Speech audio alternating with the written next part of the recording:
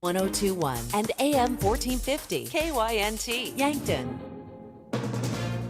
From ABC News, I'm Michelle Franzen. More than 70 million Americans have cast ballots in early and absentee voting, according to the University of Florida Election Lab. Election Day now 3 days away. Former President Trump on the ground in North Carolina, his first stop, Gastonia, outside of Charlotte. Last night in Milwaukee, Trump continuing his criticism of Harris, claiming she will not be able to handle the job. She will get overwhelmed, she will melt down, and millions of people will die with her stupidity. Vice President Kamala Harris says while Trump's list of enemies is growing, she will have a to-do list if elected. One of them is going to be to submit basically a package of proposals that are about bringing down costs. So, for example, housing, what we need to do in terms of creating a tax benefit for folks who want home ownership, what we're going to do to create a $25,000 down payment assistance plan, what we're going to do for small businesses.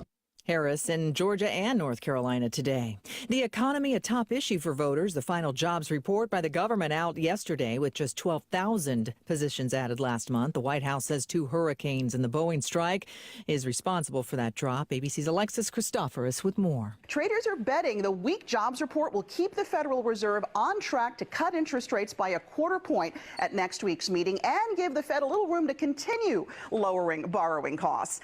A former police officer in Louisville convicted. A federal jury deliberated for more than 20 hours over 3 days before convicting former Louisville detective Brett Hankison of using excessive force in the 2020 raid that killed Breonna Taylor. I'm grateful. I'm grateful to God. It took a lot of patience. It took a lot of time. 1,694 days. Taylor's mother, Tamika Palmer, speaking after the verdict. It was Hankison's 3rd trial related to Taylor's death. He faces a maximum sentence of life in prison when he's sentenced in March. ABC's Brian Clark. You're listening to ABC News. Get in zone, AutoZone. Welcome to AutoZone. What are you working on today? Sounds like wipers. If your wipers are streaking, skipping, chattering, or even worse, loud, you need to visit AutoZone and get some fresh new blades. We've got basic wipers to get you back on the road, as well as premium blades from Bosch and Rain-X. So if you're hearing this, just head to your nearest AutoZone or AutoZone.com. Get in zone, AutoZone. Lowe's knows you want to get even more value for the holiday. That's why as a MyLowe's Rewards member, you get new member deals every week on everyday essentials, tools, and more. And you earn points when you shop. More points equal more rewards to help you save on holiday and more. Not a member? Join for free today at Lowe's.com/MyLowe's because Lowe's knows deals. Program subject to terms and conditions. Points are awarded on eligible purchases. See Lowe's.com/terms for full details. Subject to change.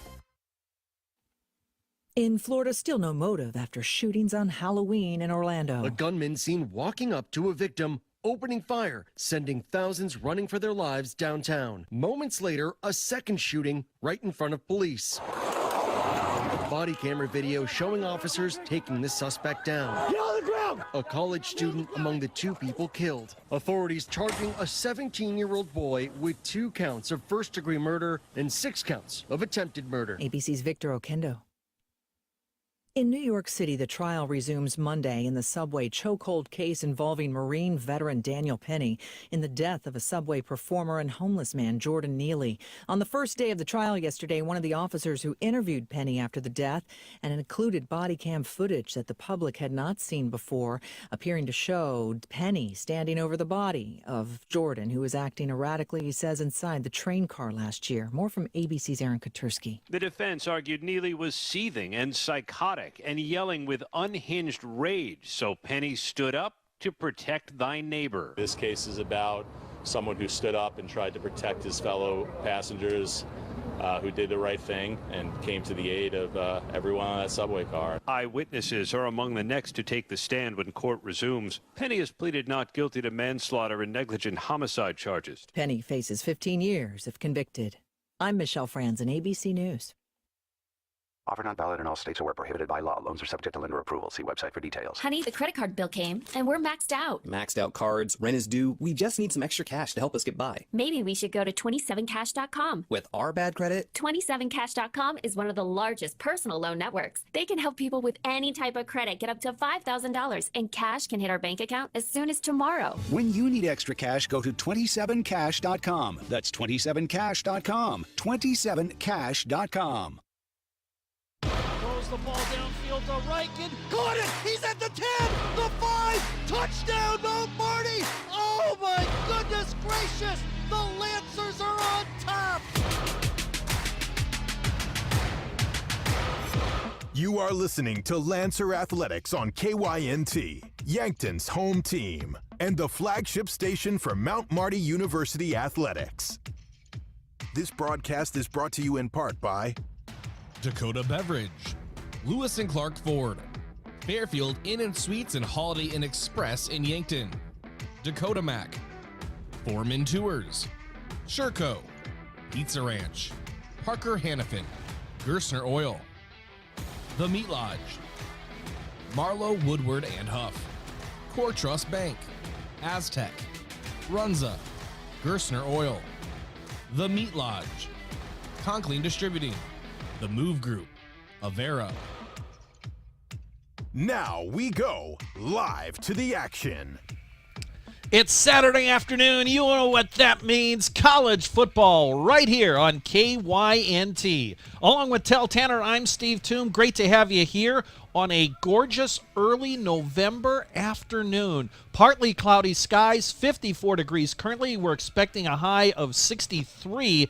There is rain in the forecast, but it is not expected until after 6 o'clock tonight. So we should have near perfect playing conditions here at Crane-Youngworth Field. For today's matchup, the Mount Marty Lancers hosting the Midland Warriors. The Lancers come in at 4-4, 5-3, the record for the Midland Warriors. They are coming off a bye week, and they've won 4 games in a row. Meanwhile, the Lancers, a heartbreaking loss last week in Seward, Nebraska, at the hands of the Concordia Bulldogs, 31-27. That was the final score. Against a game that saw some controversy with some calls and no calls late in the game, especially on a drive by the Lancers with less than a couple of minutes to go, and they just came up a little bit short. Tehl, that was a game that they could have won. Yeah, it was absolutely that. It's exactly what you said, and it's one of those where you mentioned the controversy. I know there was absolutely controversy. The Mount Marty coaches, athletic directors were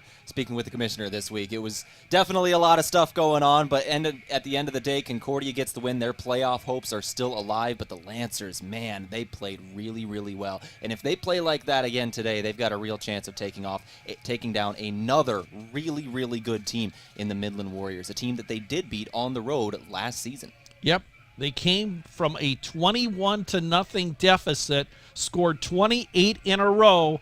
Rex Reichen, the huge game, of course, that late touchdown pass from Ken Gay II on a bomb where Reichen got beyond the defenders, who then tumbled into each other, and all of a sudden Rex Reichen didn't have another player within 40 yards of him, and he just waltzed into the end zone. And then it was the Lancer defense holding off a Hail Mary at the end of the game. Of course, the controversy there last year was that there was an offensive pass interference that negated what could have been a tying touchdown as the clock expired, and then for some reason Midland got another play. Mind you, they backed him up 15 yards, and I don't know if we still know why that was, because the half or a game can end on an offensive penalty. It cannot end on a defensive penalty, but doesn't matter. In the long run, the Lancers did get that third win of the year last year on the road down in Fremont, Nebraska. Now the Warriors travel here to Crane-Youngworth. They are 5-3 on the year. They had a gauntlet to start the season. They opened up with a win against Clark, Iowa at home. And then they ran the gauntlet. They lost to Dordt by 18, lost to Morningside by 7, lost at Northwestern by 10. And then they were 1-4, but they've rattled off 4 straight wins. They're coming off a bye. This is a team that I don't think they've got a chance for the playoffs, but they can certainly make a statement going down the stretch as they play on the road here at Mount Marty today. They've got Doane next week on the road, and then they close up. That may be a huge game. The last week, they host Concordia, and Concordia still has playoff aspirations. Yeah, it's one of those where both teams have 3 losses. Concordia is receiving votes. Midland, for some reason, isn't. It's one of those where I feel like there might be a little bit of bias against the 2 losses GPAC. for Concordia, I believe. It's yes, you're right. But it's one of those where the 3 losses for Midland to Dordt, Morningside, and Northwestern, they're all the top 15 teams, one of them to number 2 in the nation. This Midland team not receiving votes to me is kind of weird. Yeah, because they have should be. played very, very well. I can see them maybe not being ranked, but it's one of those where I feel like there might be a little bit of bias. They don't want to put too many GPAC teams in, so they're not giving them votes. But this is a very, very good Warrior program, and we're going to see them in Yankton today. Yep, this team is averaging 26.5 points per game. That's the same thing for Mount Marty, so the offensive stats pretty much dead even. Midland giving up 20 points a game. The Lancers giving up 25 points a game. We'll go through all the numbers and a little bit more later on here. We have got a fantastic pregame show lined up for you. It's being brought to you by Dakota Beverage. Remember, whether it's Coors Light or Miller Lite, please drink responsibly. We have got Trey Hansen. We're going to be talking to him in a little bit, the standout wide receiver. But then coming up a little bit later on this afternoon, I should say, a special guest. Yeah, special guest. We were able to get the 2001 Heisman winner to come on our pregame show today. Eric Crouch won the Heisman for the Nebraska Cornhuskers back in 2001, one of their greatest players of all time. And his son apparently plays for Midland. Yep, he's one of their defensive backs, a junior. So he's in town today, so we just kind of reached out and said, hey, want to come talk with us? And he said yes, so we're going to do that a little later as well. Yep, that'll be here hopefully in about 20 minutes or so. We'll get to talk to Eric. We'll also hear from both coaches, and also we'll get you the starting lineups and everything. And we're going to take a timeout right now, and we'll come back with the GPAC Saturday Football Report. We'll hear from the commissioner after this break. Along with Tehl Tanner, I'm Steve Thum. This is Mount Marty Football. You are listening to KYNT. Oktoberfest is a brief moment of fall beer drinking beauty, so have Samuel Adams Oktoberfest on hand as the nights get cooler and the days a little shorter. Smooth taste with the roasty sweetness and light hop character that's only available for a short time. Kick off cooler weather with food and friends, and don't miss a moment with Samuel Adams Oktoberfest. Grab it while you can at your favorite place to buy beer. Hey, son, can you hand me that vice grip? As any farmer or rancher knows, having the right tools in the toolbox is important. That goes for your ag lending as well. If you're considering expansion, restructuring debt, or purchasing equipment, call Dakota Mac. We have a toolbox full of lending solutions to help you with your ag financing needs. Hi, it's Jeff Wolfgram from Dakota Mac. Call us at 800-682-4578 to learn how Dakota Mac products can work for you. It's game time, Yankton, and just like championship teams, Lewis and Clark Ford delivers in the clutch. We have a great selection of brand new Fords and are ready to score big for you. Looking for a game-winning drive? We also have a lot full of pre-owned vehicles with a variety of makes and models all ready to suit up for you. See our complete roster at lewisandclarkford.com or stop by our playing field, 4th and Capitol, Yankton. Traveling to Yankton for business or pleasure? Then book your stay at Yankton's 2 best hotels, the Fairfield Inn and Suites and Holiday Inn Express. Both are conveniently located to everything in Yankton. Both offer complimentary hot breakfasts and meeting rooms for business travelers. And if you want a great rate and still be able to change your reservation without a hassle, call either hotel direct. The Fairfield and Holiday Inn Express, 2 great hotel choices when visiting or arranging rooms for guests to Yankton. This is the GPAC Football Saturday Report for Saturday, November 2. Brought to you by the Great Plains Athletic Conference and Dakota Mac, a division of First Dakota National Bank and presenting sponsor of the GPAC Network. On your GPAC Football Saturday Report this week, let's begin by taking a look back to last Saturday around the Great Plains Athletic Conference and go to the scoreboard. Northwestern was a winner at home over Dakota Wesleyan 34-7. Doane wins at Hastings 40-3. Briarcliff at home defeated Waldorf 35-28. Concordia over Mount Marty 31-27. And Morningside defeated Dort in Sioux Center 31-21, the final score. Here's your week number 9, Hoffman America Sports Football Players of the Week. Offensively, Zach Chevalier, the quarterback from Morningside, takes the honor. The junior passed for 308 yards and 3 touchdowns in the Mustangs' win at Dort. Dejon Walls, defensive back from Morningside, is the GPAC Football Defensive Player of the Week for last week's games. He had a pair of tackles and 3 interceptions in that win for Morningside at Dort as the Mustangs took over first place in the conference. And Kellen Meyer, kicker and punter from Doane, is the GPAC Football Special Teams Player of the Week. He had 2 field goals of 42 and 51 yards and made all 4 of his PATs in the Doane Tigers' win against Hastings. He also averaged 41.7 yards per punt. That's a look back at last week around the Great Plains Athletic Conference. Coming up after the break, we'll preview this week in GPAC football. The GPAC Football Saturday Report continues, but first this from Dakota Mac. Covering all of GPAC Nation and beyond. Call Dakota Mac to discuss your ag financing needs.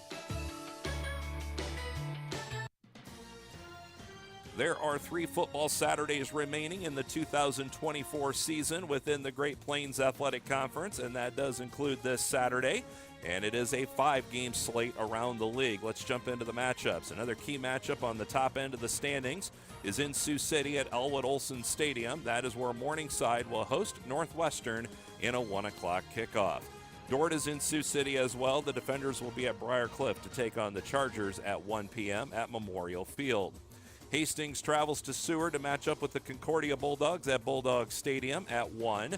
1 o'clock in Forest City, Waldorf, the Warriors will host Dakota Wesleyan and the Tigers. And the final matchup is in Yankton. The Lancers of Mount Marty home. They will take on Midland and the Warriors. Doane has the bye this week for November 2 in GPAC football. The new NAI football poll came out earlier this week. Some changes within the top 10. Let's take a look. Kaiser remains number 1. 16 first-place votes for the Seahawks. They are 6-0. Grandview with 1 first-place vote. They are ranked number 2. Indiana Wesleyan is at number 3. Montana Western is 4. And St. Thomas of Florida is ranked 5. Morningside moves up 2 spots from 8 to 6 this week. Benedictine holds at 7. Southern Oregon is now at 8. Northwestern holds at 9. And Dort goes from 4 to 10 in this week's NAIA Football Top 25. Concordia, with 26 votes, is 1 spot outside of the top 25 this week. The complete schedule for the weekend, including all releases for the Great Plains Athletic Conference, on our website at gpacsports.com. This has been your GPAC Football Saturday Report. I'm Corey Westra.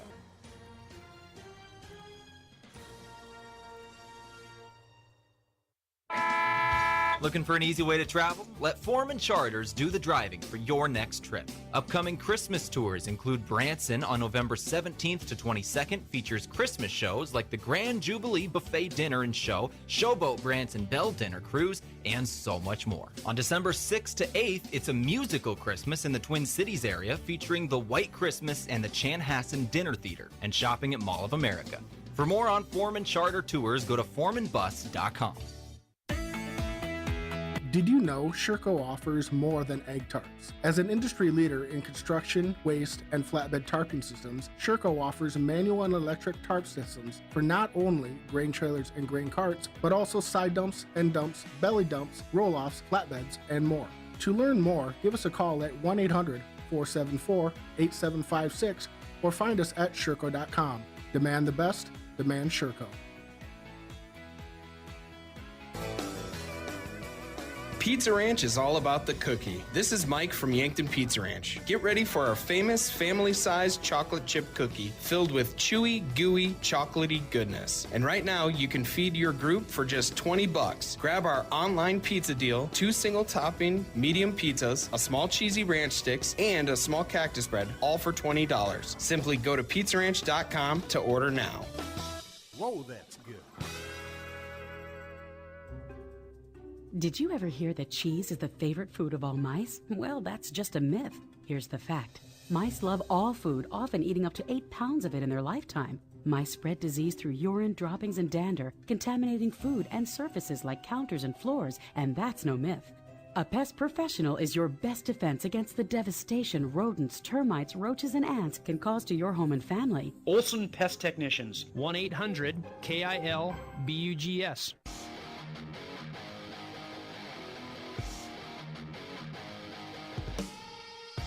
We go to our player profile now as we talk Trey Hansen, one of the senior wide receivers for this Mount Marty University program. Trey, thank you for coming in and talk with me. You're a senior. You're set to graduate. We'll talk about what's going off into the world. But first off, thank you for coming in to talk with me today. I've been excited for this. Thank you. So let's talk your major, your minor as we started off. We'll start it off in the classroom because it's student athlete. It's student first. So in the classroom, what's your major?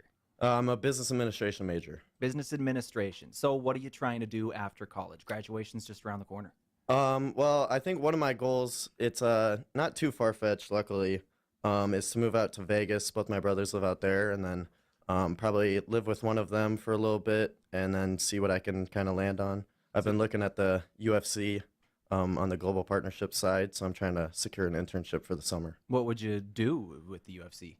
There's just a lot of, they're always partnered up, they're sponsored, so it'd be working intertwined with those guys and trying to secure a deal, but I'd kind of just be on the back end of being an intern and just kind of learning the whole scheme.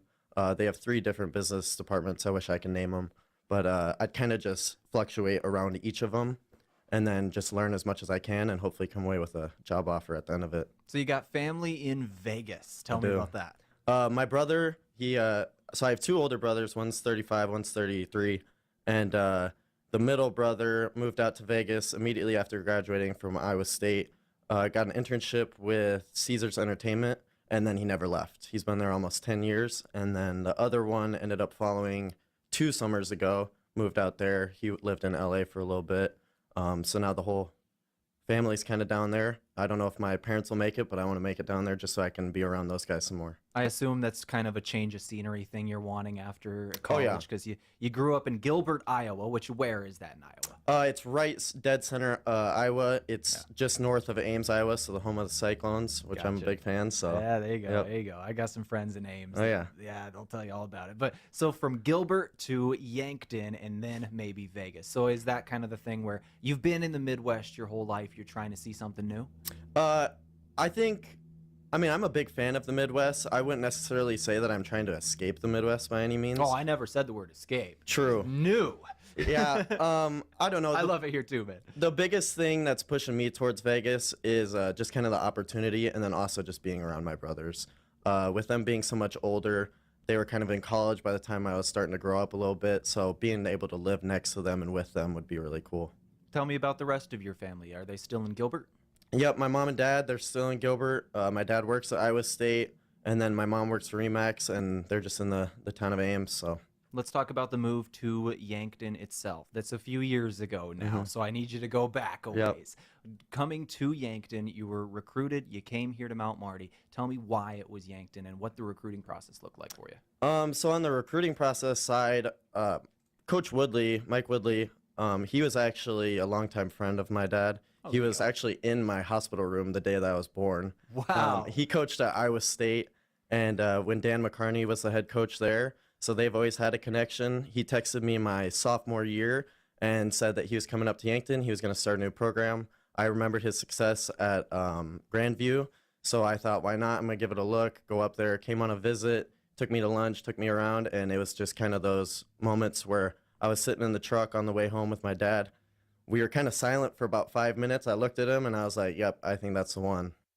If you want to hear the full version of that interview, it is live now on our Facebook page, KYNT. It's 102.1 FM, AM 1450. Just look KYNT up on Facebook and you'll find the full interview with Trey Hansen. That was only about half of it, a little less than half of it. That all brought to you by Lewis & Clark Ford, a proud sponsor of Mount Marty Athletics. Visit them at 4th and Capitol in Yankton or at lewisandclarkford.com. Imagine paid vacation, sick leave, holidays, and full medical coverage the moment you start a new job. Plus, quarterly profit sharing, 5% 401k match, and a company-paid retirement plan. Your first day on the job. With Parker of Yankton, you don't have to imagine, because all these benefits begin day one. We are hiring assemblers, machine operators, material handlers, and line operation techs for both shifts. Don't mind working nights? Enjoy a pay differential of $235. If you're looking to upgrade your career and have day one benefits, apply today at parker.com. Parker, engineering your success. The Dakota Theater in Yankton is always in need of volunteers. There's something for everyone, such as being involved with shows on or off stage, selling concessions, greeting, ushering, cleaning before and after, cleaning the bathrooms, organizing, helping with the lights, the sound, the costumes, decorating, and more. The Dakota Theater in Yankton is so grateful for every volunteer. Theaters for everyone. For more information, go to dakotatheater.org or call 665-4711. ¿Está buscando una casa para comprar? Me llamo Deb Speck de Vision Real Estate y puedo ayudarle a encontrar la casa perfecta. Yo sé que la barrera del idioma puede ser difícil, pero puedo facilitar el proceso. Escoja a un agente que se habla español. Envíeme un mensaje de texto 605-661-9398.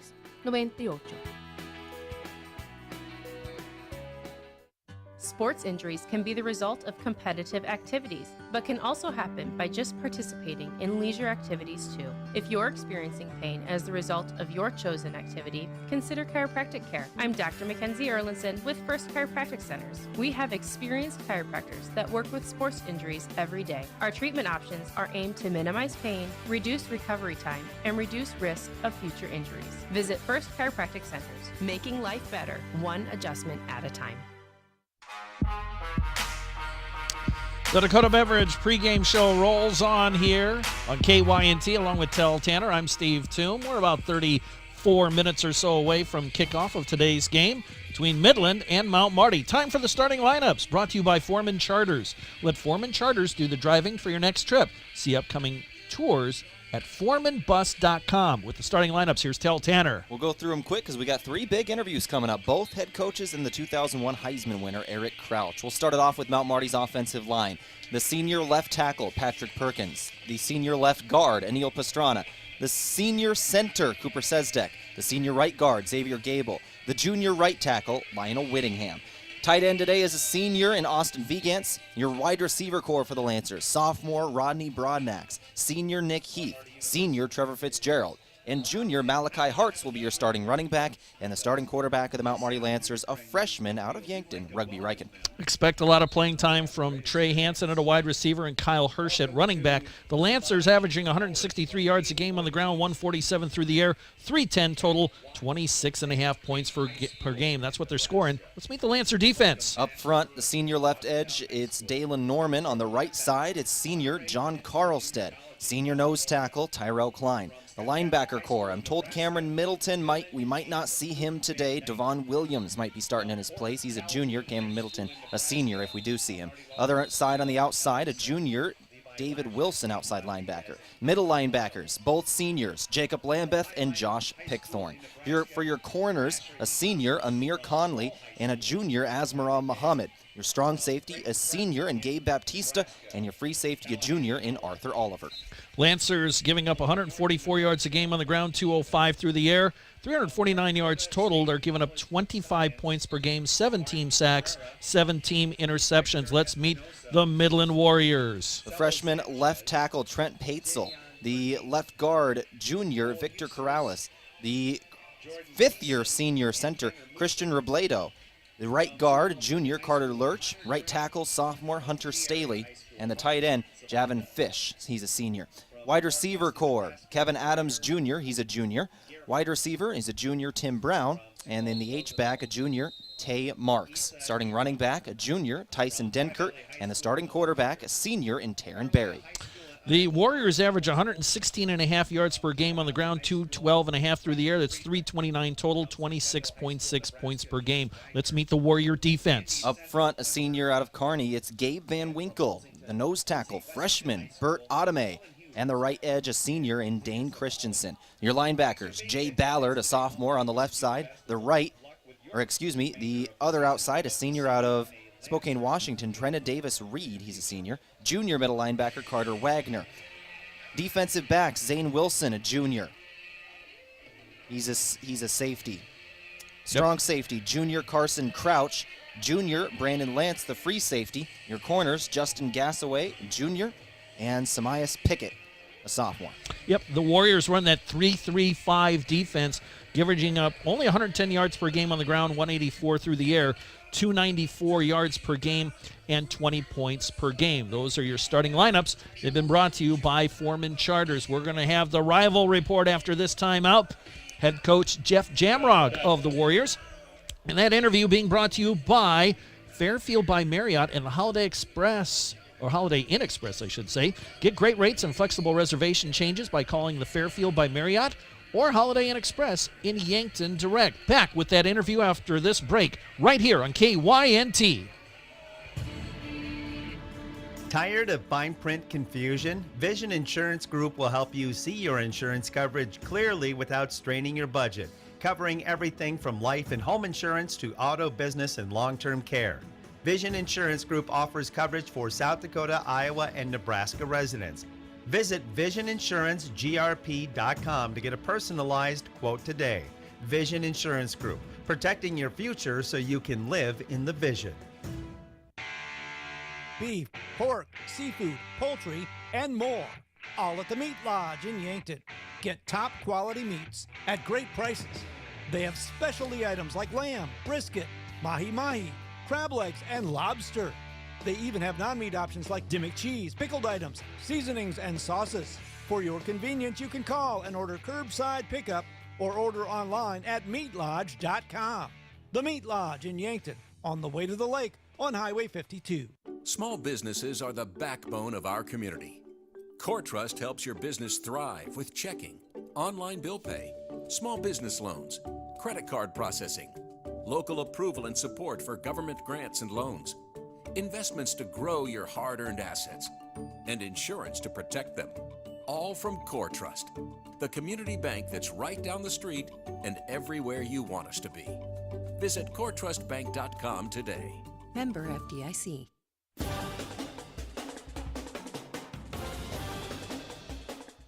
All right, back here on the pregame show from Coors Light and Miller Lite. Always remember, drink responsibly. Our rival report from Fairfield by Marriott. Coach Jeff Jamrog now on the line of Midland University, getting ready for this matchup with Mount Marty in Yankton. Coach Jamrog, thank you very much for joining me. First off, can you tell me about the season so far and what you have seen from your team in the way they've fought this year? Yeah, it's kind of been an up and down season. You know, we had a good non-conference win, and then, you know, kind of had a juggernaut schedule where we had a couple home games against Dort and Morningside. Really thought we had a shot at winning the game against Morningside. We're up, well, it was 21 all late fourth quarter, and we scored on an interception for a touchdown, and they called a clip, and unfortunately we lost 28-21, and then lost a tough one at Northwestern, 17-7, and you know, you're sitting there at 1-3 and, you know, knowing you need to play better and start winning some football games. And fortunately, have done that the last 4 weeks. We're sitting 5-3. I still don't think we're playing our best football. We're playing better. I mean, we played better against Hastings and sitting at 5-3, and hopefully we can finish strong. We got, you know, 3 tough opponents left, obviously up at Mount Marty on Saturday. And then we're at Doane, who had a big win against Hastings last week. And then home against Concordia, who right now is, you know, I'm sure trying to think that they have a shot at the playoffs. Coach, I know that your team is on the bye this last week. What were the things you focused on in the bye week? Did y'all get healthy after that? And once again, what are some of the things that you focused on for the rest of the couple weeks here coming up? Yeah, hopefully, you know, we stayed, you know, no injuries, which is huge. Got some guys that, you know, trying to get healed up on both sides of the ball, and really just worked on, you know, fundamentals and, you know, preliminary game plan against Mount Marty, and just, you know, trying to get stronger and continue in the weight room and make some strides, you know, with the younger kids in our program. Tell me about your offense and the way you're preparing for this Lancer defense. Yeah, no, they fly around. Mount Marty, very impressed with their film, all sides of the football. We're going to play really well, and you know, we just got to execute, you know, our game plan and win the turnover battle and kicking game if we do those things. And we always talked about getting off the field on third down on defense and extending drives on offense. So we got to get much better on our third down offense. And when you talk about your defense, this Lancer team looked very good against that Concordia defense last week. What can you tell me about Mount Marty's offense and how you're preparing to stop them? Yeah, they do a lot of things. So we got to be sound. We got to be gap sound. We got to be, sound in the coverage. Can't have any breakdowns.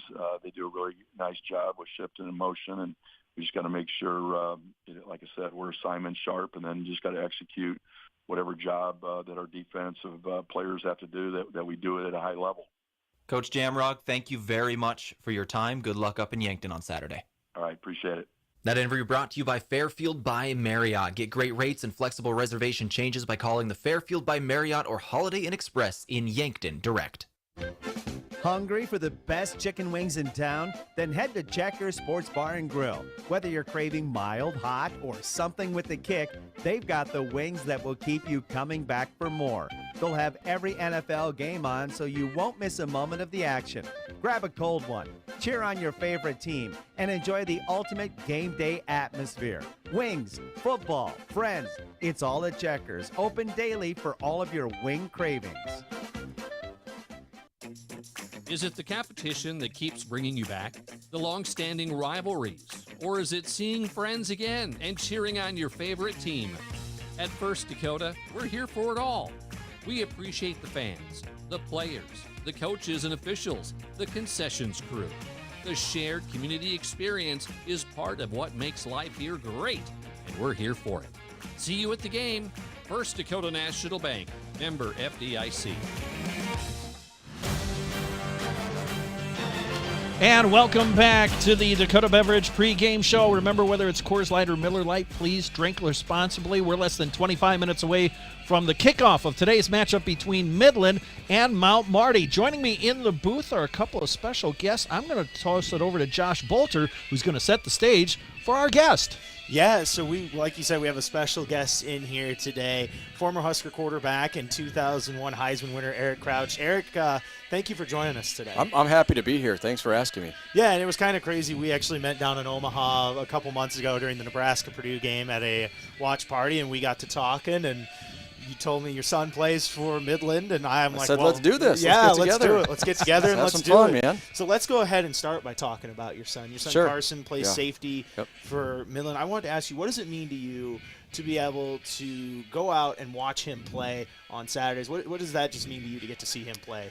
Well, I love it. I really enjoy it. Carson, he's a great kid. And, I never really raised him to say you had to play football and follow my footsteps. It was never like that. I allowed him to be himself. And so it's nice to come out and watch him doing something that he really wants to do and really has passion for. And each year I just keep seeing more growth out of him. So what's more nerve-wracking, when you were getting ready to play a game or watching him out in the field with the – Probably watching him. Yeah, absolutely. So he's a junior here, and what's he plan on? What is he studying, and what's he planning for post college career? Yeah, it's always hard to say. The kids are so young right now, and you never know what they're going to end up doing. But he loves football, and I think he wants to coach someday. He talks about that a lot. We do have a family business that he knows he's always welcome to come work with us at our company. We always need the help, and I think he'd be great. He's studying sports marketing right now, and sports management. So, something in sports, I could see him sticking around and doing something like that. So, he's a leader. He's a likable person. People like being around him.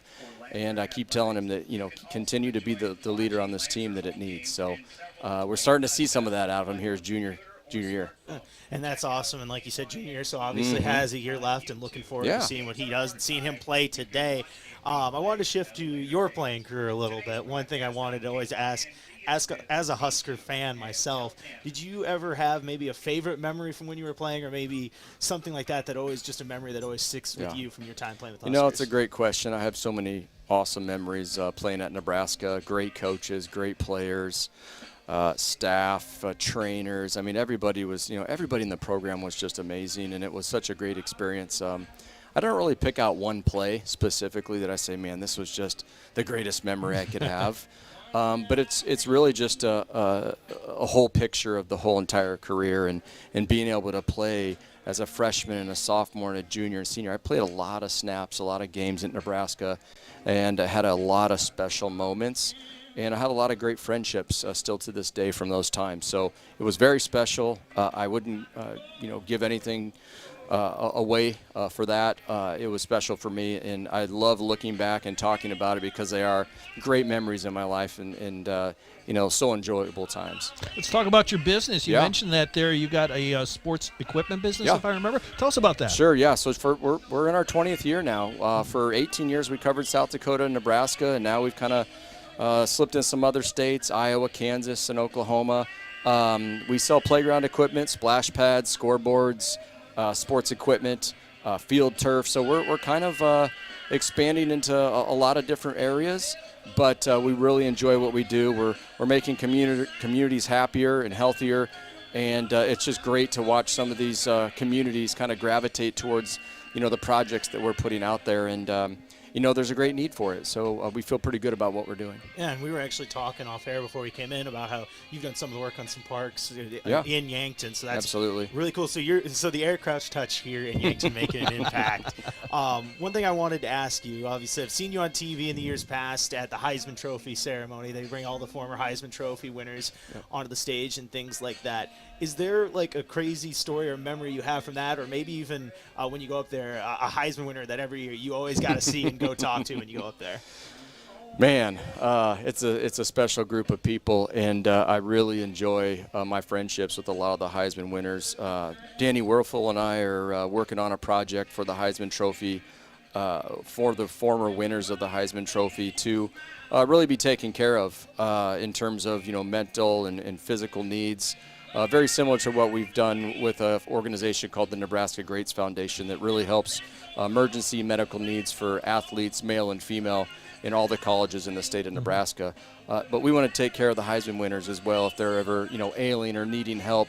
I kind of go back and I think about the time where Rashaan Salam was going through his troubles, and we just don't want anything like that to ever happen to any one of us in the future.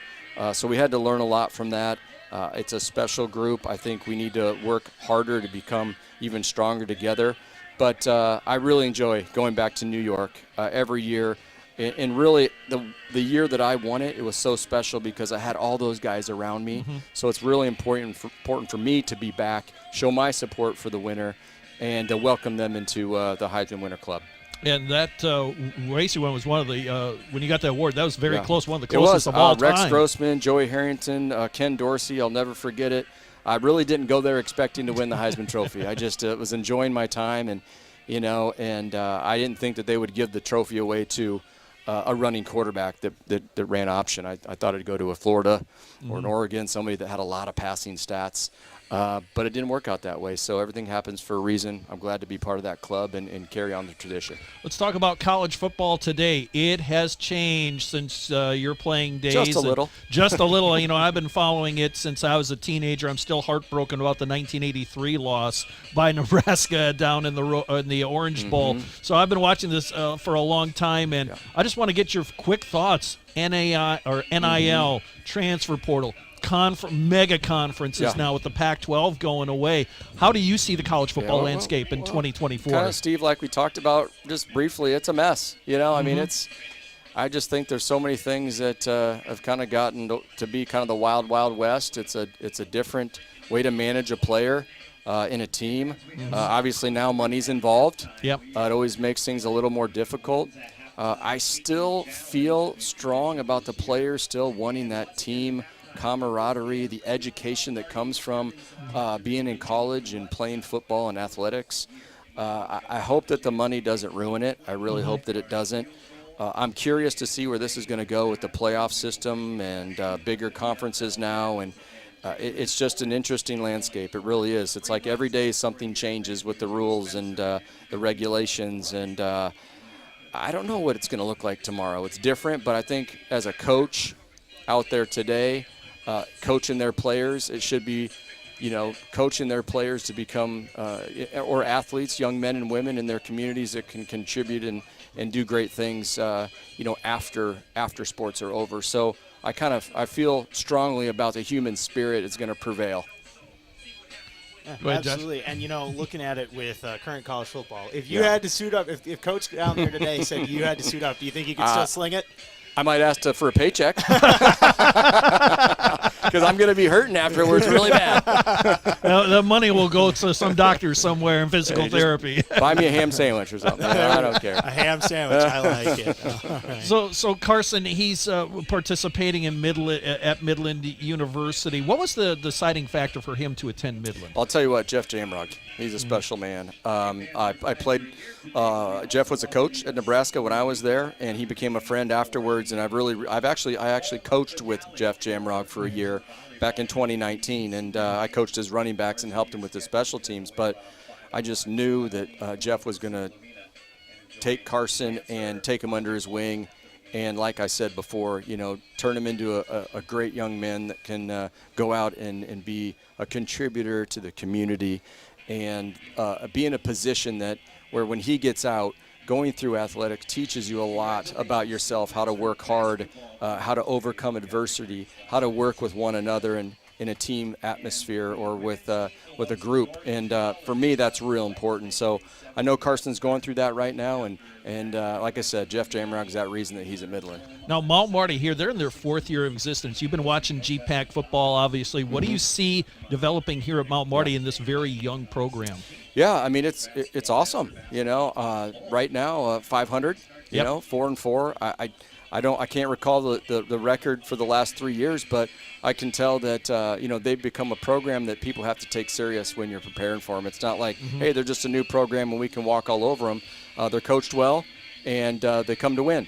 And I think that's what's important as a coach and as a program to make sure that your players understand that. And you can tell that's where they're headed. They've got a lot of opportunity, and for me as just a fan of football and sports, you love seeing that spirit and that grit out of a program.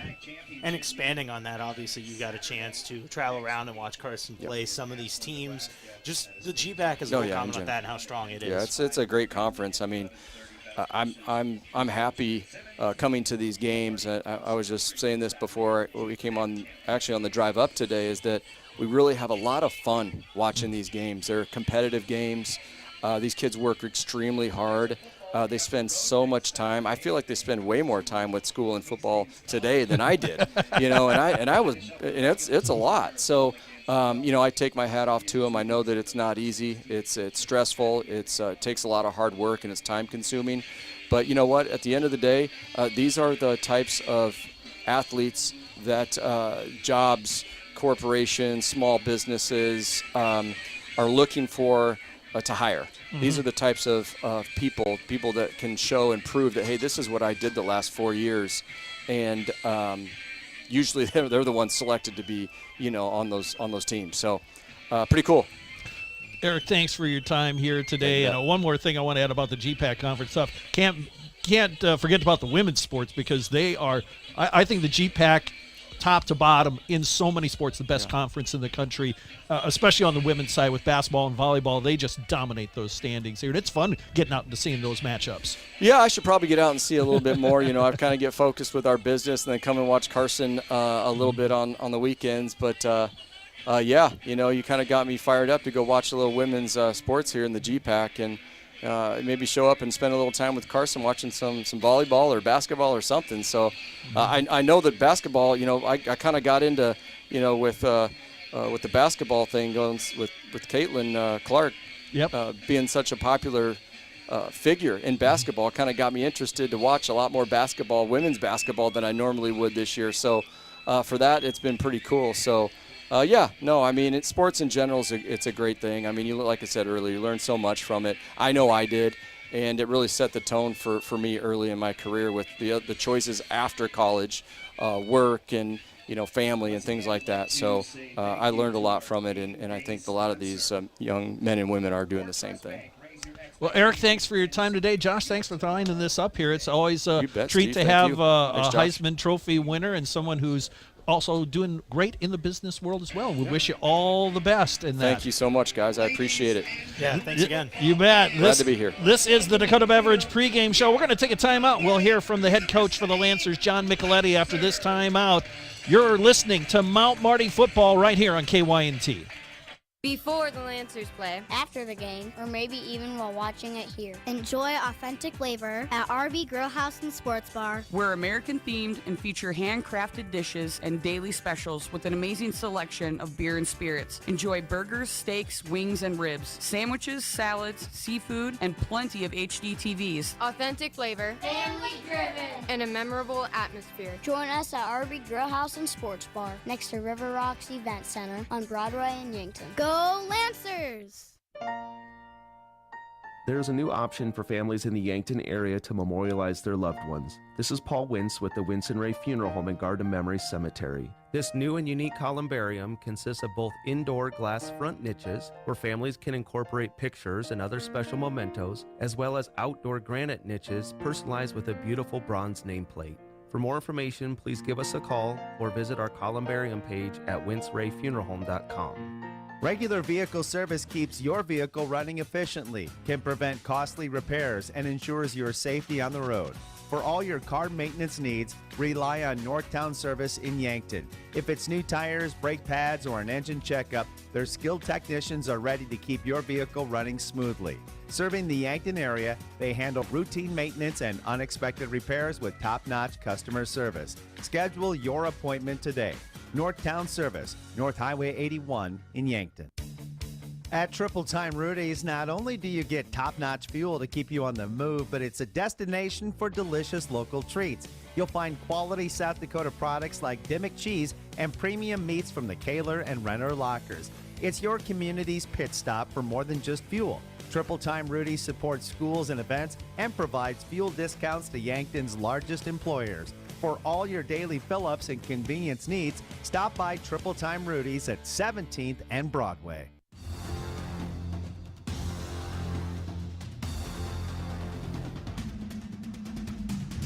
All right, back here on the pregame show from Dakota Beverage. Whether it's Coors Light or Miller Lite, always remember, drink responsibly. Go to our coach interview from Sherco now. When you need to be sure, make it Sherco. Head coach John Micheletti of the Mount Marty Lancers now in the booth, getting ready for the final couple weeks of the regular season. Midland in town, one of 2 home games left. Coach, you get Crane-Youngworth Field. You get Midland, a team you beat coming back 21 points in the fourth quarter to win on the road last year. This is going to be a fun one. Tell me about this matchup.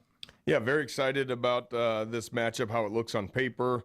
Obviously, they got quite a bit of bulletin board material from last year's game. But it should be a nice physical matchup. There's a lot of good matchups across the board. Both offenses do a great job of varying tempo, establishing a run game, things like that, and be able to have big plays to complement that. And then defensively are both very similar as well, of having emphasis on stopping the run and then having some good skill guys on the edge. So it'll be a good one to be able to watch and be a fan of, and we're definitely liking how things are looking heading into the game. Let's talk about your offense. I wanted to spend a couple minutes here of the changes that had to be made last week with the injury, unfortunately, to Rex Reichen. When you have an All-American go down, things change in the offense. But it really seemed like in that Concordia game, you had a lot of guys step up. Tell me about your offense and how it looks now. Yeah, when there's a key part of your offense that goes down like that, it takes a little bit of everybody to pick that part up, and I think that's nice to have the experience that we have of the Trey Hansons, the Trevor Fitzgeralds, the Austin Vegans, and then the offensive line to really lead that charge, to take some of that pressure off Rugby, allow him to play a little bit more confidently, and continuously make that play when it was their opportunity. In that Concordia game, there was time after time, the being comfortable in the pocket, being able to move a little bit to give a little bit more time. That nice touchdown to Trey in the end zone was a very pretty play.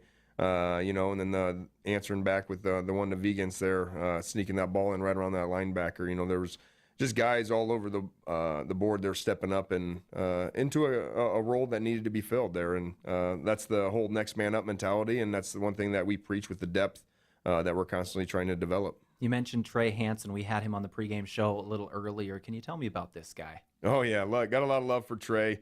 He's one of those guys that I joke around with quite a lot, maybe too much at times, but he was one of those guys that remind me a lot of myself when we're going through the recruiting process. And that's one of those things that has been a 4-year-long joke now with him, is that I recruited him wishing that he would have played safety, because he's kind of got that mentality in him that he'll go run through a wall for you if he needs to. But he's been an outstanding receiver, an outstanding playmaker for us. And if you want to, think back to a year ago, a very big catch in that Midland game that set us up there for the game-winning drive the next time we got the ball. So, I got very excited for the future of Trey Hansen. I know he's a guy that's going to go out there and accomplish many things, and a guy that I'm going to continue to have a relationship with beyond his graduation. So I got a lot of love for him, and a great family.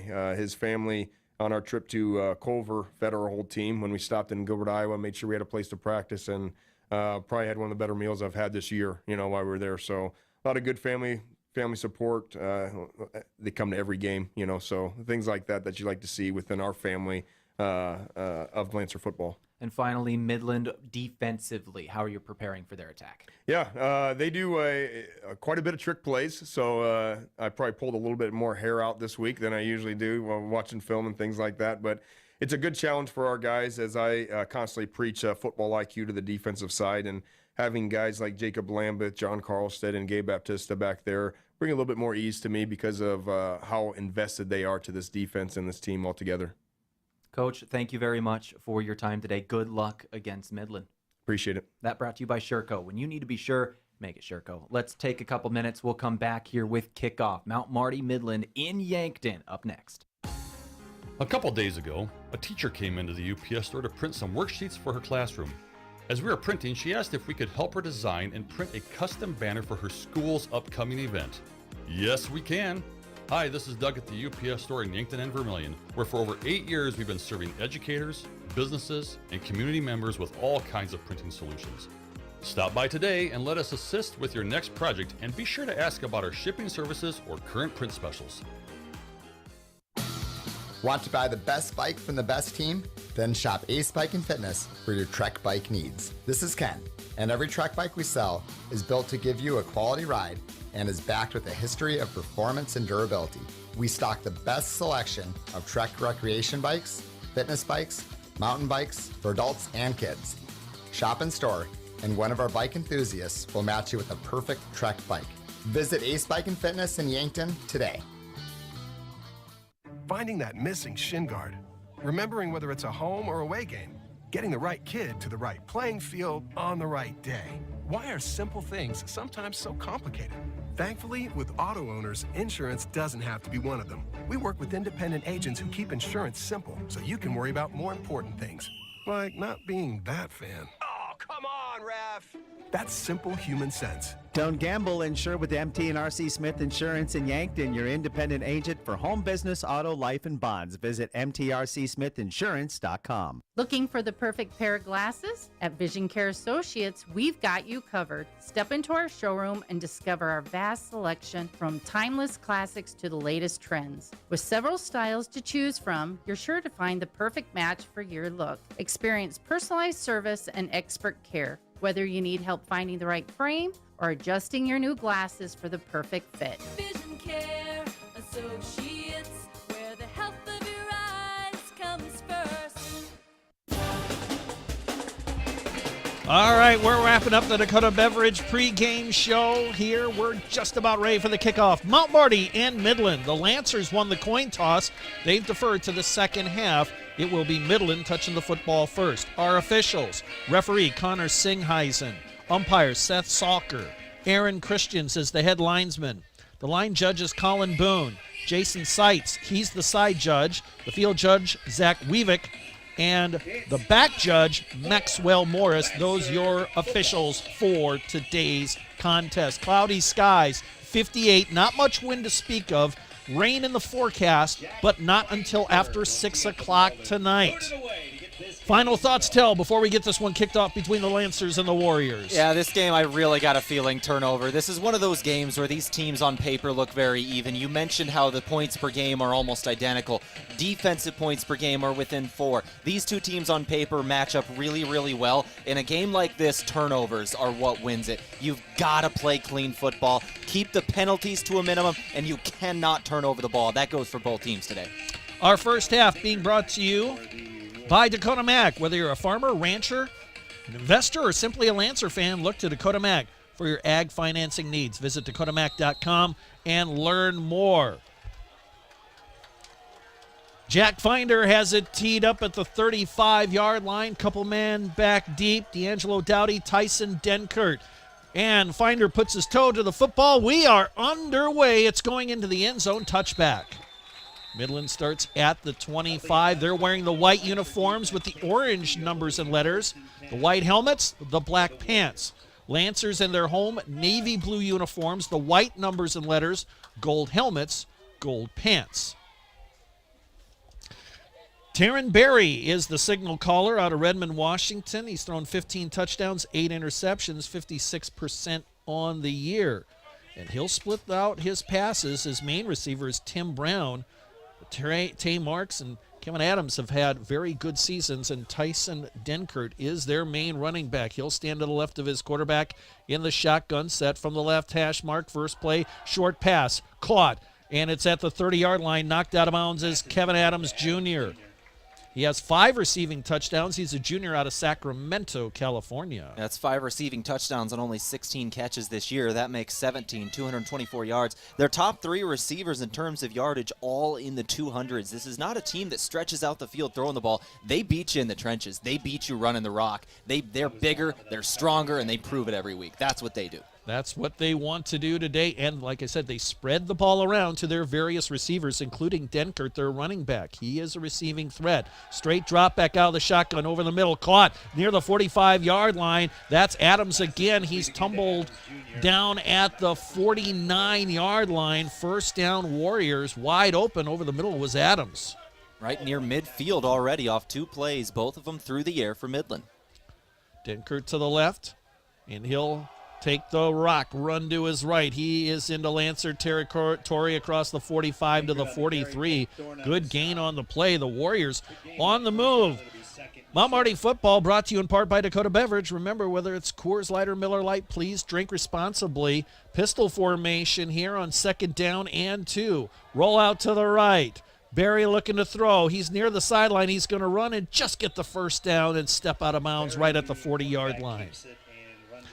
Barry, not known as a running quarterback. He's actually in minus yardage on the year. Of course, that's all on sacks. Yeah, sacks count against, which kind of takes that away, but obviously proving right there he can scramble when he needs to, picking up a first down with his legs.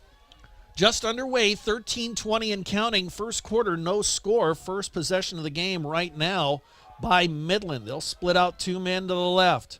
1 man over on the right side. Denkert in the backfield to the left of his quarterback. It's going to be a running play, and it's the quarterback on a keeper, and he's got a big gain to the 30, to the 20, and knocked out of bounds. That was Jacob Jones coming in at quarterback, the senior out of Omaha.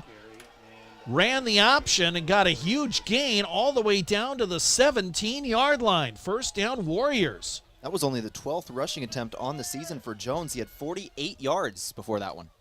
Jones stays in, running play to the right. Denkert, the lead blocker, gets to the edge and shoved out of bounds near the 15-yard line.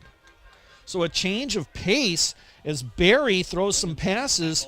Then Jones comes in to call the signals, and now Barry trots back out onto the field. So switching up the quarterbacks, don't see that often. Yeah, trying to get something different there, and it did work. A couple of runs from the quarterback. Now you get to about 2nd and 6, and that's a good place to be in. Yep, ball's put down just inside the 15-yard line. We'll call it the 14. 2nd down here. About 7 yards to go. Pistol formation. Denkert, the deep man. He'll take the handoff again. They go to the right side. Denkert corralled. Manages to slip past the tackle and get to the 12, but maybe only 2 yards on the play. Yeah, you can already tell those DNs for the Lancers are going to have their hands full today. They've been trying to run it to the outsides, go right off their tackles, running those stretch plays and finding holes. That has been the bread and butter so far on this drive, running the football. Lancers have got to be edge contained today. They've got to secure the edge, force them upfield to the rest of your players. Third down. Marty Football brought to you in part by Avera. Moving health forward. It's Avera. Third down and about 4. From the 11-yard line, shotgun set. Straight drop back. Barry throws to his left. Got a man, and it's going to be tipped in the air. Intercepted. Intercepted by Muhammad. He's racing downfield. There's a block at the 40. He's at the 30. He's at the 20. Barry shoves him out of bounds at the 15-yard line. That pass was caught, juggled, thrown up in the air, and Muhammad, I think that call is, I don't know if that's a fumble or an interception, but either way, it's Lancer football as Muhammad makes a great play. Asmaran Muhammad, the junior out of Roosevelt High School. What a play. He almost got his second pick 6 of the year. That took the words right out of my mouth. If that goes in the books as a pick, that would have been his second pick 6. Inside of the 20 is where they set it at the 12-yard line. A touchdown-saving chase down tackle by Taryn Berry was all that was between him and the end zone, but the Lancers now have a chance to punch this one in. It is called an interception. Yeah, I just saw the replay. Definite interception. Muhammad nearly took that one back. Yep, they're at the 12-yard line. 1st and 10, Lancers in the red zone on their first possession. After the turnover, shotgun set. Hart's up the middle, a big hole. He's inside the 10. He's trying to push the pile forward at the 7. That's where he stopped. Good run on first down. Check that, Kyle Hirsch with the run. Hirsch with the running up the middle as he gets the start in place of Malachi Hartz. Quickly, the Lancers come right back to the line of scrimmage. Hirsch has been having a great couple weeks. He's trying to continue that here. And it's going to be Hirsch up the middle again. He's tackled at the 5-yard line, gain of 2. It'll set up 3rd and 2. Marty Football brought to you in part by Core Trust, helping you achieve your personal and business goals. Core Trust Bank. Raise your expectation with Core Trust, member FDIC. 3rd down and 2, possibly 4-down territory here early on. 10-15 and counting, first quarter, no score. Lancers at the 5-yard line, 3rd down and 2. Shotgun set, whistles, penalty flags fly. And I got a feeling this one's going to be against the Lancers. Yeah, it is like illegal procedure against the Lancers. Back them up 5. Well, we just talked about both of these two things. Turnovers and penalties are what's going to kill one of these two teams today. Turnovers for Midland, and now a penalty in the red zone for the Lancers, making it 3rd and long. Yep. See if they can overcome it. They're back to the 10-yard line now. It's 3rd down and 7. They've got to get to the 3-yard line for a first down. Pistol formation, 2 receivers out to the right now. Here comes Fitzgerald in motion. He's over on the left side with Heath. Play action, blitz coming, Riken pressured, rolls out, throws to the end zone, got a man, tipped in the air, incomplete, intended for Hansen in the middle of the end zone. But that pass hung up. It gave the DBs a chance to react and swat it away. Yeah, dangerous throw across his body, going back to the middle of the field as he's rolling to his right. Was looking for Trey Hansen in the end zone, had him for a moment, but like you said, pass just kind of hung up. DBs were able to get there, get it into the air, and then that tip drill always scares you, but ends up falling incomplete. They'll try for 3. Yep, this will be a 27-yard attempt from Finder right in the middle of the field. High snap, brought down, kick on the way, has the distance. It is good. 9:56 left to go. First quarter, Lancers strike first. They're on top of Midland 3-0, back with the kickoff in 30 seconds on KYNT.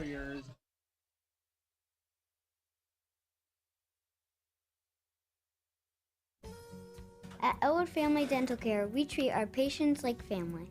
We have an experienced and extremely caring dental team. We take the time to make sure you understand your oral health and answer any questions you have about your dental treatments. With an office located in the heart of Yankton at 1818 Broadway, we're centrally located for all patients in the area. Whether you need fillings, crowns, or bridges, just a teeth cleaning, or even Botox. Contact Elwood Family Dental Care today.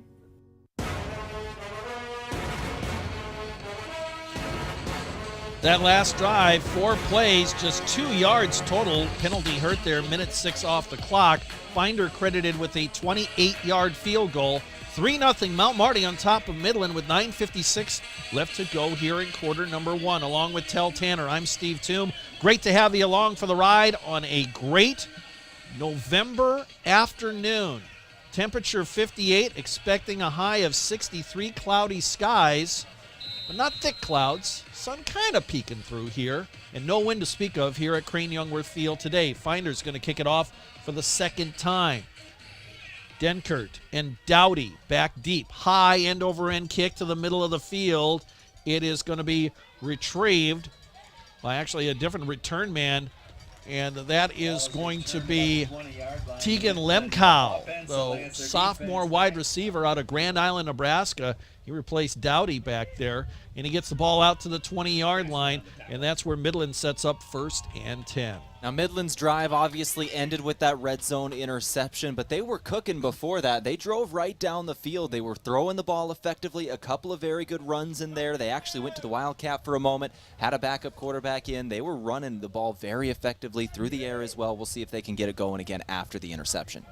Brown in motion, and it's going to be a play action and a quarterback keeper by Barry. Again, not known for his running. He gets across the 30 to the 32. Gain of a dozen. Move the chains, 1st and 10. And quickly, Midland's coming right to the line of scrimmage. Taryn Barry, that last pickoff was his 9th of the year. He's a senior out of Redmond, Washington. Again, the shotgun set, 2 receivers either side. Denkert tries the left side. He was brought down initially, got back up, and he gets to the 35-yard line. Very tough running there by Denkert, the junior out of Kennesaw, Nebraska. It was great balance, able to stay on his feet. He definitely got hit and started to go down, was able to twist his body, get his feet underneath him, and get an extra yard or 2. Only 3 yards, but an impressive 3 yards. Well, actually, I'm going to give him credit of 4. They actually moved the ball to the 36. Oh, the down and distance marker is still a yard behind. Yeah. Oh, there they move it. There it goes. Yep. 2nd down and 6 coming up from the 36-yard line. Shotgun set, play action. Barry over the middle. It's going to be caught at the 50-yard line. That's Kevin Adams.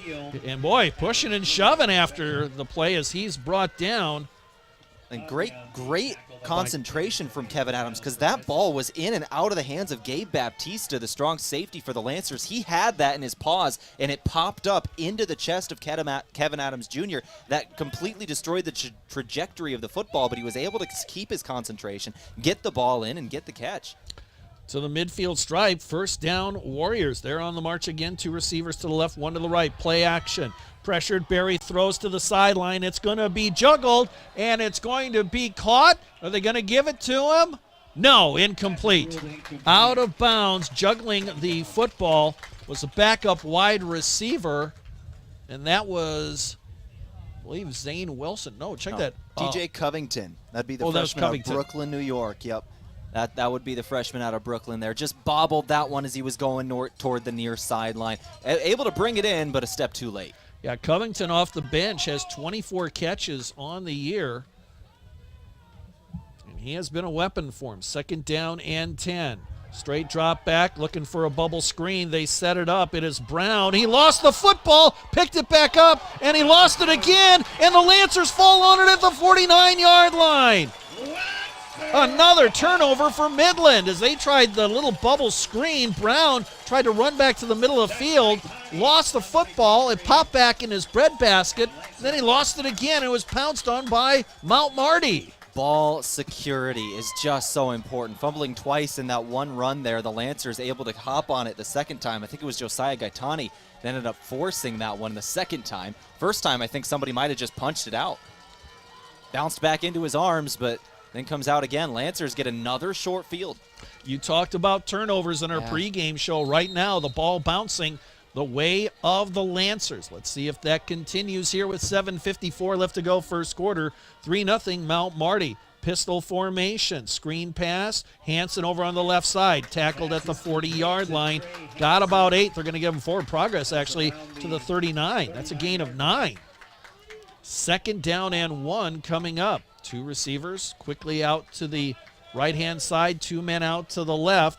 Lancers come right away to the line of scrimmage. Midland showing blitz, bubble screen, caught. Hansen first down, out of bounds across the 35 to near the 33-yard line. Quick play, first down, Mount Marty. A couple of screens to Hansen to start it off. We spoke with him earlier in the pregame show. Remember, that full interview is up on our KYNT Facebook page. But this is a tough guy. He's trying to get an internship with the UFC after he's done here. He'll come in motion, jet sweep. Trapped in the backfield, trying to make it to the sideline. He'll lose yardage back to the 37. Loss of about 4 on the play. Good job by Midland. They knew that play was coming. Yeah, that was very well covered. Those jet sweeps for the Lancers, we've kind of talked about them throughout the season. They worked very well early in the season. It's been kind of few and far between when they've been able to get good yardage off them these last couple weeks because teams are just expecting it at this point because of how successful it was earlier in the year. Jackson Wachholtz checks in, the sophomore out of Pierce, Nebraska, as a wide receiver. Yet to catch a pass this year. He'll split out to the right. 2 receivers out on the left side on 2nd down and 14. Shotgun set. Here comes the blitz. Reichen throws on the run. Got a man caught at the 20-yard line. That's Vigans. He's knocked out of bounds. First down, Lancers. Yeah, Viggy coming in a tough spot. The injury to the All-American and Rex Reichen, and Vigans kind of slides into that tight end role, and he's been pretty good the last couple weeks with it. Last week versus Concordia, he ended up having 40 yards and a touchdown. And one thing we've kind of noticed is Rodney Brodnack's listed as a starter. He really hasn't been on the field yet. They're going in different directions, and I don't mind having Trey Hansen and Trevor Fitzgerald both being on the field at the same time. Those are your 2 top threats in yardage this season outside of Reichen, and they're both over top of the screen over on the left side. Shotgun set, misdirection play. Hirsch up the middle, cuts back to the 15. They tackle the football, and Hirsch is down right near the sticks, about a half a yard short at the 11. And that's a gain of 9 on the play. Kyle Hirsch, freshman out of Gayville. It's been sensational. Quickly to the line of scrimmage, Lancers. High snap out of the shotgun. Hirsch tries the right side. He'll have the first down. Push forward to the 5. And it'll be first and goal, Lancers. Talk about yards after contact. Yeah, he had Kyle Hirsch pushing him, Anil Pastrana pushing him, and Austin Vigans all behind him, giving him that push to get the extra yards. Lancers again quickly to the line of scrimmage. Hirsch up the middle, that time met by 2 white jerseys and thrown backwards. No gain on the play. Now this is where Midland's defense was able to stand last time. There was a false start that helped them out, but they bended. They did not break, and the Lancers were turned away from the touchdown. They can't do that twice in a row off 2 turnovers. You need to get a touchdown here. You can't only get 6 points. Yeah, field goals aren't going to win this game today. 3 receivers out to the left. Hirsch stands to the right of his quarterback. Now here comes Heath in motion. Play action, roll out, screen pass. Heath has it at the 5 to the goal line. Touchdown!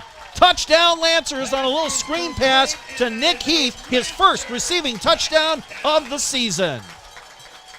That's Nick Heath on the reception. That's a good little crosser from the slot receiver, Nick Heath. He's a bigger body guy, a very good blocking tight end. His first receiving touchdown comes as he's just crossing across the field. Reichen finds him, and he's able to just get in the end zone, bully a man to get to the pylon. Yep, you had all those receivers over on the left-hand side. The right side was open.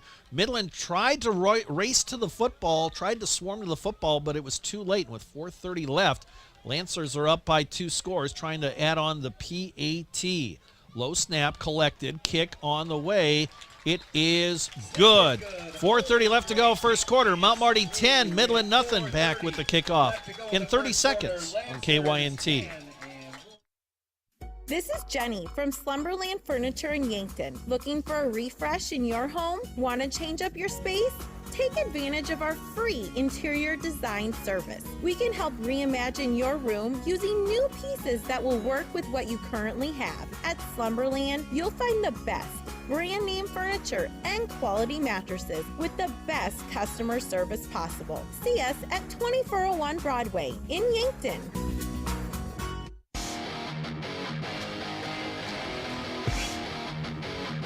That last drive, 8 plays, 48 yards, 3:24 time of possession. Heath on a 7-yard touchdown pass gets the touchdown for Mount Marty. They're up 10-0 with 4:30 left to go here in quarter number 1.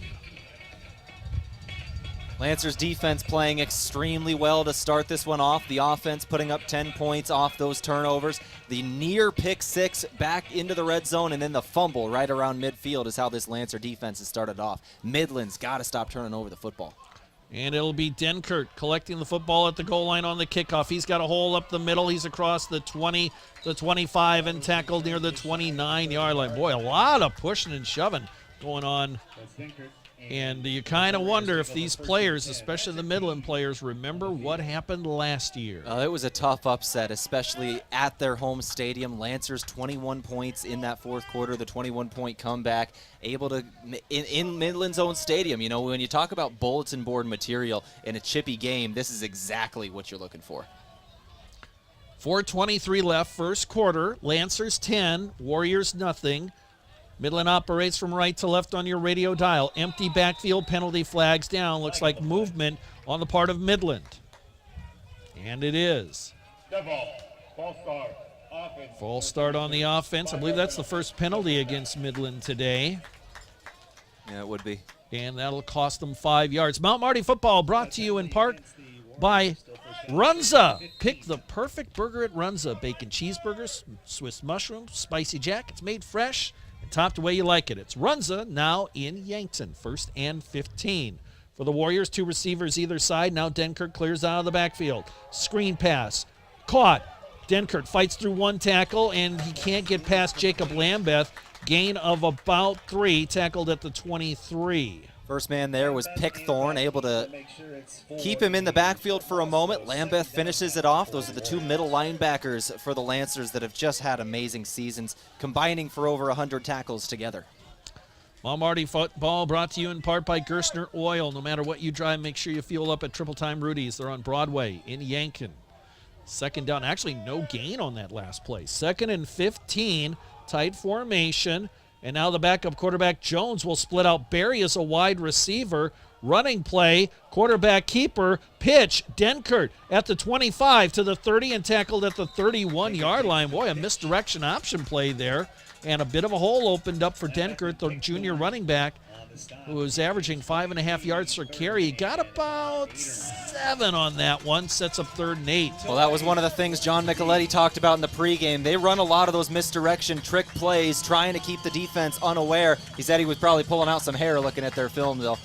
Got a helicopter flying over the stadium here. Huh. All right. On 3rd down and 8. 5 wide receivers. Denkert now moves to a running back position to the right of his quarterback in the shotgun set from the 31-yard line.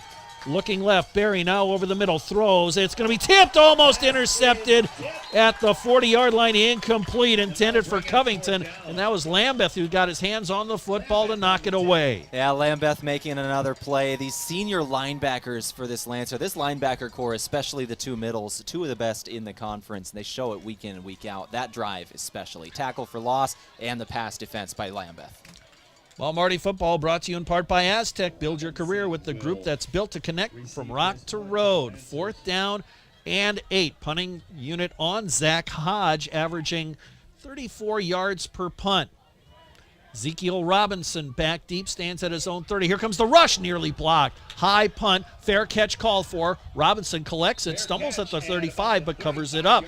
It'll be Mount Marty football with 1st and 10 at their own 35. Lancer football brought to you in part today by Parker Hannafin. It's day 1 of your new career. Parker of Yankton has immediate openings for all production positions, offering newly increased wages, 13 paid holidays, and some of the most competitive benefits in the area, all beginning on day 1. Learn more at parker.com.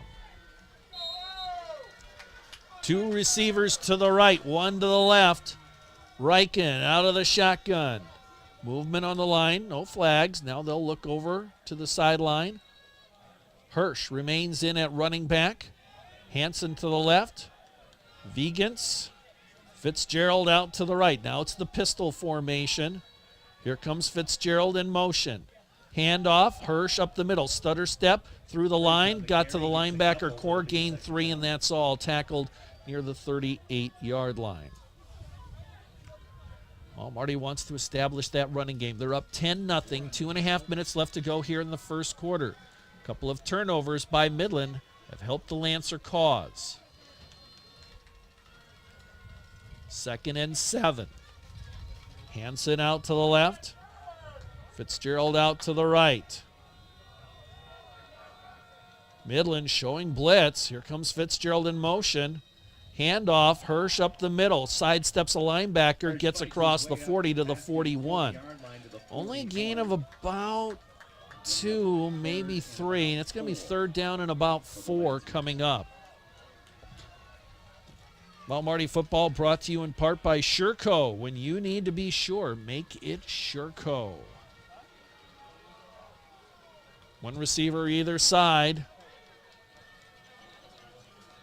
Reichen changing up the play. Now 2 receivers over on the left side. One out to the right. Pistol formation. Handoff. Hirsch up the middle. Plows forward. Has the first down. The extra effort gets him to the 47-yard line. The Lancers go to the run. I think they changed things up. Midland, I think, was thinking pass. I'm not sure what the audible there was, but it was good eyes from the Lancers able to get there. Quickly they come to the line of scrimmage. Hirsch takes a handoff straight up the middle, follows his center across midfield to the 49. Lancers just grinding it out on the ground. And quickly they're coming right back to the line of scrimmage. They got 2 men out either side as wide receivers, pistol formation. Hirsch behind his quarterback. Takes the handoff, hole up the middle, it closes, but Hirsch dives ahead to the 45, sets up 3rd down and 2. Nothing fancy here, but we got a player down for the Lancers. Looks like one of the lineup, and I think it's Whittingham. He's been he's banged had up trouble throughout the year. Yeah, he's been in and out of the lineup a few times. He's down on all 4s right at the 47-yard line. Clock stops with 35 seconds left, 31 on the play clock. Lancers will have to run one more play.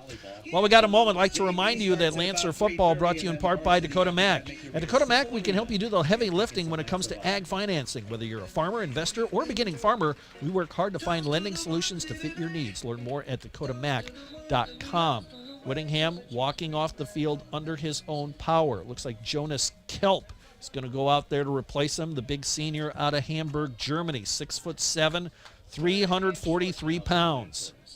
And he's started throughout the last couple of years in different spots for the Lancers, especially with different injuries. This is still an experienced guy to come off the bench. He's going to slide in and play right guard, and they're going to slide out Xavier Gable to right tackle if they do what they've done throughout the season with college, this injury. Yeah, well, no, it looks like he's going to be a tackle. It's going to Yep. be Kelp just replacing Whittingham at right tackle. Yeah, and in college football, really, you have to have 2 full sets of offense and defensive line due to injuries and fatigue. And here comes Hirsch, and he's going to be stopped on the 3rd down run. He'll lose a yard as he tried the left side, but Midland's defense rose to the occasion.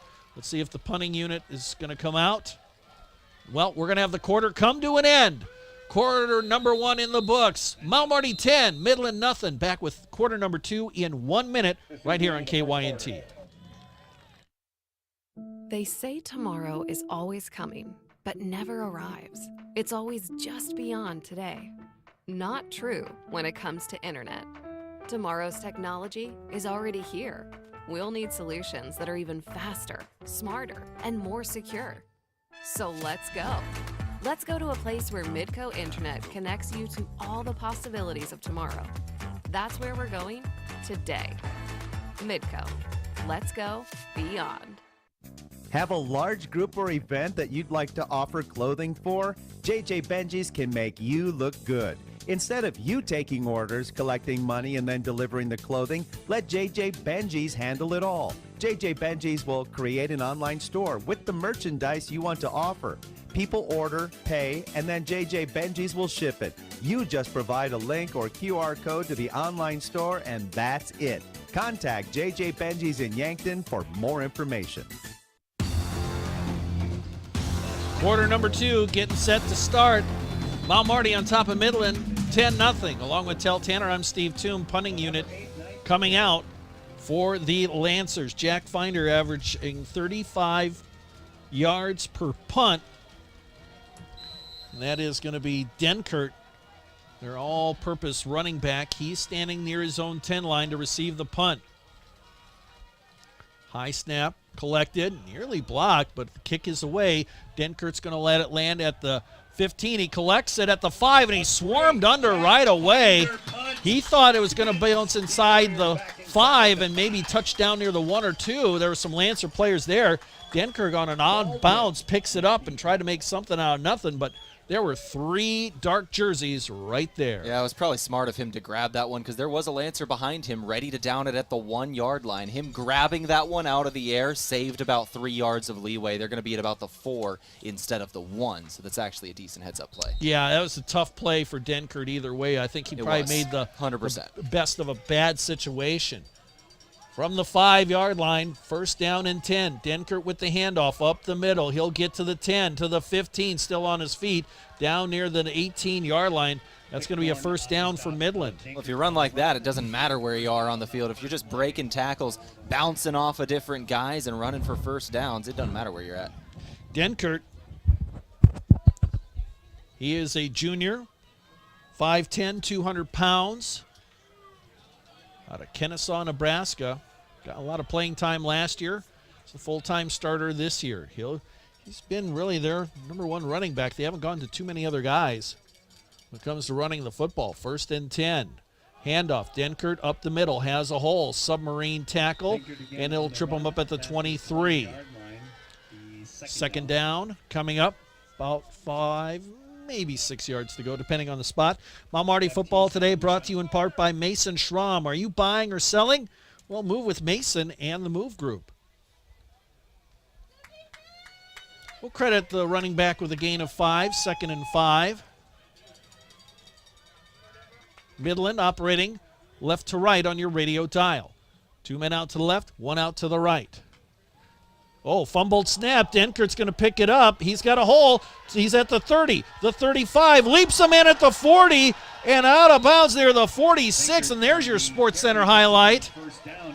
That was a broken play, busted right at the beginning after the fumbled snap in the shotgun. They drop it to the ground, just pick it up, hand it to Denkirk, and he had plenty of space on the right side. There was good blocking, and he was 15 yards downfield before he even hurdled the guy. Well, they're all the way out to the 47-yard line. First and 10, Denkirk, the handoff, running to his left through a crowd, gets to midfield. That's where he's going to be swarmed under, knee down at the 49. Gain of 2. Now, Denkirk came into this game with 761 yards on the ground on the season, 5 touchdowns. He's averaging 5.5 yards per carry. So far today, 68 yards. Now, he's over 800 on the year.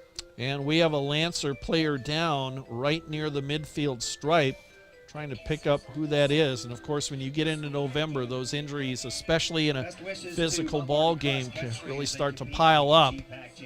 Yeah, that was a dangerous play, too, because it was just a dog pile, just pile up on the running back.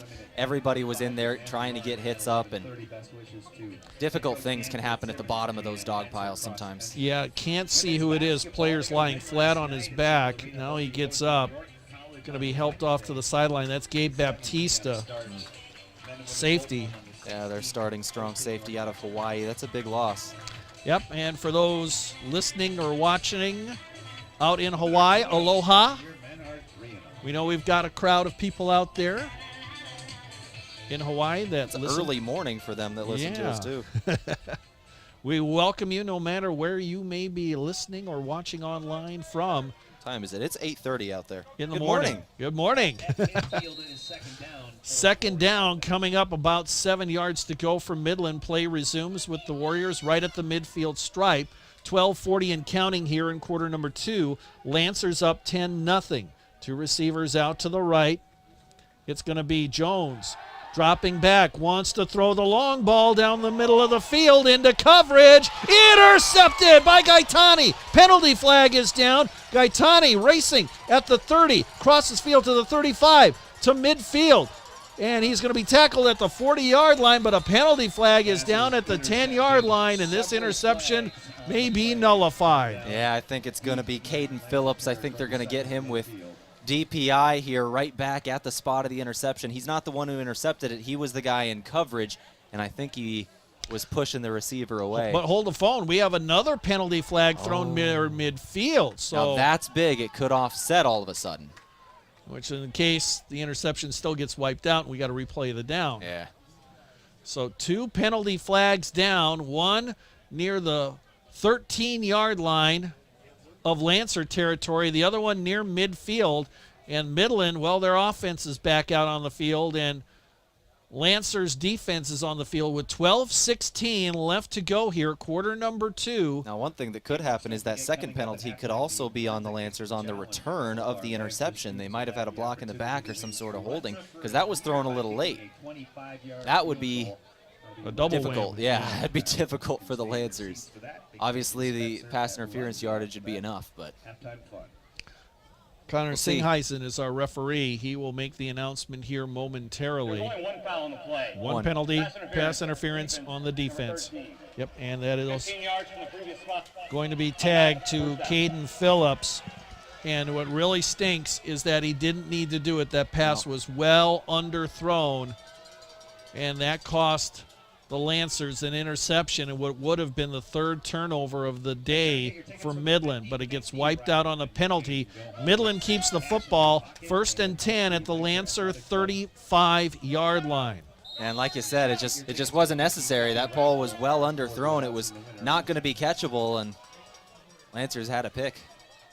2 men in the backfield. It's going to be a pass. Incomplete at the 28-yard line. The intended receiver was Tame Marks, the junior out of Portland, Oregon. He has 14 catches on the season so far. That was an interesting play because they had Jones at quarterback, handed off to running back Taryn Berry, who threw the pass. Jones checks out of the lineup now. It'll be Berry calling the signals. 12:11 left to go, quarter number 2. Mount Marty, 10. Midland, nothing. The Warriors are on the move in Lancer territory. 2nd down and 10 from the Lancer 35. Comes a man in motion. That's Atkins, the backup tight end.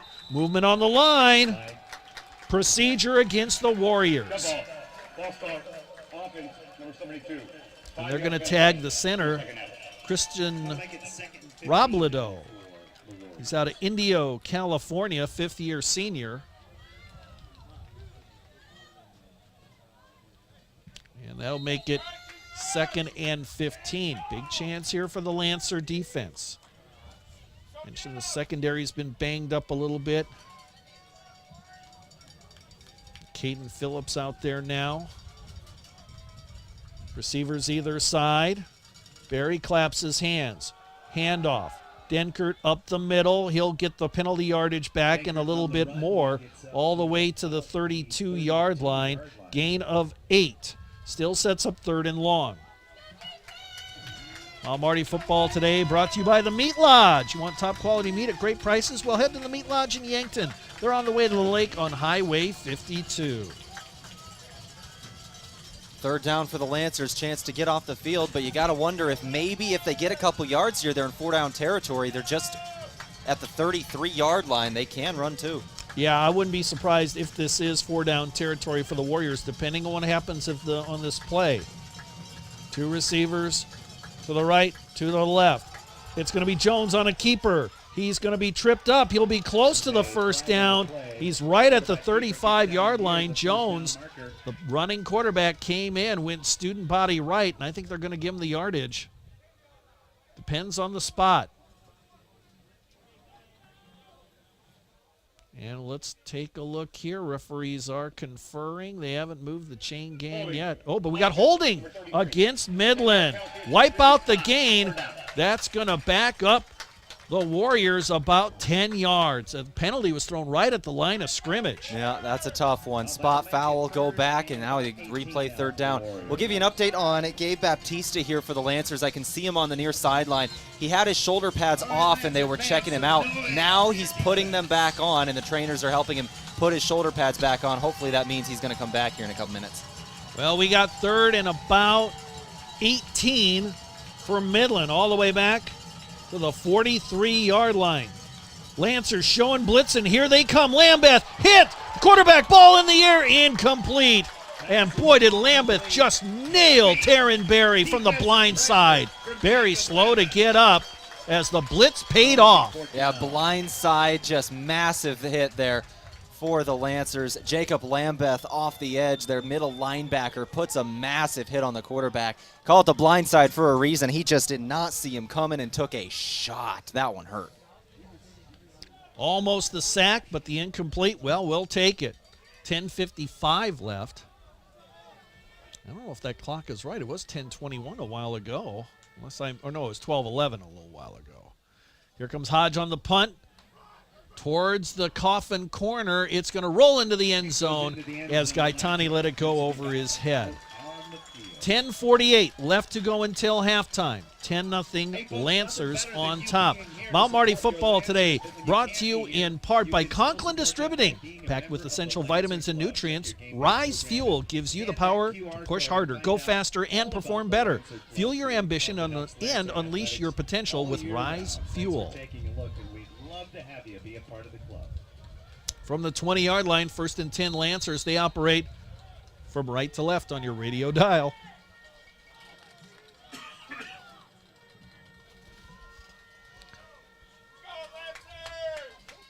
Kyle Hirsch out there. We'll talk about him in just a moment. He's had an incredible 2 weeks. We'll give you his stats after this. Yep, he stands to the right of his quarterback in the shotgun set. Play action. Reichen dropping back, pressured, throws the long ball down the middle and into double coverage. Caught by Fitzgerald at the 45.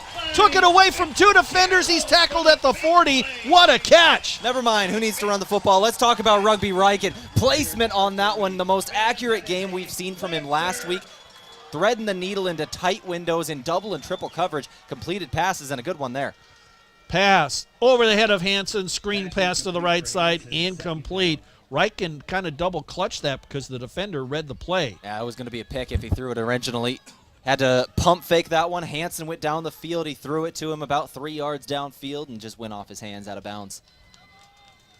2nd and 10 coming up for Mount Marty. 10:20 left until halftime. Lancers on the move at the 41-yard line, 2nd and 10. They're up 10-0. 2 receivers to the left, 1 out to the right. Hirsch to the left of his quarterback in the shotgun. Here comes Hansen in motion. They fake the jet sweep. Reichen is going to pitch it back to Fitzgerald, and he'll be tackled all the way back at the 48-yard line. Little razzle-dazzle, and it did not work. Yeah, Midland just blew that one up. They were in the backfield instantly. I'm not sure the Lancers were expecting the blitz off the right edge because Reichen was trying to keep that one on the option, and it was just instant contact. Was able to stay on his feet and get the ball to Fitzgerald, but ended up losing a couple more either way. 3rd and very long for Mount Marty. Yeah, 3rd and, say, about 17 yards to go. I'll call it actually 16. They have to get all the way to the 31. They're at the 47-yard line. I think it ended up being Zane Wilson with the tackle for loss there. Here comes Hirsch in motion. Fake it to him on the sweep. Reichen pressured. Steps out of a tackle. Looks downfield. Throws on the run to the sideline. Caught by Vegans. He'll have the first down at the 27-yard line. Vegans with a great catch on the left side. There's that Rugby Reichen magic again. Gets out of the pocket. Spins away from a sack. Finds a man on the run. His tight end came open late. First down, Lancers. Quickly they come to the line of scrimmage. Trying to catch Midland off guard. Hand off Hirsch. To his left, stumbles forward, gets to the 25. Call it a gain of 4. Kyle Hirsch, through the first couple of weeks of the season, 152 yards. That was through the first 6 weeks of the season, 152 yards total. The last 2 weeks, 248. Those are games against Dort and Concordia. 109 against Dort, 139 against Concordia. So far today, Kyle Hirsch, on the ground, has run for 39 yards. This man is having an incredible performance, approaching 300 in the last 3 weeks. Lancers have to call timeout. John Micheletti saw something he didn't like, so he'll spend timeout number 1. This timeout brought to you by Pizza Ranch. For legendary chicken and the best pizza, it's Yankton Pizza Ranch. They're on Broadway. Call them at 665-1222. We'll take a 30-second timeout. A big thank you from Mount Marty University to one of Yankton's greatest employers and friend of the community, Aztec. They're very proud to support the Mount Marty Lancers. The vision at Aztec is to build industry-changing solutions that create life-changing opportunities. And you can build a career with the group that's built to connect from rock to road. Click careers at aztecindustries.com. Best wishes, Mount Marty, from your friends at Aztec. 8:44 left. Quarter number 2. Mount Marty 10, Midland nothing. Along with Tehl Tanner, I'm Steve Thum. Mount Marty just spent their first time out of the half. They are facing 2nd down and 6. Ball at the 25-yard line. 2nd down for the Lancers off the timeout. 2 turnovers have hurt Midland so far. The 3rd one was wiped out by a penalty. The Lancers are on the move. Shotgun set. 2 receivers to the left. Play action. Reichen looking downfield. Has all day to throw. Rolls out to his right. Still looking. He'll throw to the sideline. Incomplete. Intended for Hirsch, but over his head at the 19-yard line. We got a late penalty flag that comes out at about the 22-yard line on the near sideline as well. I'm not sure what this is. This was thrown right at the end of the play. Could be an illegal man downfield. Maybe. It was thrown right as Reichen let it fly. Nope. Penalty being picked up. Waved off. No penalty. It'll be 3rd down.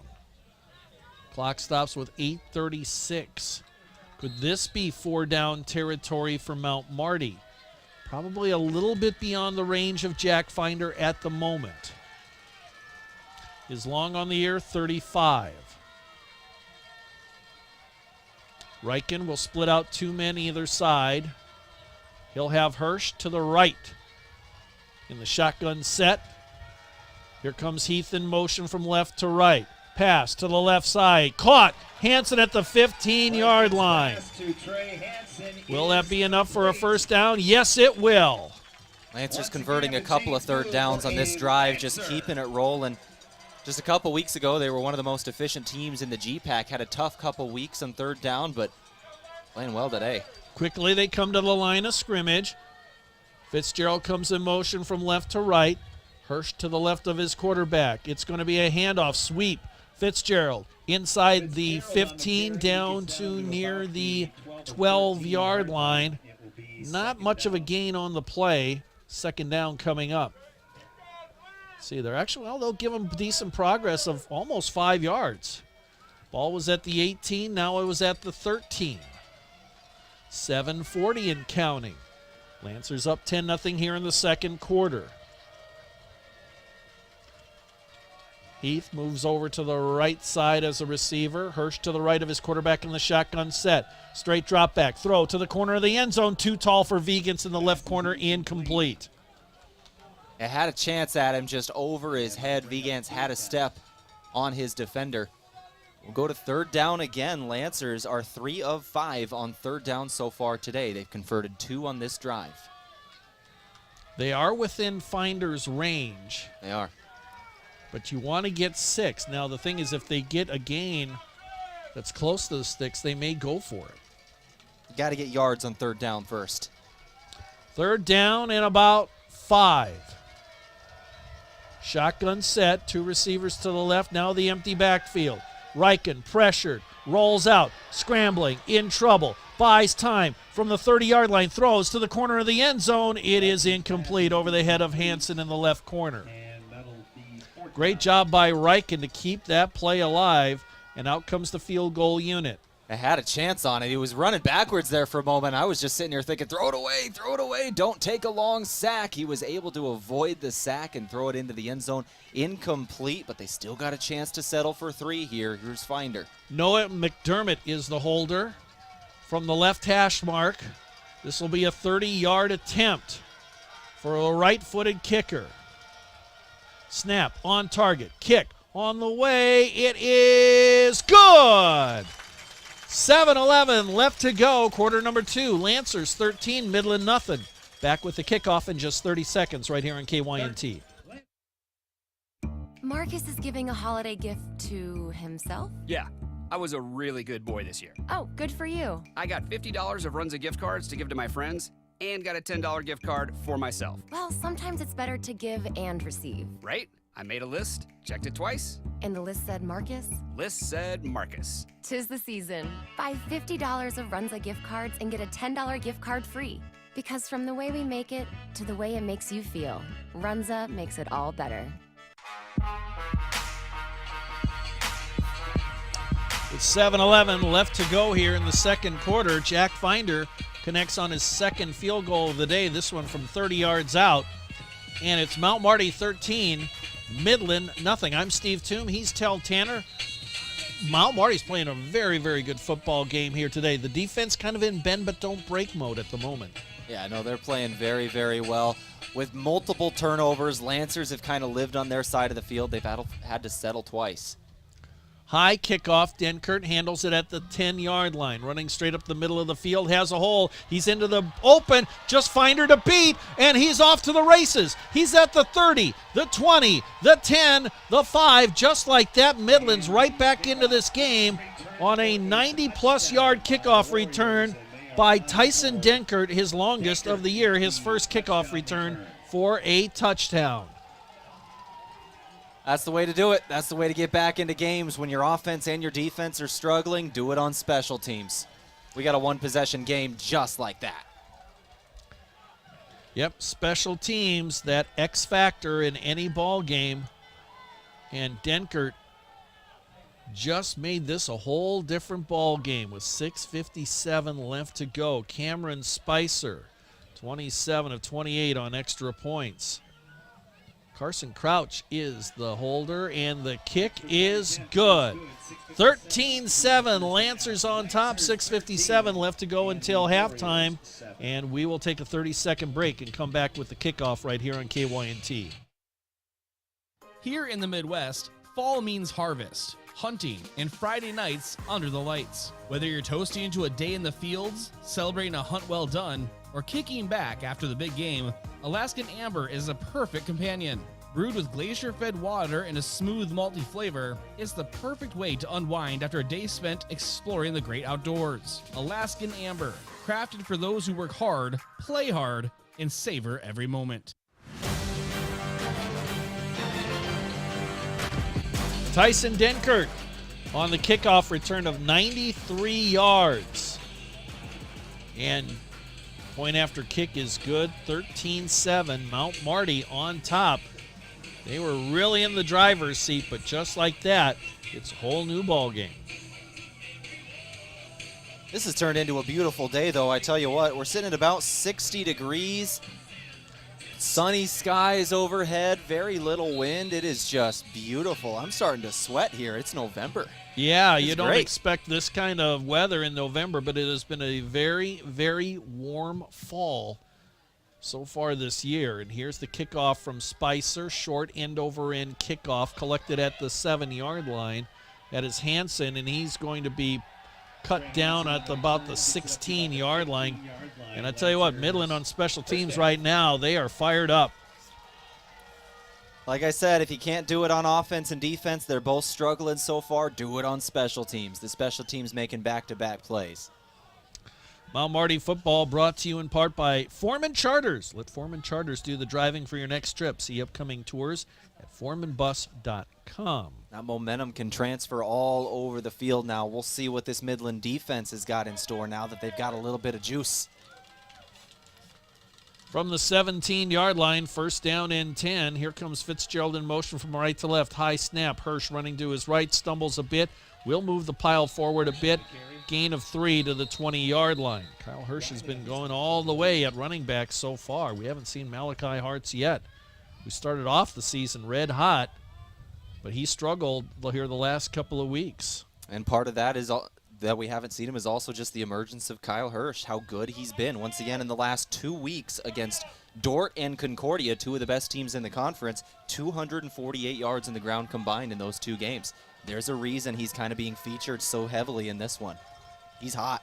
3 receivers out on the left side, 2nd and 7. Handoff, Hirsch trying to turn the corner. Gets to the 20 and tackled at the 22. Short gain. Good job by Midland to stretch that play out. In on the tackle was Traden Davis-Reed and also Samias Pickett. Davis-Reed with a good tackle there. He's playing with a club on one hand. That right hand is fully taped up, a full club there, and able to get the tackle, force third down. 3rd down and about 5.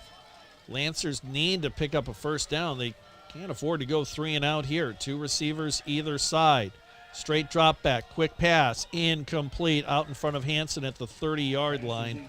And here comes the punting unit for Mount Marty. Momentum right now all on the side of Midland, even though it's the Lancers on top 13-7. But you can kind of feel it in the park here that Midland's got the momentum on their side. Yeah, there's two big plays in this game that has really kind of determined that. First off, it was the interception for the Lancers in that first quarter. Returned about 80 yards, set the Lancers up for their first score. They had momentum in their side. They're able to go 13 unanswered to start the game. Then Midland, that obvious kick return touchdown, that gave it everything back to them. Now their offense gets it back. Short punt.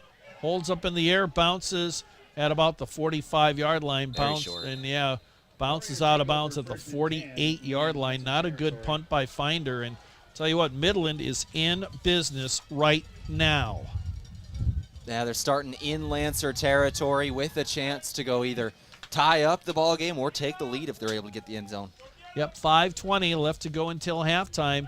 Midland has the ball at the Lancers' 48-yard line. First down and 10. They'll split 2 men out to the left, 1 out to the right. Tight end on the right side. Shotgun set. Handoff, Denkert up the middle. Picks a hole, goes through it. Rumbles through to the 40-yard line. We'll say his forward momentum to the 39. He gained 9 yards on that play. And talk about a guy who's starting to cook. It's Tyson Denkert. About 7 of those yards after contact as well. He was dragging a couple of guys with him. Running hard. And that's what he's known for. He's just over 80 yards in the ball game with that one. Yep, averaging 5.5 yards per carry on the season, 5 rushing touchdowns for Denkert coming into today's contest. 1 receiver either side, double tight end set. Pistol formation, play action. Barry throws down the middle. It is caught at the 10-yard line, tackled at the 5. What a great catch by Tehl. Marks, but hold the phone. Penalty flag. And this one's coming back from the body language of Barry. One of his linemen was running downfield and pointing the other way. Yeah, that's tough. Holding offense. Wipes out a massive play for Midland. They were going to be first and goal with a chance to tie it up and maybe an extra point to take the lead after being down 13-0 to start it off. Now that holding penalty takes what would set them up for first and goal off the board. They're set up back for 2nd and 11. The good news is they get to replay that down. They've still got two downs to get the first. They can still make a drive out of this, but penalties, you gotta stop.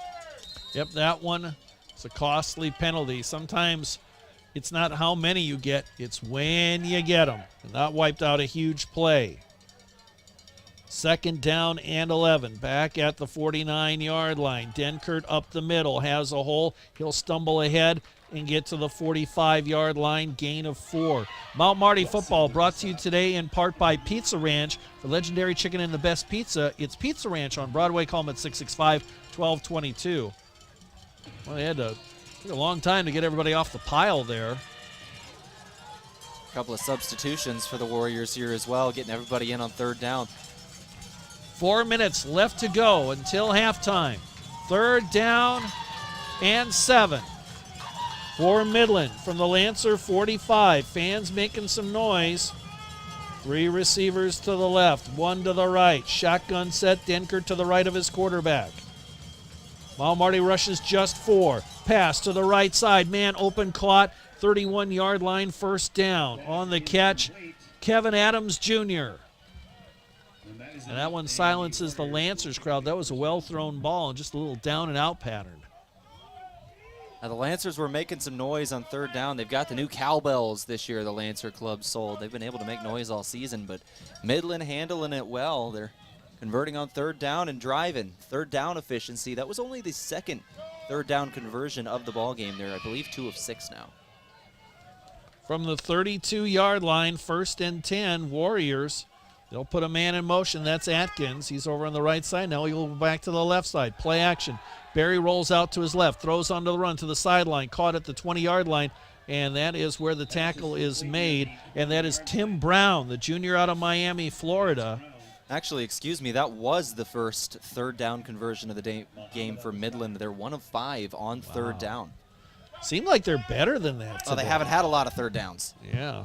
1st and 10 from the 20-yard line. Warriors in the red zone. Denkert up the middle. Tries to move the pile. Gains about 3 yards to the 17, and that is all. 2nd down and 7 coming up. Mount Marty football today brought to you in Brought to you in part by Slowing Management. Call the Fairfield by Marriott or Holiday Inn Express in Yankton direct for great rates and flexible reservation changes. 2nd and 7 coming up on the 2-minute mark. Let's see if the Warriors will get a play off before the 2-minute timeout. They've got Jones in at quarterback, the running quarterback. Does he get the snap off? No, he does not. We've hit the 2-minute timeout here in Yankton at Crane-Youngworth Field. Mount Marty 13, Midland 7. Back in 1 minute right here on KYNT. You want to make a lasting impression in 2025? Hanson Briggs can help. We do apparel, pens, signs, printing, calendars, business cards, custom forms, banners, flyers, drinkware, bulk mailings, and much more. We can help you get noticed. From unique promotional items, printed materials, give us a call or stop by 1213 West 9th Street, Yankton, or online at hansonbriggsadvertising.com. So if you're thinking promotional items in 2025, think Hanson Briggs. At H&R Block of Yankton, we want you to focus on your business while we handle your books. From payroll and bookkeeping to expert tax preparation and advice, we're ready to put our expertise to work for your small business. For the year-round services and the one-on-one attention you deserve, partner with H&R Block of Yankton. Stop by our office at 21st and Broadway or call us at 605-665-3366.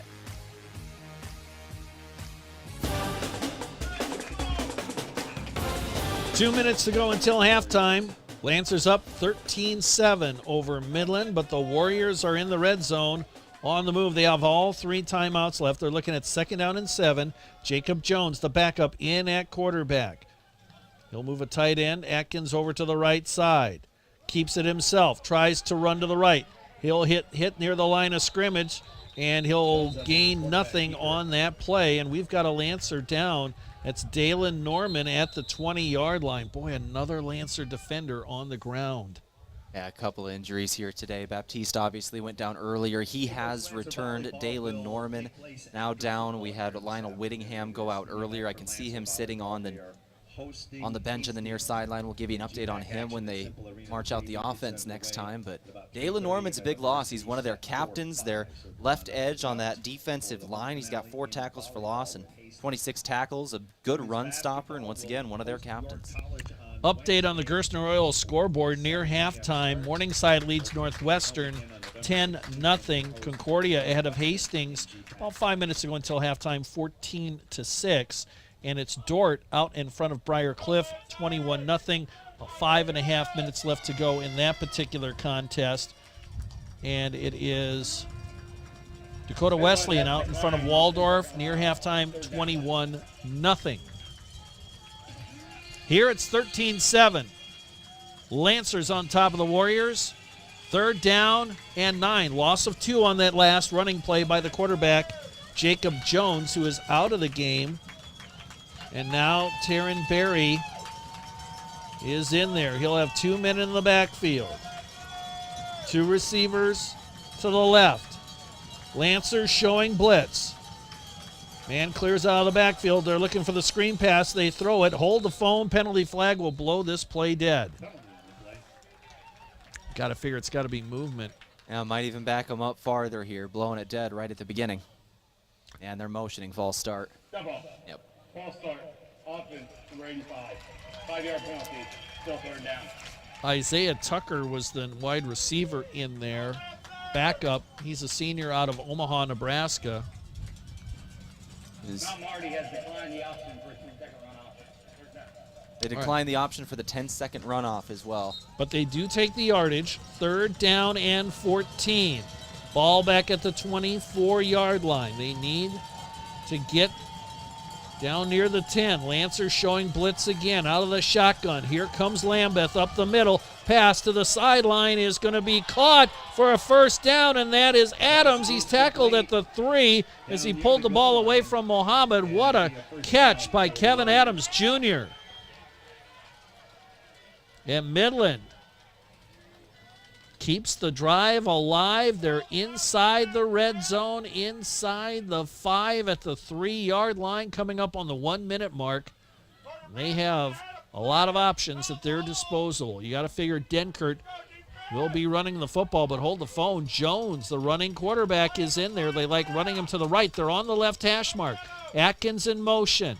It's going to be Jones up the middle. He's into the end zone. Touchdown on the 3-yard quarterback run for Jacob Jones, his 3rd rushing touchdown of the season. And we are tied. Momentum all on the side of the team in the white uniforms. Now they have a chance to take the lead here. All-important extra point with 44 seconds to go. Lancers have 2 timeouts for their next drive. And it is blocked. It is blocked. And who's got it? Lancers can run this back. Oh, that's right. They can. Oliver has it, and he's got some blockers. He's at the 40. He's at midfield. He's got a couple men in front of him. He breaks into the clear. 1 man to beat, and he will make it all the way for a 2-pointer. Do you see any penalty flags? There is a flag. It's at the 50-yard line near side. It was thrown right as he stepped into the end zone. I think we might have a sideline warning on the Lancers here is what it might be.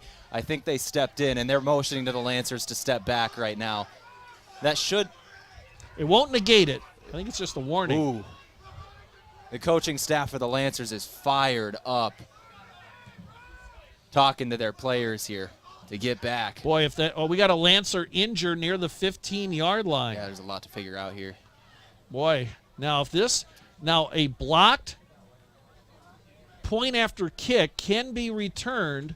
Technically, I believe it's a safety. Yeah, I'd go for 2 points. It would give the Lancers a lead, 15-13. It actually flipped what should be a 14-13 lead for Midland if it was a good kick. It'd give them the 15-13 lead with 44 seconds to go. Once again, it's kind of an untimed because it's Gaetani. Oh, it's Gaetani. That's a big loss for the Lancers, one of their defensive backs, but untimed play because it was a 2-point conversion as well, so that probably 15-second play didn't actually run anything off the clock. No, it did not. So that's big too. Now the officials conferring around the 20-yard line here.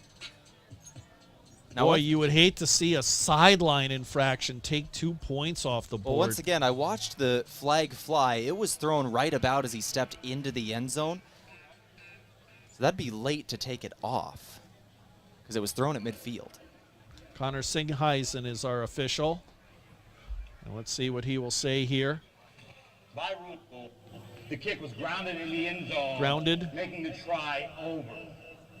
So there's no run. foul on the play. The sideline warning will be disallowed due to the kick ending when it was grounded in the end zone. The try is no good. So the try is no good. The run back does not count. No 2 points. And Gaetani is being helped off the field to the locker room. They're taking him to the locker room. That's not a good sign. And he is putting no weight at all on that left foot being helped off, and that would be a huge, huge loss. So right now we are tied at 13 with 44 seconds left to go until intermission. So Midland will kick off here momentarily. Yeah. We'll keep it here during the break as we're trying to sort things out on an unusual play. The point after was blocked. And they said it was grounded. Which means I think the ball hit the ground, and once that happens, it can't be picked up and run back. I think it's got to be plucked out of the air in order to be run back for a 2-pointer. Either way, it's dead in the end zone, so they just say no good on the kick, and anything that happened after that is a wash. So kind of unfortunate to lose Gaetani on that run back as well. Challenge flag. There's a red flag out there. All right. Micheletti is challenging that it's grounded, and if he's successful, Lancers are going to get 2 points out of this. We saw a challenge flag from John Micheletti last week. He was unsuccessful in it. So they'll have to go to the replay booth, which I believe is over on the east end of the field. So while they're doing that, let's take a timeout. We're going to take a 1-minute timeout, and we'll be back with the results of this challenge. At the moment, it's 13-13, tied up between Mount Marty and Midland. Back in 1 minute, right here on KYNT. If it's time to review the look of the signage at your business, let Mayor Signs help. They offer all types of signs, including lit, non-lit, digital, and much more. They also do logo creation and vehicle wraps. Their technicians arrive on site fully equipped to get the installation done with quality workmanship. With the latest tools and technology, Mayer Signs provides high-quality installation service for any sign. Contact Mayer Signs today on 4th and Broadway in Yankton. Move with Mason Schramm with the Move Group. The home buying process can be complex and overwhelming, and you may feel intimidated by the amount of information you need to learn. But you don't have to go it alone. Trust our professional real estate team to guide you through the process. From negotiating the best price to navigating the paperwork, you can expect help every step of the way. So call me, Mason Schramm, with the Move Group, and make the move with Mason. Move with Mason. All right, the officials have head over to the far end of the field to check the replay. The challenge is that the ball was not grounded, that the play was still alive, and Mount Marty was eligible to return that blocked PAT for 2 points. And I like the replay system that they implemented in the GPAC this year. Coaches get that one challenge, and Coach Micheletti wants to use it here because with 44 seconds left in the half, this is massive because it will either give the Lancers a lead going into the final 44 seconds of the half or keep it tied. Now, if it does count, what about the penalty? Yeah, the penalty might be enforced then, and that should be a sideline warning, I believe, is what it would be, because just based off the body language and the way the official was motioning at the coaches to get back after the play was done, I would assume if that penalty is enforced, it'd just be a sideline warning. That would be on the kickoff, enforced on the kickoff. Yeah, and if you're a player on the sideline, you have to keep your head in the game. You've got to be disciplined. You can't be running out in the field. Yeah, you're excited. You're seeing one of the most exciting plays in all of football, but you got to keep your composure. And I know that's tough when you're a young guy and you're excited and you got a big game and it's a big moment, something you practice to get a blocked PAT. The downside is either way, Gaetani's probably done for the day. Yeah, helping him back to the locker room, putting no weight on that leg. We have not seen him reemerge, and here's the word. After review, the ruling on the field has been overturned. The ball was caught beyond the 10-meter zone, grounded in the end zone, recovered by the receiver, and returned for a 2-point touchdown. Sideline warning, Mount Marty. Sideline warning against Mount Marty, but the 2-point run back counts. The challenge successful by John Micheletti, and the Lancers will also take the upcoming kickoff. They do have a sideline warning. We'll note that for future reference. But the main thing is that the Lancers have the lead, and they will get the football back now and to start the third quarter. Mount Marty retains the challenge. And the timeout as well, which is big because there's 2 timeouts left with 44 seconds. That's another big thing of that. If they lost that challenge, they would have lost a timeout, so they'd only had 1 in their pocket with 44 seconds. Winning that gives them 2. They still have time for a drive here. Yep. Maybe get downfield, get some more points on the board before the break. Spicer to kick it off for the Warriors. Hansen's back deep. And here's a high end over end kickoff. Hansen collects it at the 8-yard line on the far side of the field. Looking for a hole, finds none, and he's swarmed under near the 18-yard line. Boy, they're ripping at the football, but Hansen able to maintain control. Boy, there's a lot of pushing and shoving. Well, that's exactly what we expected. We talked about it all week long. With the way this game ended between these two teams last year, we expected this one to be a little chippy. All right, 35 seconds to go. 2 timeouts for the Lancers. They lead by 2. The one thing you cannot do is turn it over. They're going to be throwing the ball, trying to get down the field. 0 interceptions for the Lancers. Now, one of 2 ways. You can try to maybe take a couple shots downfield, or perhaps you play it safe, just run the football. Lancers do get the second half kick. They deferred to open this game, so. Wachholtz into the game as a wide receiver. Over on the right side, 1 man out on the left, pistol formation. Reichen now will hold up, look to the sideline as Vigans as a tight end on the left side. And Heath is an H-back over on the left side. Playing it safe. Handoff, Hirsch up the middle, and he'll get about 2 yards, and that's all. Now, has a timeout been called? I believe so, by Midland. All right. Midland wants to get the football back one more time. Lancers tried to run it, so yep, they were just trying to go into the locker room. Now this changes things, because if they run it 3 times and they're unsuccessful, Midland can get it back. Lancers might want to try and get that first down instead of just going to the locker room now. Yep, 30 seconds left to go here in the first half. Mount Marty 15 and the Warriors 13. We'll keep it here during the break. So we expect some rapid succession of timeouts. Yeah, they won't take very long on these. Mount Marty next week on the road at Hastings, 2:30 the kickoff for that game. And then 2 weeks from today, they'll be back here to close up the regular season against Doane. Meanwhile, for Midland, they are at Doane next week and close out at home against Concordia.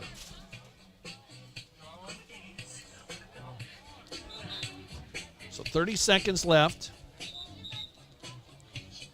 And after the Midland timeout, they'll have 2 left. We'll see what the Lancers do now. Might not try and run it. Might try and throw down the field. We'll see. They don't want to give it back to Midland. You need a first down, that's for sure. 1 first down, and they can take it to the locker room. But they might try and move. We'll see. 30 seconds. Passing formation. Vegans, or Heath rather, in motion. Shotgun set. Play action. Riken looking, has time. He'll take off and run, has an opening, and he'll get across the 25 to the 27-yard line, 1 yard shy of that first down marker. Yeah, that was a great job by Rugby Riken, and now the timeout's going to be called, I believe. Who took this one? Believe that Midland did again, but, you know, that took a lot of time off the clock. Midland. Yep. A lot of time off the clock, and now it's 3rd and inches. I mean, I guess take it just to maybe you can return a punt here, but Lancers took a lot of time off the clock on that one, as you said. It's hard to have an offensive drive, but I guess you could try and return a punt. They've already returned a kick for a touchdown in this ball game, and punts are dangerous. You can take them anywhere you want, so that's what they're hoping for. Stop them on 3rd and inches here and get it back. This timeout being brought to you by Pizza Ranch. For legendary chicken and the best pizza, it's Yankton Pizza Ranch. They're located on Broadway. You can call them at 665-1222. Let's take another check of the Gerstner Oil scoreboard. Let's see if we can get you an update from college football. Some big games happening. I got an update here. Halftime, Morningside leads Northwestern in Sioux City 10-0. In major college football, under 2 minutes to go, Ohio State leads 20-13 at Penn State. Buckeyes with the football. Miami ahead of Duke in the fourth quarter, 39-31. Miami unbeaten at number 5. All right, back to action here. Big 3rd down and short. More of a running formation. High snap. Hirsch on the run to the right side. He'll have the first down to the 31-yard line, and that will run out the clock, one would expect. Here in this first half of play, nobody calling timeouts. 15-13 is our score. Lancers on top. Teams are going to head for the locker room, and we're going to take a timeout, and we'll come back with the halftime show. It's being brought to you by Parker Hannafin, along with Tehl Tanner. I'm Steve Thum. 15-13, Lancers on top. This is Mount Marty football on KYNT. Hello. Here's to welcoming moments, big and small, embracing the unexpected, savoring life. At Avera, our nationally recognized health system will be right here with you, ready for anything. We listen to your goals and help you achieve them with care and coverage. We'll move you forward through sickness and health and every milestone in between. Avera, moving health forward. Learn more at avera.org/forward. Oktoberfest is a brief moment of fall beer drinking beauty, so have Samuel Adams Oktoberfest on hand as the nights get cooler and the days a little shorter. Smooth taste with the roasty sweetness and light hop character that's only available for a short time. Kick off cooler weather with food and friends and don't miss a moment with Samuel Adams Oktoberfest. Grab it while you can at your favorite place to buy beer. FM 1021 and AM 1450 KYNT Yankton. Hey son, can you hand me that vice grip? As any farmer or rancher knows, having the right tools in the toolbox is important. That goes for your ag lending as well. If you're considering expansion, restructuring debt, or purchasing equipment, call Dakota Mac. We have a toolbox full of lending solutions to help you with your ag financing needs. Hi, it's Jeff Wolfgram from Dakota Mac. Call us at 800-682-4578 to learn how Dakota Mac products can work for you. We've got football fever at Lewis and Clark Ford. And with the Bucks and Lancers, we've got a lot to cheer about in Yankton. Fans are also cheering the great lineup at Lewis and Clark Ford. Our roster of brand new Fords begins with our quarterback, the F-150, the speedy receiver, the Mustang, the hard-working lineman, the Ford Super Duty, and the Bronco. Our star running back, see our team at lewisandclarkford.com or stop by our playing field, 4th and Capitol, Yankton. Enjoy some Yankton hospitality at the Fairfield Inn and Suites or the Holiday Inn Express. As the newest hotel in Yankton, the Fairfield offers you a comfortable, relaxing stay in modern rooms. For business travelers, Fairfield is the perfect place to rest after a long day of work or use their meeting room for small meetings. The Holiday Inn Express features large family rooms, hot breakfast, and free happy hour. To get a great rate and flexible reservation changes for either hotel, call the Fairfield or Holiday Inn Express direct. Looking for an easy way to travel? Let Foreman Charters do the driving for your next trip. Upcoming Christmas tours include Branson on November 17th to 22nd, features Christmas shows like the Grand Jubilee Buffet Dinner and Show, Showboat Branson Bell Dinner Cruise, and so much more. On December 6th to 8th, it's a musical Christmas in the Twin Cities area featuring the White Christmas and the Chanhassen Dinner Theater, and shopping at Mall of America. For more on Foreman Charter Tours, go to foremanbus.com. Sherco's newest wireless remote system, the SureLink, is based on the most advanced industrial Bluetooth technology, delivering greater reliability and range.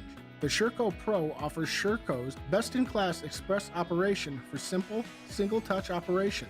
Looking for a low-cost option? Then the SureLink EZR remote may be right for you. Give us a call at 1-800-474-8756 or find us at Sherco.com. Demand the best. Demand Sherco.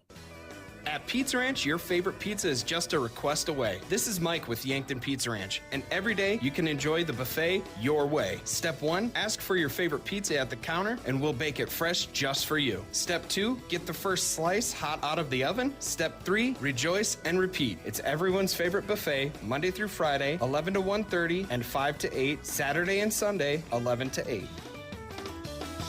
Whoa, that's good. Quit hitting the snooze button on your new career. Wake up to recently increased wages, day one benefits, and an employer who puts you first. Grind through the workday in your own specialty. Assembler, machine operator, material handler, or line operation tech. Don't mind working nights? Enjoy a pay differential of $235. Choose your shift and enjoy day one benefits. This isn't just a job, it's your future. Join us today. Find more information and apply now at parker.com. Parker, engineering your success. And welcome back to Crane-Youngworth Field. Halftime. Mount Marty ahead of Midland, 15-13. Halftime show being brought to you by Parker Hannafin. It's day one of your new career. Parker of Yankton has immediate openings for all production positions, offering newly increased wages, 13 paid holidays, and some of the most competitive benefits in the area. All beginning on day one. Learn more at parker.com. Tehl, let's check out the stat board. Stats brought to you by the Meat Lodge. Want top quality meat at great prices? Head to the Meat Lodge in Yankton. They're on the way to the lake on Highway 52. What do we got? Once again, 15-13 is your score. And first downs, Midland actually leads. They have 12 of them. Lancers have 9. In terms of total offense, Lancers have ran 33 plays for 158 yards. Midland 31 for 215. The difference, the turnovers. When it comes to third down efficiency, Lancers are 4 of 8 on the money down, 50%. Midland is 2 of 6, 33%. They started 0 for 4. Nobody's tried a fourth down yet. In the red zone, Midland is 1 of 2. Mount Marty is 4 of 3. That's probably a typo. Go to the individual stats. Rugby, 4 of 8 for Mount 4 of Marty. 8, yeah. Passing stats, Rugby Riken 103 yards through the air, 7 of 13 with a touchdown. Riken also has 7 yards on the ground running. Kyle Hirsch has 53 yards on 16 carries. He's been a feature back today. The other 2 rushing attempts from Trey Hansen and Trevor Fitzgerald, 3 of them combined, all for negative yardage. Receiving, Austin Vigans is 35 yards on 2 catches.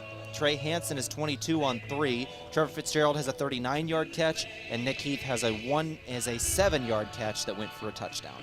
For Midland, Taryn Berry has 82 yards through the air with 1 interception, and I was told here, we asked their stat guy, they're going to change the interception to a fumble that Azmaral Muhammad returned back in that first quarter, the opening drive, if you remember. I kind of was wondering about that because it looked like the receiver had the ball, started moving, and then as he was being tackled, the ball popped out. So that would not be an interception. That would be a fumble. Yep, so they are changing that to a fumble. So if you're following along in the online stats, that will be changed here in a moment. In rushing stats, 92 yards on 12 carries for Tyson Denkert, 7.6 yards per carry. Jacob Jones, 26 yards on 4 carries. Taryn Berry, 15 yards on 2 carries. Receiving, Tim Brown is 10 yards on 2 catches. Denkert has -1 on 1 catch. And then Kevin Adams Jr., 73 yards on 5 catches. And the main touchdown coming on that big kickoff return by Tyson Denkert. That is where they got their touchdown. They got another one later on, but on the run by Jones. But the PAT blocked and returned for a safety. And that's the difference in the game right now. That's the difference in the game right now. That and penalties. There have been 6 penalties on Midland, 2 on Mount Marty. Yeah, and you mentioned that at the top of the broadcast, Tehl. Penalties. And turnovers. And that has worked against Midland. But from the Warriors' standpoint, you got to think, hey, we're only down by 2 despite all the mistakes we made in the first half. Absolutely. That special teams touchdown has been everything for Midland. Not only did it change momentum back in their favor, got them back into the game, made it a 1-score game, and it destroyed the momentum for the Lancers. It was everything. That special teams touchdown is so far the biggest play that we have seen in the last couple weeks. And for Midland, their defense rising to the occasion in the red zone, forcing field goals and denying the Lancers touchdowns. So, again, if you're a Midland fan, you got to think, gosh, we did not have a good first half, but we're only down by 2 points on the road. All things considered, Midland's, despite the fact they're down, they're doing pretty well considering they have not played a clean half of football. Yeah, no kidding. Once again, it's only a 2-point game. The challenge flag thrown from John Micheletti and ended up being a very wise decision. They were able to get those 2 points back, ended up having the sideline warning, but that's all right when you're able to return it for a 2-point touchdown. I love that it's called a 2-point touchdown as well. That's just fun. 15-13, that's where we're at here at intermission. The intermission being brought to you by Parker Hanovan. We got an interview? We do, talking with the team chaplain this week. Jeff Erickson had the interview on the Totally Yankton Morning Show. And that halftime interview being brought to you by Marlowe, Woodward, and Huff. We'll take a break, come back with that interview. Plus, we'll have more of the halftime show after this break. Along with Tehl Tanner, I'm Steve Thum. This is Mount Marty Football, and you are listening to KYNT. The Dakota Theater, operated by nonprofit Onward Yankton, is dedicated to providing entertainment and cultural opportunities for all citizens of the greater Yankton region. They believe the arts strengthen our community by inspiring, uniting, and educating children and adults of all backgrounds. The Dakota Theater is in a time of revitalization, including restoration and renovation, technology upgrades, program enhancement, and establishing an endowment to ensure the long-term financial stability of the theater. Please donate at dakotatheater.org. Beef, pork, seafood, poultry, and more, all at the Meat Lodge in Yankton. Get top quality meats at great prices. They have specialty items like lamb, brisket, mahi-mahi, crab legs, and lobster.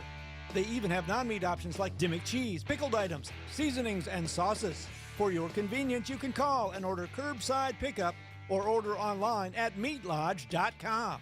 The Meat Lodge in Yankton, on the way to the lake on Highway 52. As a proud community bank, Core Trust delivers more than just checking and savings accounts. We invest in the cities and towns where we live and work by volunteering to coach youth sports teams, supporting local charities and the arts with our time and resources. Whether we live in a rural town in South Dakota or a suburban city in Minnesota, it's a place we call home. Core Trust Bank. Raise your expectations. Member FDIC. Hungry for the best chicken wings in town? Then head to Checkers Sports Bar and Grill. Whether you're craving mild, hot, or something with a kick, they've got the wings that will keep you coming back for more. They'll have every NFL game on so you won't miss a moment of the action. Grab a cold one, cheer on your favorite team, and enjoy the ultimate game day atmosphere. Wings, football, friends, it's all at Checkers. Open daily for all of your wing cravings.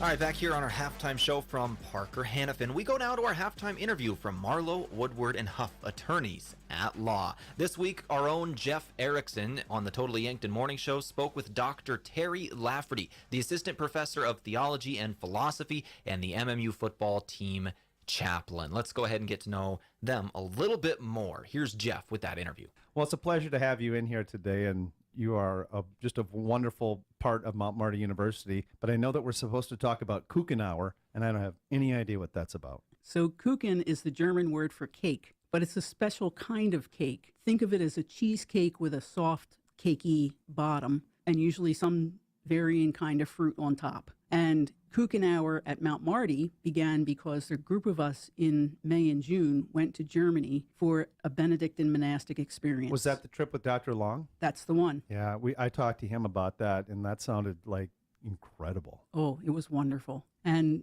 every day at sometime between 2 and 3:30 or so, Germany stops to have Kuchen. And it seemed like no matter where we were, we had a Kuchenauer every day. And we thought when we came home, we have to keep this going at Mount Marty. And? So we started it at 2:30s on Wednesday afternoons in the main dining hall, and it's been a hit. How many people show up for Kuchenauer? In the beginning, it was around 30, but we're up around 50 to 75 now on a regular basis. Did you bring me anything here this morning? Did you bring me some Kuchen? I'm sorry, I did not. Oh, okay. You'll have to come at 2:30. I'm welcome to come? You are welcome to come. What happens at Kuchenauer?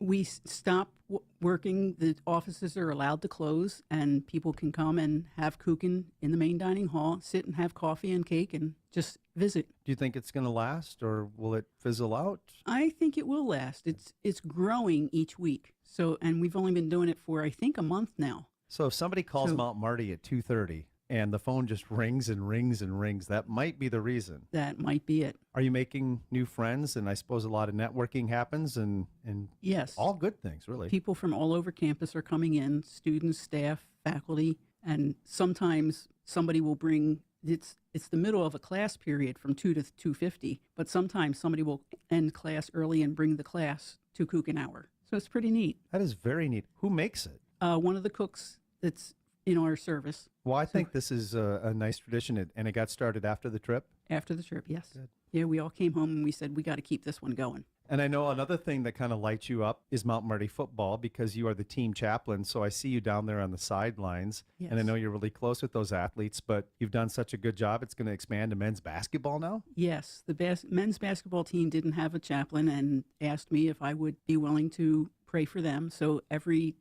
time they have a game, I go in and I say the prayer beforehand. At the beginning of the season, I say the prayer for that game. But then I also have the guys extend their hand over the coaches, and we bless the coaches for the season. So it's kind of a neat little thing that has begun, and the students love it. Isn't it really cool after a game, even an intense game, where you know how sports gets sometimes? I mean, you're from Philadelphia, for crying out loud. Mm-hmm. That a lot of times our players will gather at midcourt after a game, staggered, one of us, one of them, one of us, one of them. Yes. And do a beautiful group prayer together, and just a nice way to end. Yes. Yeah. It's one of the nice things about going to a Christian school. You're never going to leave here, So, are you? I don't think so. Kuchenauer at 2:30 and football and basketball and the trails. You're never leaving here. That's it. That's our own Jeff Erickson with Dr. Terry Lafferty, the assistant professor of theology and philosophy at MMU and the team chaplain for the Lancers. This is the halftime show from Parker Hannafin, that interview for Marlo Woodward and Huff. Let's take a break. We'll come back in a couple of minutes and keep things rolling at halftime. At Triple Time Rudy's, not only do you get top-notch fuel to keep you on the move, but it's a destination for delicious local treats. You'll find quality South Dakota products like Dimmick cheese and premium meats from the Kaler and Renner lockers. It's your community's pit stop for more than just fuel. Triple Time Rudy's supports schools and events and provides fuel discounts to Yankton's largest employers. For all your daily fill-ups and convenience needs, stop by Triple Time Rudy's at 17th and Broadway. A big thank you from Mount Marty University to one of Yankton's greatest employers and friend of the community, Aztec. They're very proud to support the Mount Marty Lancers. The vision at Aztec is to build industry-changing solutions that create life-changing opportunities. And you can build a career with the group that's built to connect from rock to road. Click careers at aztecindustries.com. Best wishes, Mount Marty, from your friends at Aztec.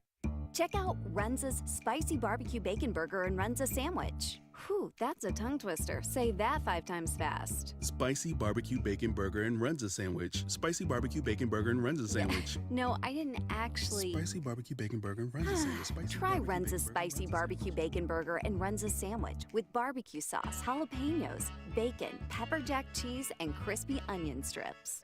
Because from the way we make it to the way it makes you feel, Runza makes it all better.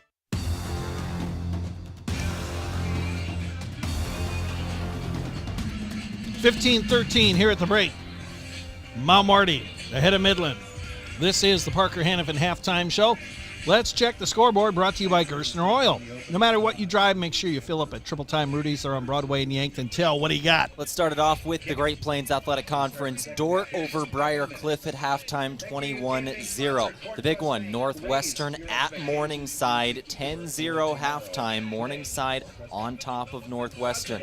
Hastings trailing Concordia at the half, 21-6. That one is at Bulldog Stadium. Concordia leading 21-6 over Hastings. That is who the Lancers play next week. Dakota Wesleyan at Waldorf in Forest City, 21-0 D-Dub. And then finally our game, 15-13 at half, MMU over Midland. Major college football, Ohio State, number 4 knocks off number 3 Penn State, 20-13. Minnesota upsets number 24 Illinois, 25-17. Army shoots down Air Force 20-3. Those are finals from top 25 college football. In the Missouri Valley Football Conference, only one game underway. In the second quarter, Indiana State leads at home against North Dakota 13-7. In the Big Ten, Northwestern's leading Purdue 17-10. That game in the third quarter. Big 12 football, number 17 Kansas State and Houston just kicking off. And really, that's the only action we have from that conference. Yeah, a couple other big games. Number 1, Oregon playing the defending champs, unranked Michigan. That one just kicked off as well. And then the Nebraska Cornhuskers hosting UCLA. That one just getting kicked off. Big games all over college football here today. Hard to think Nebraska and UCLA in a Big Ten matchup. Oh, man, it's so weird. Well, we talked to Eric Crouch. Yeah, we talked to Eric Crouch at during our pregame show, and we talked about the changes in college football, and I think he summed it up best, where it's kind of a mess at the moment. Just a little bit. Just a little bit. All right, Mount Marty is going to get the opening kickoff here for the second half of play. They're up 15-13. Thank you to Parker Hannafin for sponsoring the halftime show. Ezekiel Robinson is back deep along with Trey Hansen. Josiah Gaetani hurt in the first half. We do not expect him to return. Good news is we did see Gabe Baptista come back, and we did see Lionel Whittingham ready as well. Short kick. And it's going to be, I believe, fair caught at the 40-yard line. And that was, I think, Jackson Wachholz. Yes or no?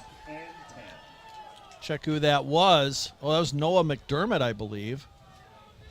He's a backup quarterback, and the holder, he's a sophomore out of Elk Point. Made a wise play there, and great field position for the Lancers. We'll take that. Yeah, start off at their own 41-yard line, 1st and 10.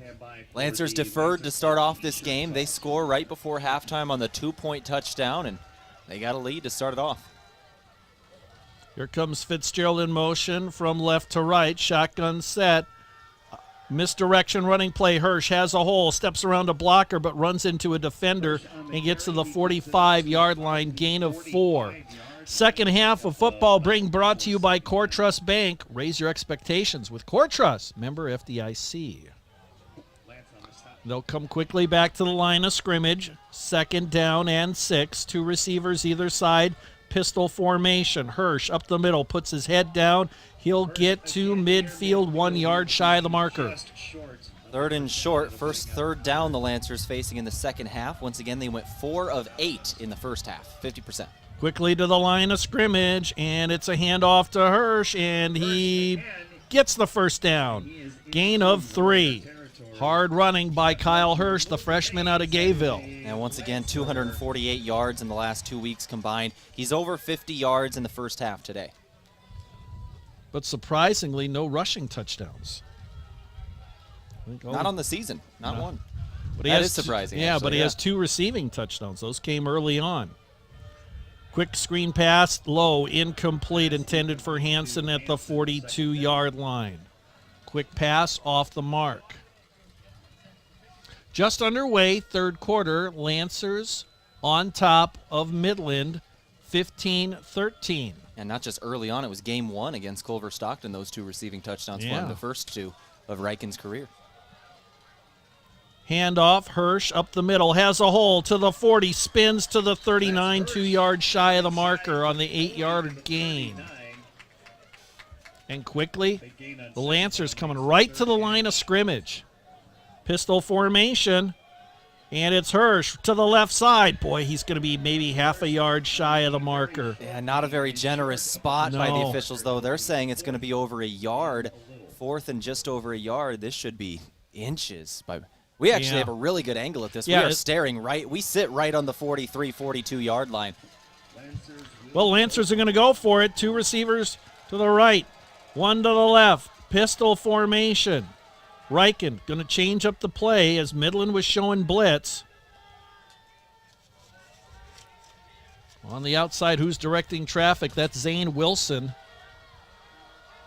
And it's going to be a handoff up the middle, and Hirsch didn't get it. What a stand from Midland to start off this second half. I like the decision to go for it. Obviously, hindsight's 20/20, but you're less than a yard. You're trying to go for it in your opposing territory. Midland gets it back. They stuff it on 4th down, and they get it at their own 39. It's a great play by the Midland defense. They have it 1st down and 10. Lancer defense was making plays in that first half. They get multiple forced fumbles. Once again, that interception is going to be taken off and put as a fumble. So 2 fumbles they've had, turned it over multiple times, and they got to get back into form in the second half. From the 39-yard line, 1st down and 10, it's going to be a handoff to the receiver and tackled for a loss.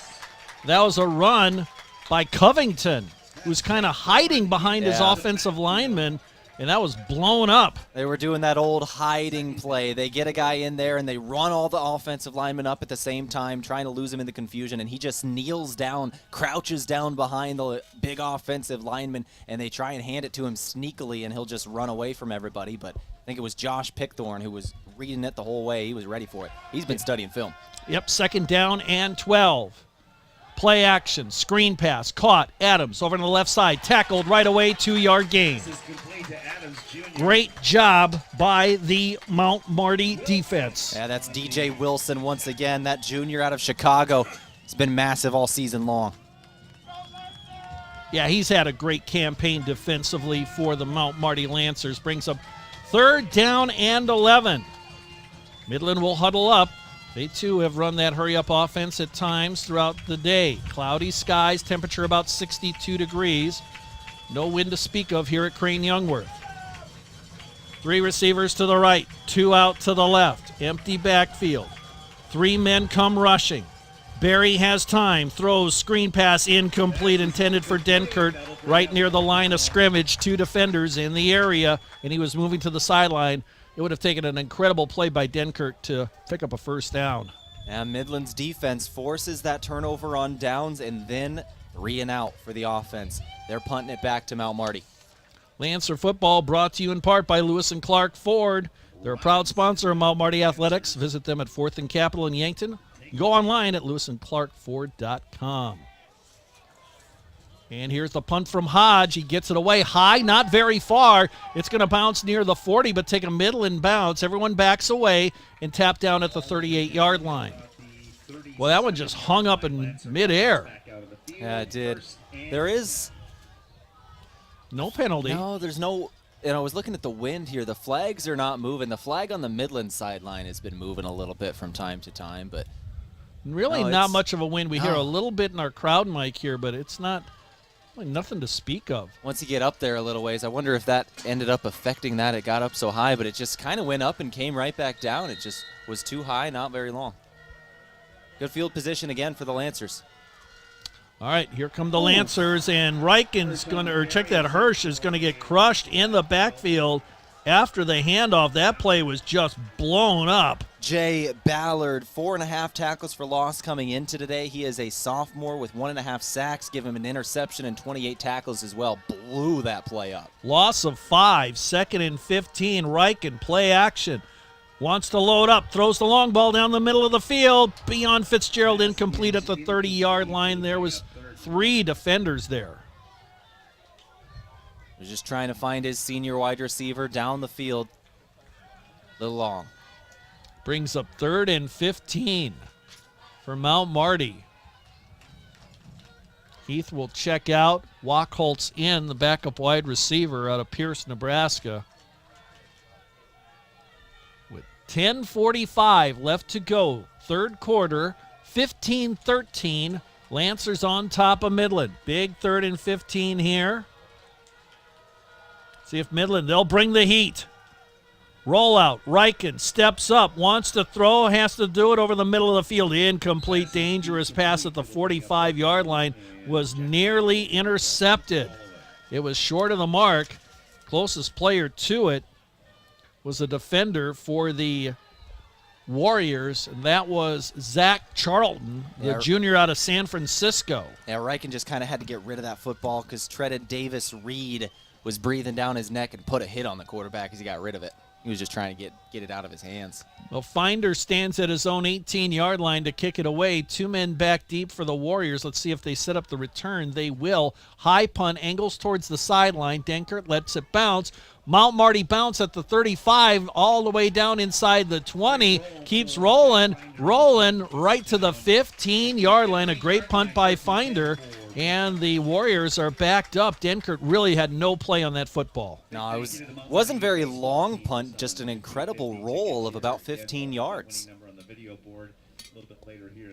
So Mount Marty's defense trots back out on the field. Warriors have it 1st and 10 at their own 15-yard line. They operate from right to left on your radio dial. 10:23 left. 3rd quarter. Lancers up by 2 points at 15-13. They'll put down a 4-man front and motion. And that's going to be on the left tackle, Trent Paetzel. He's a freshman. And another procedure call against Midland. They've had quite a few of these today. That's 7th penalty overall. That backs him up to the 10-yard line. He was right across the line of scrimmage from Devon Williams, who's getting the start today for Cameron Middleton. Williams, a junior out of Chicago, has played well this year. Now a 5-man front. Pistol formation, handoff. Denkert wants the right side, turns the corner, and he has a huge hole. He's across the 30 to the 40 to midfield. He's outrunning the field. He's at the 30, the 20, the 10, the 5, touchdown. Midland Student body right, and it paid off. Yeah, Lancers are going to be really upset when they watch the film there. There was some holding missed on that edge, able to take the edge and take it all the way down the field. I was looking for the flag, and so was I. Just did not get thrown. And the Warriors have their first lead of the day at 19-15. They'll line up for the point after kick. They're not chasing points at this particular point of the game. Cameron Spicer will try it. Carson Crouch is the holder. Kick is up. It is good. 10:08 left, third quarter, 20-15. Midland on top of Mount Marty. Back with the kickoff in 30 seconds on KYNT. Here in the Midwest, fall means harvest, hunting, and Friday nights under the lights. Whether you're toasting into a day in the fields, celebrating a hunt well done, or kicking back after the big game, Alaskan Amber is a perfect companion. Brewed with glacier-fed water and a smooth, malty flavor, it's the perfect way to unwind after a day spent exploring the great outdoors. Alaskan Amber, crafted for those who work hard, play hard, and savor every moment. 90 yards officially on that run for Tyson Denkert. He's at 182 yards on the day. That's one of the longest plays in Midland football history. And the Warriors have their first lead at 20-15 here in the third quarter with 10:08 left. Along with Tehl Tanner, I'm Steve Thum from Crane-Youngworth Field in Yankton. Great to have you here with us on this gorgeous November Saturday afternoon. Temperature a little over 60 degrees. Partly cloudy skies. Sun is out at the moment. And here's the kickoff. Hansen collects it at the 14-yard line, and he'll be swarmed under near the 26-yard line, and that's the end of the trail for him. Mount Marty football today brought to you in part by Core Trust, helping you achieve your personal and business goals. It's Core Trust Bank. Raise your expectations with Core Trust, member FDIC. Lancers have to bounce back and get some offense going. Hirsch has gone all the way at running back today. 2 receivers. Check that, 3 receivers to the left. Now here comes Heath in motion. Pistol formation. 3-man front. Hirsch on the run. Puts his head down and gets 2 yards from the 27 to the 29-yard line. Lancers need to put together a drive here. Got to get some points because their offense has been pretty dormant. They jumped out to a 13-0 lead, but it has been the Tyson Denkert show here today. Kickoff return, and now a running touchdown, both over 90 yards. Reichen wants to throw. Now he'll run across the 35, takes a big hit. And a little pushing and shoving after the play. Yeah, you kind of turn into a running back once you start scrambling. Defenders' eyes light up. They can put a hit on a man. And Reichen, instead of just sliding and going down, tried to lower his shoulder into a linebacker. And sure, he'll feel that one tomorrow. Yeah, that was Zane Wilson on the tackle. And then Whittingham and Adame got into it afterwards. Fumble in the backfield. Mishandled on the handoff. There's a pileup. Midland saying they've got it, and they do at the 33-yard line of the Lancers. And it's Wilson making the play for Midland. Zane Wilson, the junior out of Olathe, Kansas. And momentum on the side of the team in white.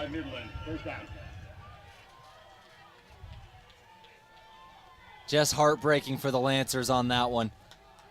Yep, could not have that. Yep, mishandled exchange from quarterback to running back, and all of a sudden, it's Midland with momentum on their side. 20-15, Warriors on top of the Lancers, 8:49 left to go here in the third quarter. Pistol formation. Barry barks out the signals, claps his hands, wants the football, handoff. Denkert up the middle, has a hole, stumbled at the 25, falls forward to the 24. That's a good gain on the play, nearly 9 yards.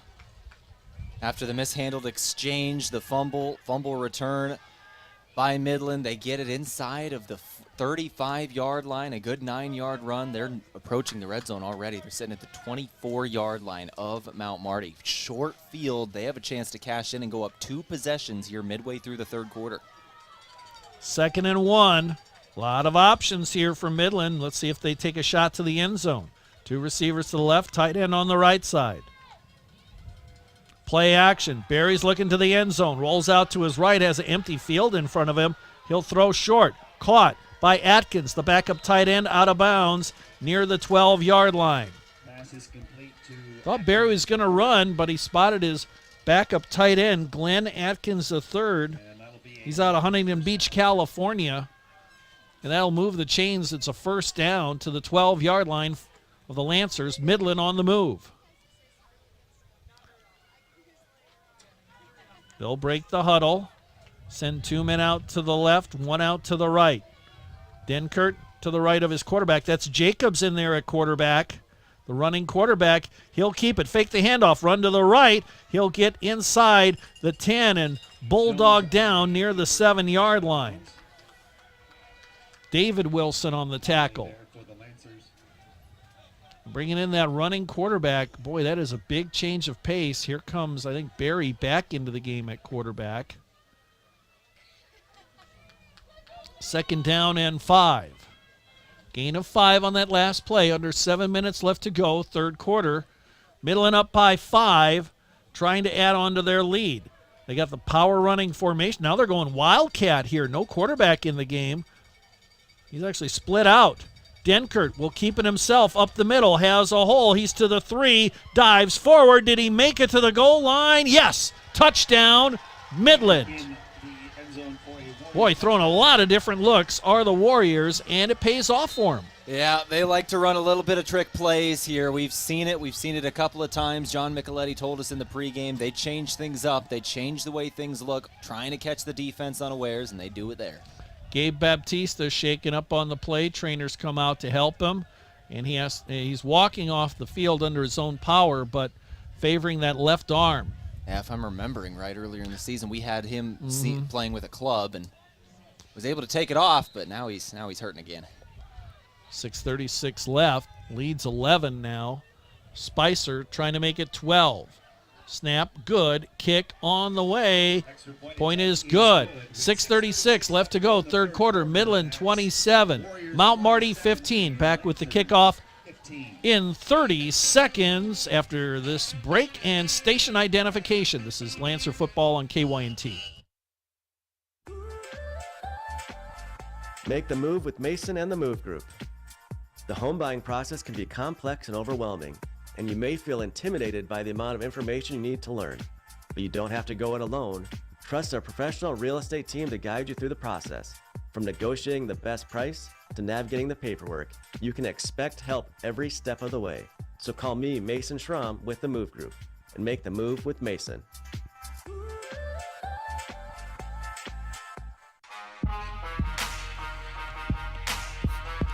.636 left to go, third quarter, 27-15, Midland on top of Mount Marty. That last scoring drive for the Warriors, 4 plays, 33 yards, 2:13 time of possession.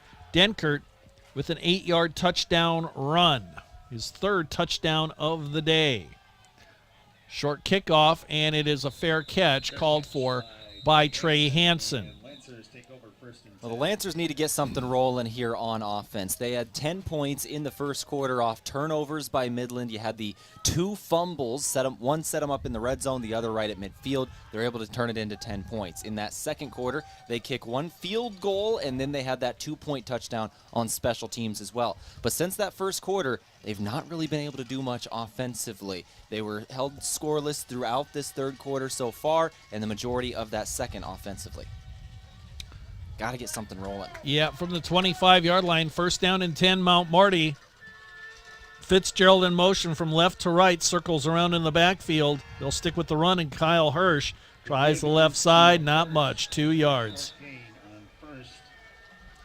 And boy, there's some extracurricular activity almost after every play now. Boy, these teams are going at it. kind of jawboning each other down there. Of course, last year, the big come-from-behind win by Mount Marty down in Fremont, Nebraska, 28-21. You know Midland's been thinking about that for an entire year because it happened at about this point of the season, that game last year in Fremont, Nebraska. 2nd down and 8. Heath in motion from right to left. Straight drop back, quick pass. Caught. Hansen at the 32 to the 35, tiptoes out of bounds near the 37. He'll have the first down.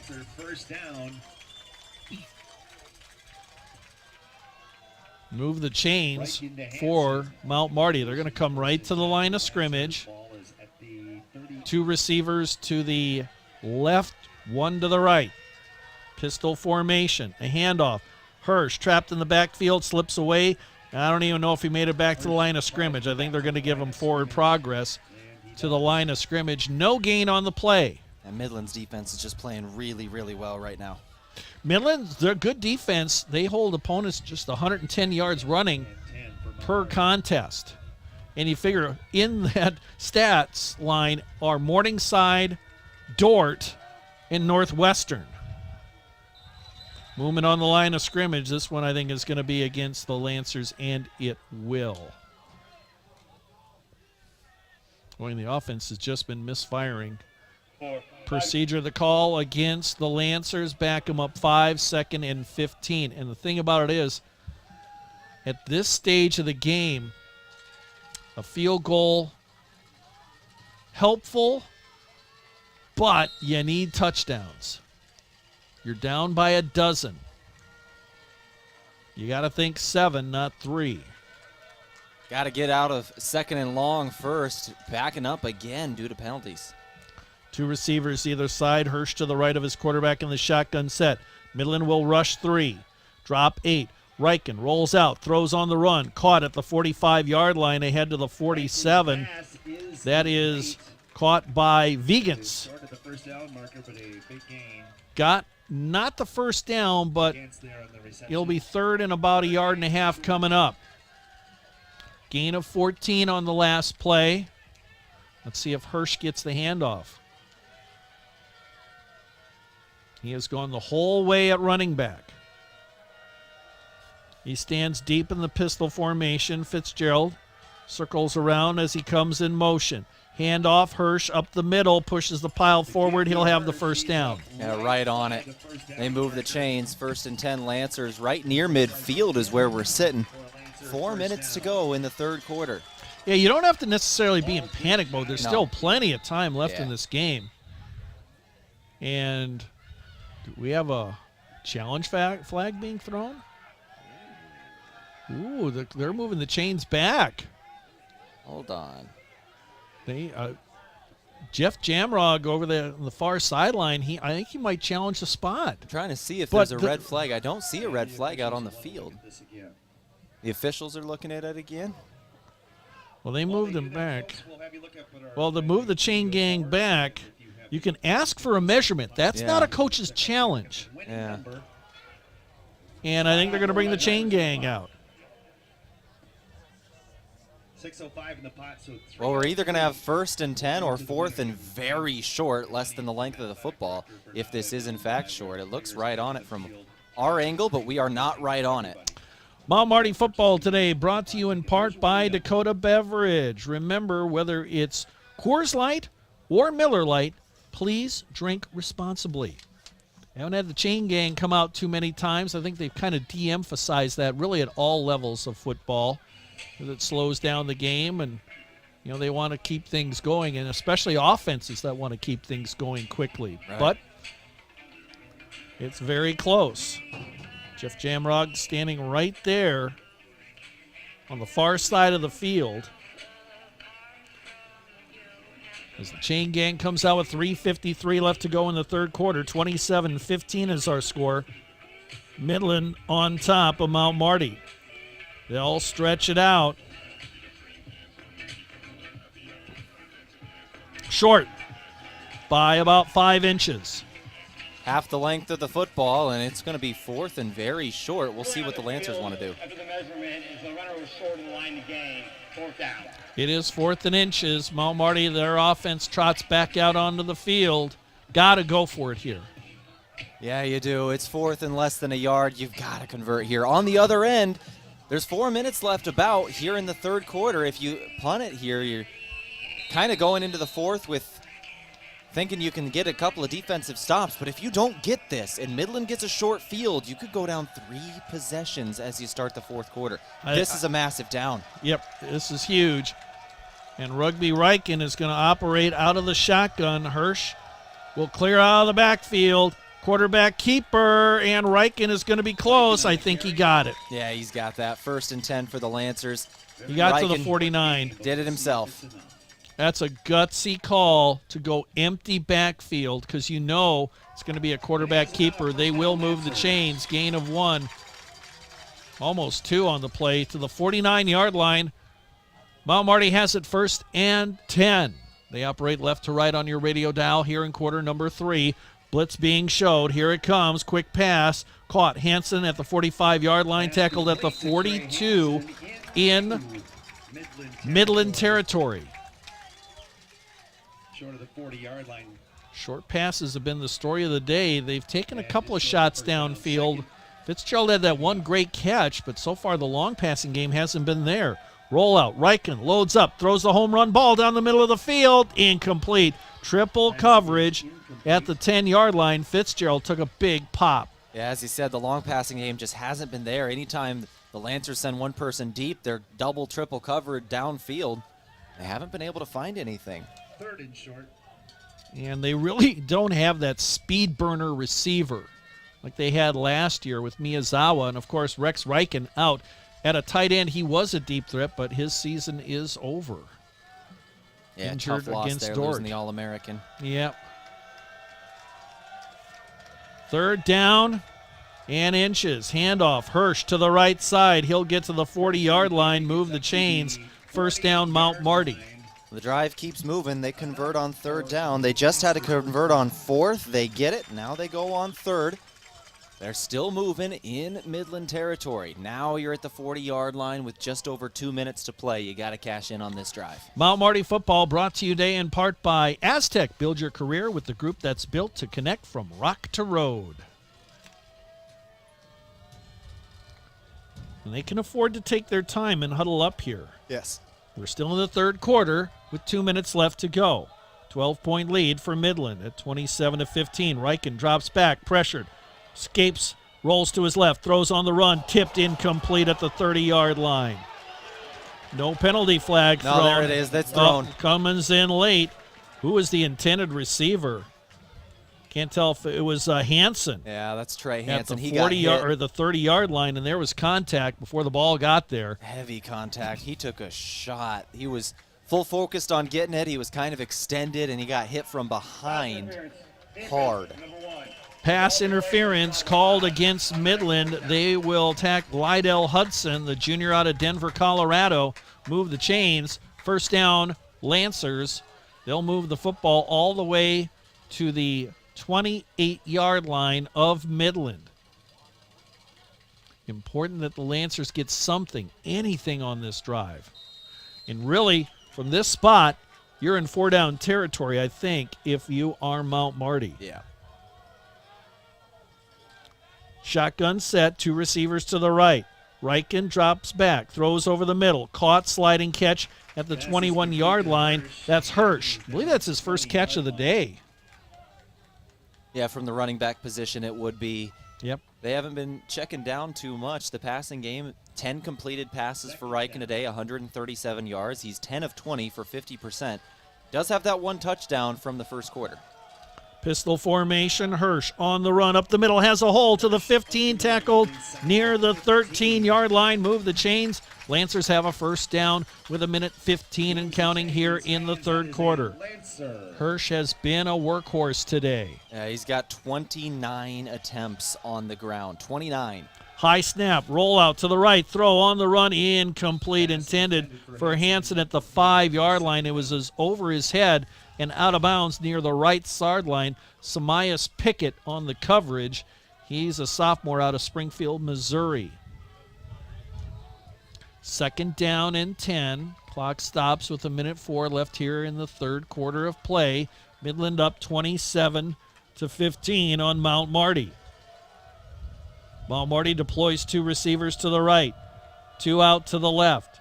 Hirsch to the left of his quarterback. Now here comes Fitzgerald in motion from left to right. Straight drop back. Hirsch stays in the block. Reichen wants to run. He'll be to the 10-yard line and tackled at the 9 on the quarterback scramble. Getting to that point in the game where the quarterback's got to start putting his body on the line, and he's doing it there. He's taking a couple of big hits on this drive. 3rd down. Traden Davis-Reed, the senior linebacker, on the tackle. Big 3rd down coming up. Now you're in field goal range. Yeah, if you have to settle, you can, because we're still in the 3rd quarter. Like, there is time left. You don't have to go for 4th if the yardage isn't there. Here comes Heath in motion from right to left. Close formation. High snap brought down. Reichen has to run. He runs into trouble, and he's pulled down after a 1-yard scramble. And now that brings up 4th down. What do you do here? Down by 12. Well, the quarter is going to run out, so Mount Marty will have time to think of it. We're done with 3, 27-15, Midland on top of Mount Marty. Back with the final period in 1 minute right here on KYNT. You can get expert eye care in Yankton with Avera Medical Group Wilcox & Eye Associates. Here, eye diseases and injuries receive the best care because we offer the newest surgical techniques, supported by the best technology. We'd be honored to be on the forefront of your eye care. Learn more by visiting avera.org/Wilcoxon. avera.org/Wilcoxon. FM 1021 and AM 1450 KYNT, Yankton. Oktoberfest is a brief moment of fall beer drinking beauty, so have Samuel Adams Oktoberfest on hand as the nights get cooler and the days a little shorter. Smooth taste with the roasty sweetness and light hop character that's only available for a short time. Kick off cooler weather with food and friends, and don't miss a moment with Samuel Adams Oktoberfest. Grab it while you can at your favorite place to buy beer.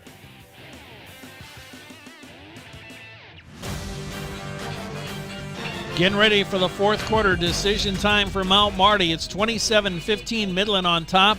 4th down and about 5 yards, make it 6 yards to go. They have the football at the 9-yard line. They need to get to the 4 for a 1st down. We'll see if they decide to settle here. Now this, Finder is walking off the field. I think they're going to be going for this. Yep. It looks like the offense will trot out there, and it will. So huge play for Mount Marty. And I can kind of understand it. 3 points, you're still down by 2 scores.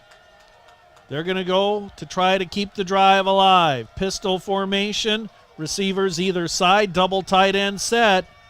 Play action, Reichen throws, short pass caught. Hansen, he's at the 3, dives. He's out of bounds, but he's got the 1st down.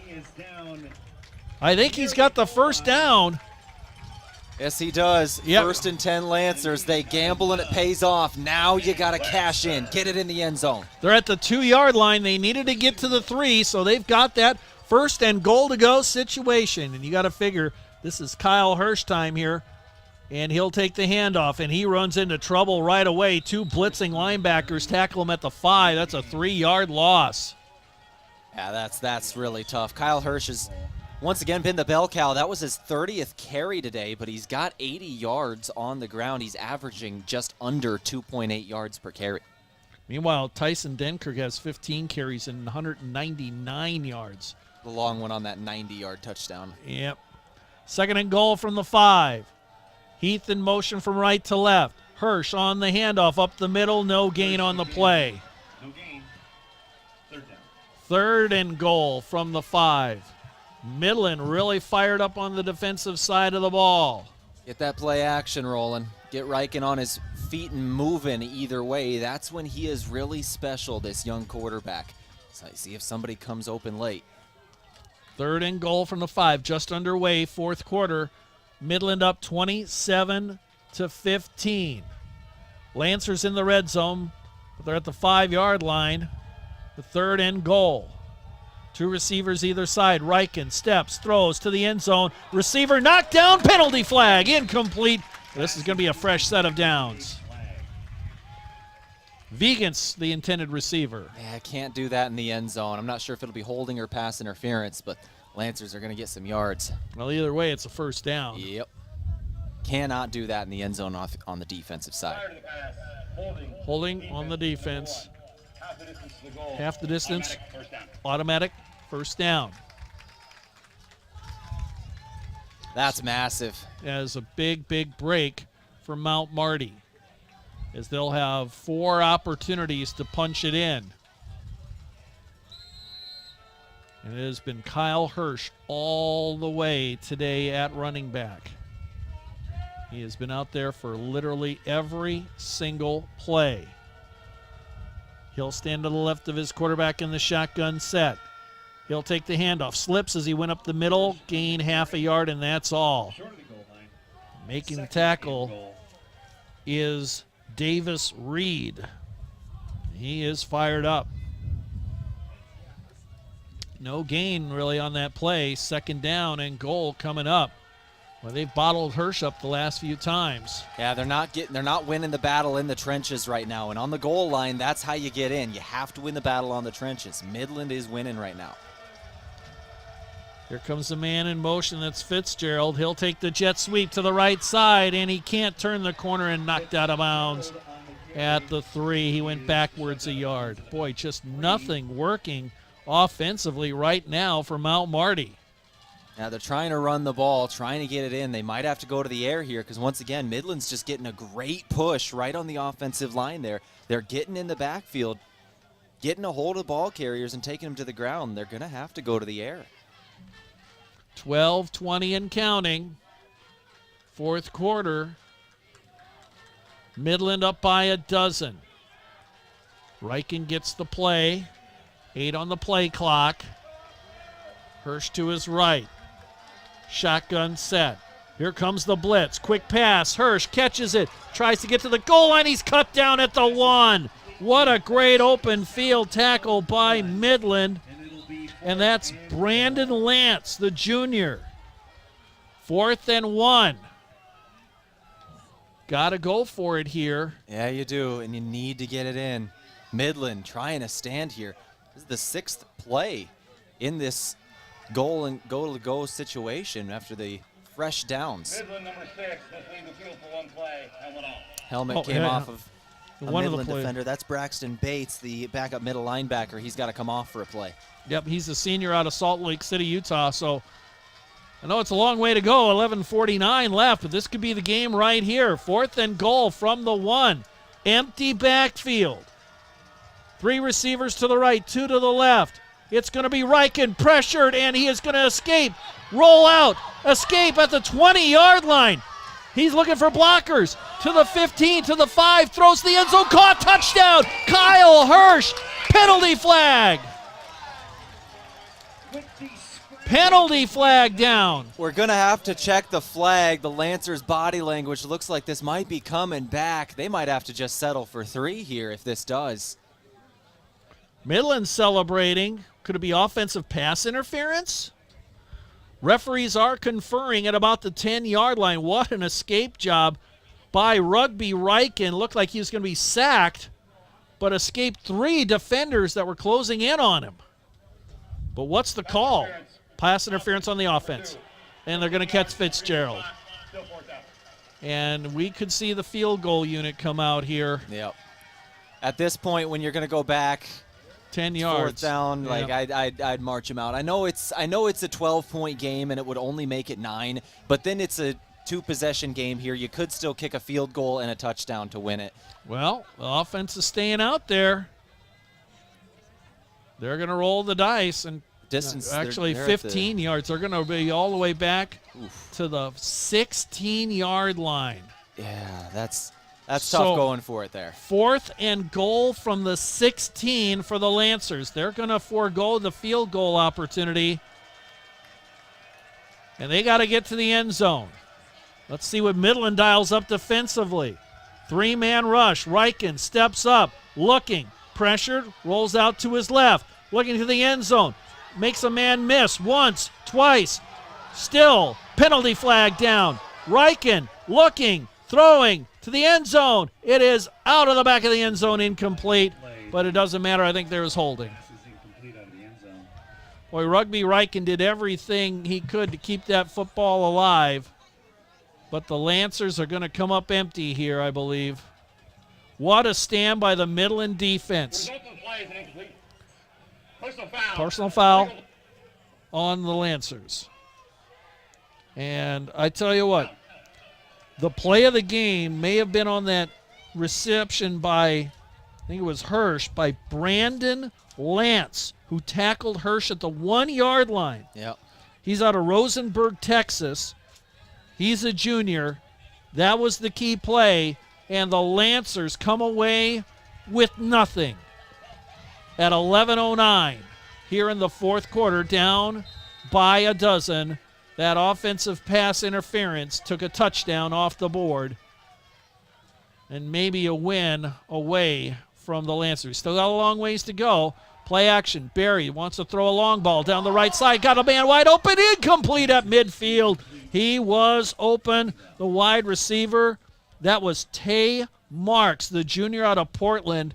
And what a shot. I like the call by Midland. Take a shot downfield. They had a man open, but the pass was overthrown at the midfield stripe. If that was in the breadbasket, that might have been the game. That would put them up 3 possessions here in the fourth quarter, 11 minutes to go, obviously. But it's one of those where this game is not over if this defense is able to stand here. They need to get off the field. They still can. Gaetani on the sideline in crutches. Yeah, no pads, street clothes, and crutches for Gaetani. Never a good sign. Nope. Handoff Denkert up the middle. He busts to the left side. He breaks through to the 20 to the 25-yard line, close to the first down marker, just a bit short. And boy, just a bunch of players getting nicked up and banged up today for the Lancers. And that's not a good sign. Midland is coming off their bye week. They've had an extra week to prepare for this game, and I think it shows. They've thrown a lot of different looks this week at Mount Marty with their offense. Receivers either side on second down. Check that third down and 1. Got to figure Denkert's going to get it. He does. Up the middle. Has the first down across the 30 to the 33-yard line. Boy, there's pushing and shoving after every play. Conley getting into it with Marks. They'll be separated, but it's a first down for Midland. Now for Midland, they're thinking they can grind the football down the field, and even if they get a field goal, that really puts them in the driver's seat. Yes, it does. Taking time off the clock is the goal of Midland right now. Lancer defense just needs to get off the field. This game is not over if the defense holds, but if the Warriors are able to have like a 6-minute drive that ends in a touchdown, that'd about do it. Yep. Pistol formation, double tight end set. Atkins in motion, handoff Denkert to the right side. Chased by Wilson, gets away from him, but tackled after a 1-yard gain. Good pursuit by the Lancer defense. Mount Marty football today brought to you in part by Dakota Mac. Dakota Mac, we can help you do the heavy lifting when it comes to ag financing. Whether you're a farmer, investor, or beginning farmer, we work hard to find lending solutions that fit your needs. Learn more at dakotamac.com. And Midland, who was running a hurry-up offense earlier in this game, they are taking their time. And I don't blame them. I would be doing the same thing too. Oh, absolutely. Pistol, or actually shotgun set. Lancers showing blitz, 2 men to the left, 1 to the right. Denkert, they handle a handoff up the middle. He'll get to the 39-yard line. Shy of the marker. They may give him forward progress to the 40, but he'll still need 3 yards to get a first down at least. Depends on the spot. They're going to say his knee is down at the 39. Third down and 4 coming up. Clock winding away. 8:20 and counting here in the fourth quarter. Midland up 27-15. Along with Tehl Tanner, Steve Thum here at Crane-Youngworth Field on a gorgeous November afternoon. Perfect for football. And the road team in control at the moment. 2 receivers to the left, tight end on the right side. Denkert up the middle. He'll have the first down to the 45 and a good open field tackle at the 46 by Oliver. But the main thing is for Midland, they're going to move the chains. The chains move, and the clock will keep running with it. It's 27-15 Midland in the fourth quarter. And I know they remember what happened last year. They are trying to ice this game, try to take as much time off the clock as they possibly can. And Tyson Denkert, 229 yards rushing, and that 93-yard kickoff return for a touchdown. Well, if he isn't the offensive player of the week at this point, I don't know what it takes to get it. He's accounted for over 300 yards at the moment and 3 touchdowns. Penalty flags fly. Or no penalty. Timeout called by Midland. So a timeout spent by the Warriors with 7:12 left to go in the game, 27-15. Midland on top of Mount Marty. This timeout brought to you by Pizza Ranch. They've got great pizza, legendary chicken. Check out Yankton Pizza Ranch. They're on Broadway. Call them 665-1222. We'll take a 30-second timeout and be back with more Mount Marty football right here on KYNT. Imagine paid vacation, sick leave, holidays, and full medical coverage the moment you start a new job. Plus quarterly profit sharing, 5% 401k match, and a company-paid retirement plan. Your first day on the job. With Parker of Yankton, you don't have to imagine, because all these benefits begin day one. We are hiring assemblers, machine operators, material handlers, and line operation techs for both shifts. Don't mind working nights? Enjoy a pay differential of $235. If you're looking to upgrade your career and have day one benefits, apply today at parker.com. Parker, engineering your success. Midland spends their first time out of the second half. They're up 27-15, 7:12 left to go in the fourth quarter. Along with Tehl Tanner, I'm Steve Thum. Great to have you here on a Saturday afternoon. Very warm for early November.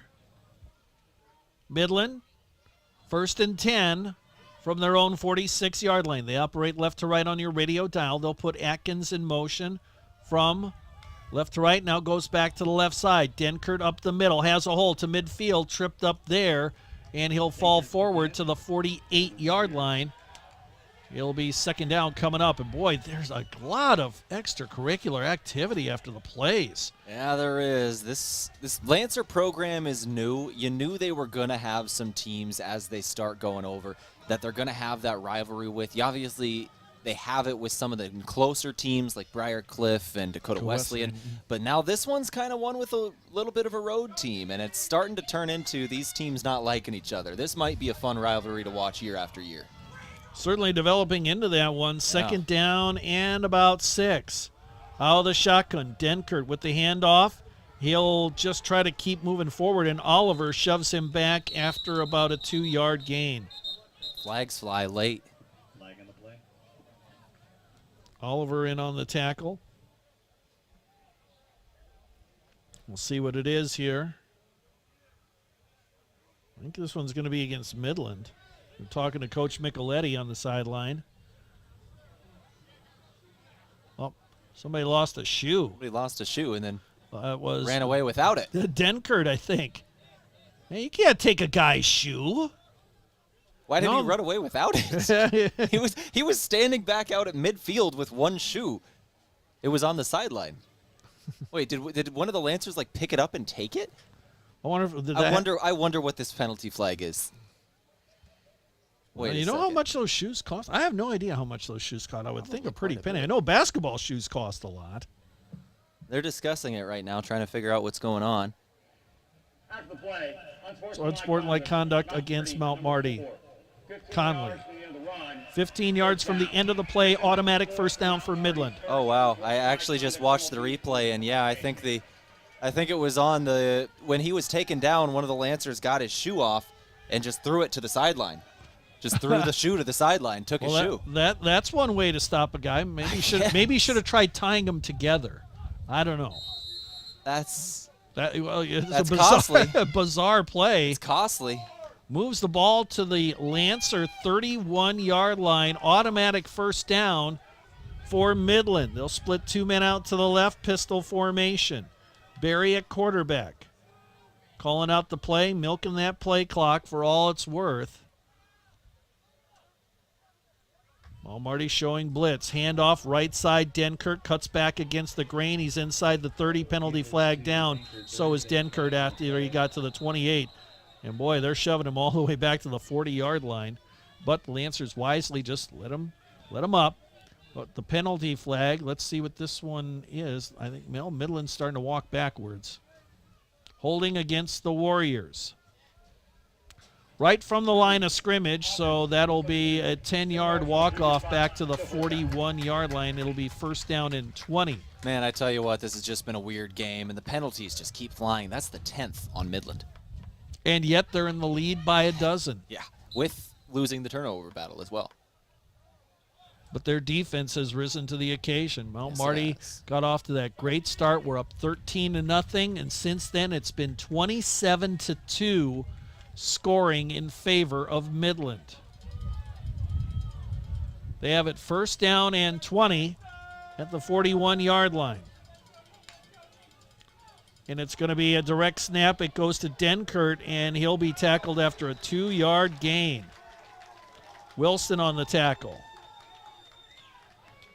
And a guy seeing a lot of playing time and getting some tackles out there is Devin Mays. He's a junior out of Monrovia, California. And he has played a lot today at defensive back. Well, we talked about how if Midland's able to put a 6-7 minute drive together and end it with points, that could just about do it. This drive started with 11 minutes and 9 seconds on the clock. We are down to under 5.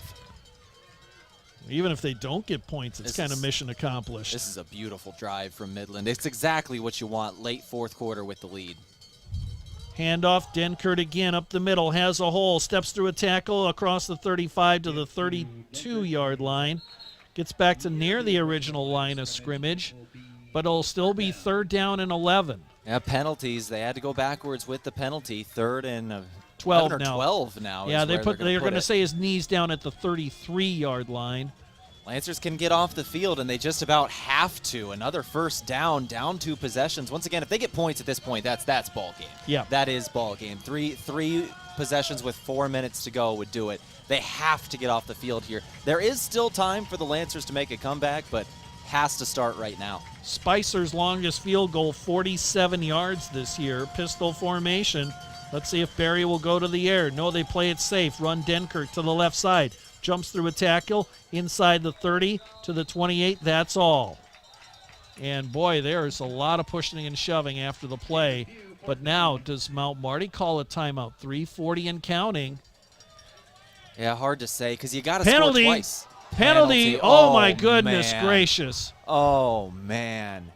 If this is on the Lancers and results in a Midland first down, John Micheletti is going to be sick. He may blow a fuse or two. This could be offsetting, too. 2 fouls. Unsportsmanlike conduct. Unsportsmanlike conduct against Mount Marty. Oliver and Atkins. Or Marks, rather. Offsetting penalties. Tay Marks for the Warriors. Arthur Oliver for Mount Marty with unsportsmanlike conducts. The only thing that's positive is it stops the clock. But it's fourth down from the 28-yard line. Midland's offense is staying on the field. I think they're going to go for it here, and why not? Maybe you punt it away, but, well, now the clock starts up. 3:30 and counting. Fourth down and 7 for the Warriors. Let's see if they go to the air. Denkert with 25 carries on the day, 252 yards at the moment. 2 men out to the left, 2 men out to the right. Denkert to the left of his quarterback. From the left hash mark in the shotgun, and timeout called by Midland. They wanted to see how the Lancers were going to deploy defensively, and now they're going to call their second timeout. We'll step away for a minute here, or for 30 seconds, rather. This timeout brought to you by Pizza Ranch. For legendary chicken and the best pizza, it's Yankton Pizza Ranch on Broadway. Call them at 665-1222. Back in 30 seconds. Rewarding you for doing everyday things, like buying gas, shopping, and dining local. Does your bank do that? If you're a Core Trust customer, your bank does that. When you open a premium or preferred checking account and meet requirements, you get access to Core Trust perks powered by Bazing, an exclusive network offering 300,000 plus deals and discounts on dining, shopping, travel, fuel, and more. Visit us online, in person, or by phone. Terms and conditions apply. Member FDIC. With 3:13 left to go here in the fourth quarter, Midland on top of Mount Marty, 27-15. I'm Steve Thum. He's Tehl Tanner. This has been a time-consuming drive, Tehl, by the Midland Warriors. Yeah, it started with 11:09 on the clock here in this fourth quarter. 3:13 is what is left. This is nearly an 8-minute drive in that fourth quarter with a 2-possession lead. You just can't ask for better from Midland. Now, it could stall here, but the damage has largely been done. Indeed. 4th down and 7 from the Lancer 28-yard line. 2 receivers either side. Now there's the empty backfield. Denkirk clears out. Straight drop back. Pass tipped at the line of scrimmage, incomplete. Intended for Covington at the 21-yard line. He was double covered, but pass was tipped by a lineman, fell short of the mark. So now, for the Lancers, they got a long way to go and a short time to get there. They've got 3 timeouts left. Yeah, they've got all their timeouts in 3 minutes. At this point, it's touchdown, onside kick, touchdown. That's about where you're at. You've got 3 timeouts to do it, but you've got to get down the field quick, fast, and in a hurry here. From the 28-yard line of the Lancers, 1st and 10, Mount Marty. 2 receivers to the left, 1 to the right. Play action. Riken pressured, throws. Safety valve. Hirsch on the left side gets out of bounds after a short gain of maybe 2 yards. Smart to get out of bounds and not try to fight for extra yards. The clock is your enemy when you are behind, and that's where the Lancers are at the moment. Final stats of that Midland drive are in the books. 12 plays, 56 yards, 8 minutes and 1 second. That's a victory for them. Yeah. I mean, they didn't get points, but they didn't need to using up that much clock. Blitz coming. Riken pressured, throws over the middle. Got a man caught by Hirsch across the 40-yard line. 1st down, Mount Marty. Vegans helps them up quickly. They want to come to the line of scrimmage at the 41. 1st and 10, Mount Marty. Clock stops, or actually doesn't stop. Chains need to reset. 2 receivers to the left. Nobody out on the right side. Riken drops back. Being pressured, throws. It's Hirsch over the middle across the 45 to the 48-yard line. Decent gain. Clock keeps running. 2:10. Let's see if they can get a play before the 2-minute timeout. Took a lot of time to get the ball spotted there. Yep. 2 seconds. They'll get it off. No, they didn't. All right. Nope. 2 minutes left to go. Officials timeout. 2 minutes left to go here in the fourth quarter. Midland 27, Mount Marty 15. We're back in 1 minute right here on KYNT. A big thank you from Mount Marty University to one of Yankton's greatest employers and friend of the community, Aztec. They're very proud to support the Mount Marty Lancers. The vision at Aztec is to build industry-changing solutions that create life-changing opportunities. And you can build a career with the group that's built to connect from rock to road. Click careers at aztecindustries.com. Best wishes, Mount Marty, from your friends at Aztec. Oktoberfest is a brief moment of fall beer drinking beauty. So have Samuel Adams Oktoberfest on hand as the nights get cooler and the days a little shorter. Smooth taste with the roasty sweetness and light hop character that's only available for a short time. Kick off cooler weather with food and friends and don't miss a moment with Samuel Adams Oktoberfest. Grab it while you can at your favorite place to buy beer.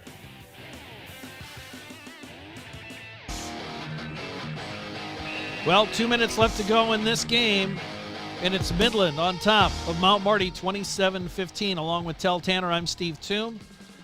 Mount Marty with the football. They've got all 3 timeouts left. 2nd down and 3. And they're at their own 48-yard line. 2 receivers out to the left. Play action. Riken, quick pass. Fitzgerald at the 40-yard line tries to make a move but can't get out of bounds. But the clock will stop. It is a 1st down.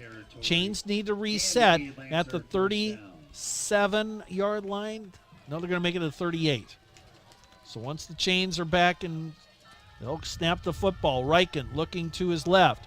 Now he'll run up the middle, throws on the move, caught at the 20-yard line. Inside the 20 to 15 is Heath. Bobbled it. He did not come down with it. Incomplete. He Reichen was almost over the line of scrimmage. It was close. I think Coach Jamrog was asking for a penalty there.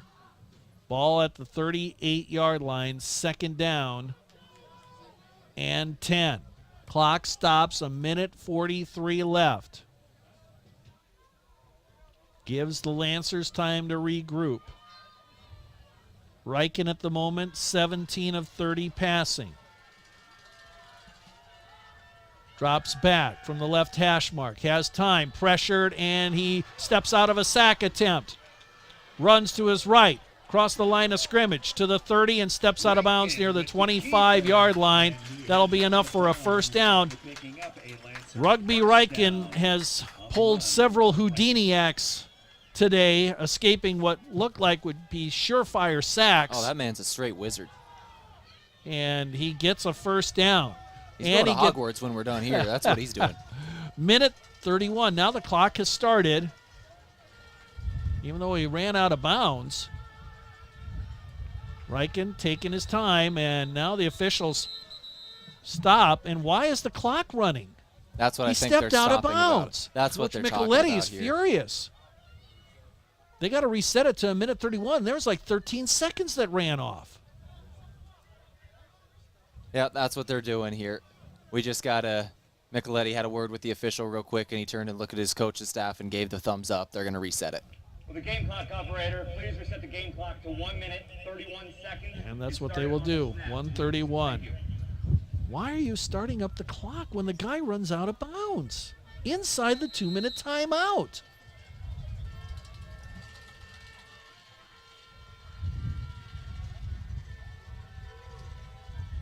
Well, Lancers have it 1st and 10 from the Midland 25. They need a touchdown, an onside kick, and another touchdown. Tall order here against the stout Midland defense. And they'll bring the blitz. Reichen throws on the run. Incomplete at the 20-yard line, too low for Trey Hansen. For those of you watching the stream that might be confused what we're talking about, we have our own scoreboard operator on our stream. So even though the stream was correct, on the field, the official game clock was incorrect in the scoreboard stadium. Stadium scoreboard. Minute 28 left to go. 27-15. Midland on top of Mount Marty. Lancers on the move at the 25-yard line of the Warriors. 2 receivers out either side. Here comes Heath in motion from right to left. Blitz coming. Reichen in trouble. He is going to lose the football. It's loose and pounced on, I think, by a lineman. Yes, indeed. That is Anil Pastrana. Pounces on it back at the 28-yard line. And we got a couple of Lancers slow to get up. Yeah, they've gotten beat up today. We're going to have a timeout. Yep. Mount Marty is going to call a timeout here with a minute 20 left to go. That is their first timeout. They're down 27-15. This timeout brought to you by Pizza Ranch. For legendary chicken and the best pizza, it's Yankton Pizza Ranch. They're on Broadway, 665-1222. We'll be back in 30 seconds. Hey, son, can you hand me that vice grip? As any farmer or rancher knows, having the right tools in the toolbox is important. That goes for your ag lending as well. If you're considering expansion, restructuring debt, or purchasing equipment, call Dakota Mac. We have a toolbox full of lending solutions to help you with your ag financing needs. Hi, it's Jeff Wolfgram from Dakota Mac. Call us at 800-682-4578 to learn how Dakota Mac products can work for you.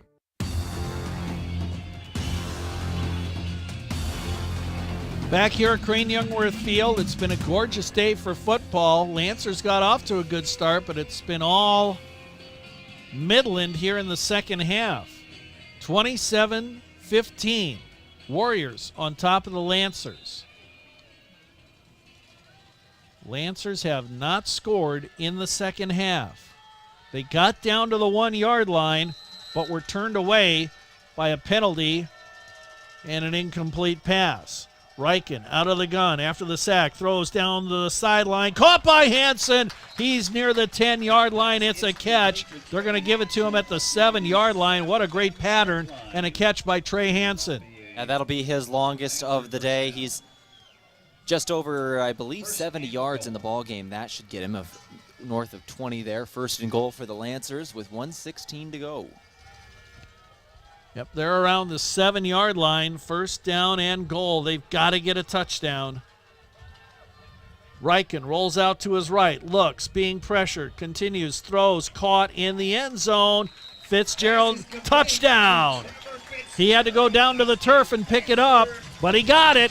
Well, just like that, we're not quite done. There's going to be an onside kick here in just a couple of minutes, and if Midland gets it, they can run out the clock, but the Lancers get it. They've got 2 timeouts and 1:11 on the clock. They can still go down and win this game. This onside kick might determine that. Well, first we're going to have the point after try from Jack Finder. It's 27-21 at the moment. Yeah, 2-point conversion does you no good. No. So you might as well kick the PAT. Kick is on the way, and it is good. 1:11 left to go, 27-22. Midland on top. Back for the onside kick in 30 seconds on KYNT. It's game time, Yankton, and just like championship teams, Lewis and Clark Ford delivers in the clutch. We have a great selection of brand new Fords and are ready to score big for you. Looking for a game-winning drive? We also have a lot full of pre-owned vehicles with a variety of makes and models all ready to suit up for you. See our complete roster at lewisandclarkford.com or stop by our playing field, 4th and Capitol, Yankton. The last scoring drive for Mount Marty, 10 plays, 72 yards, took 1:57 off the clock. Riken to Fitzgerald from 7 yards out. And now the game comes down to an onside kick. The hands team coming out for Midland. Finder. Let's see what he has in his bag of tricks.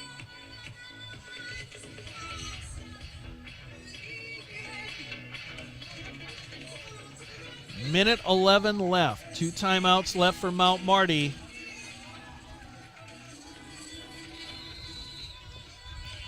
And with the new rules, you have to have half your guys on one side of the football and half on the other. Let's see what they try. Kick bounces right into the hands of a Mount Marty, or check that, hands of a Warrior player. That was Jaden Shakir, the wide receiver out of Santa Clarita, California. Transfer out of Moore Park College. Yeah, sure-handed, just brought it right in. It didn't take a big bounce. Nope. He tried to kick it hard to get that little bounce off the turf, but it never kind of caught the right way, and only 1 second ticked off the clock, and all Midland needs to do is just take a couple of knees, and this one is over. There's 2 timeouts left for the Lancers. If they do actually need a first down, Lancers could get it back with about 15 seconds, maybe time for a Hail Mary, some laterals, backyard football type of deal. A first down would end it, however. Rollout, Barry, slides, and a timeout call by the Lancers. Yep, they're going to take it one more, and then they will have a down where Lancers won't be able to stop the clock. You could theoretically get it back with 10 seconds, maybe 15. See if you could do anything with it, but that is the last hope for the Lancers. That or a turnover. Mount Marty football brought to you in part by Parker Hannafin. It's day one of your new career. Parker of Yankton has immediate openings for all production positions, offering newly increased wages, 13 paid holidays, and some of the most competitive benefits in the area, all beginning on day one. Learn more at parker.com.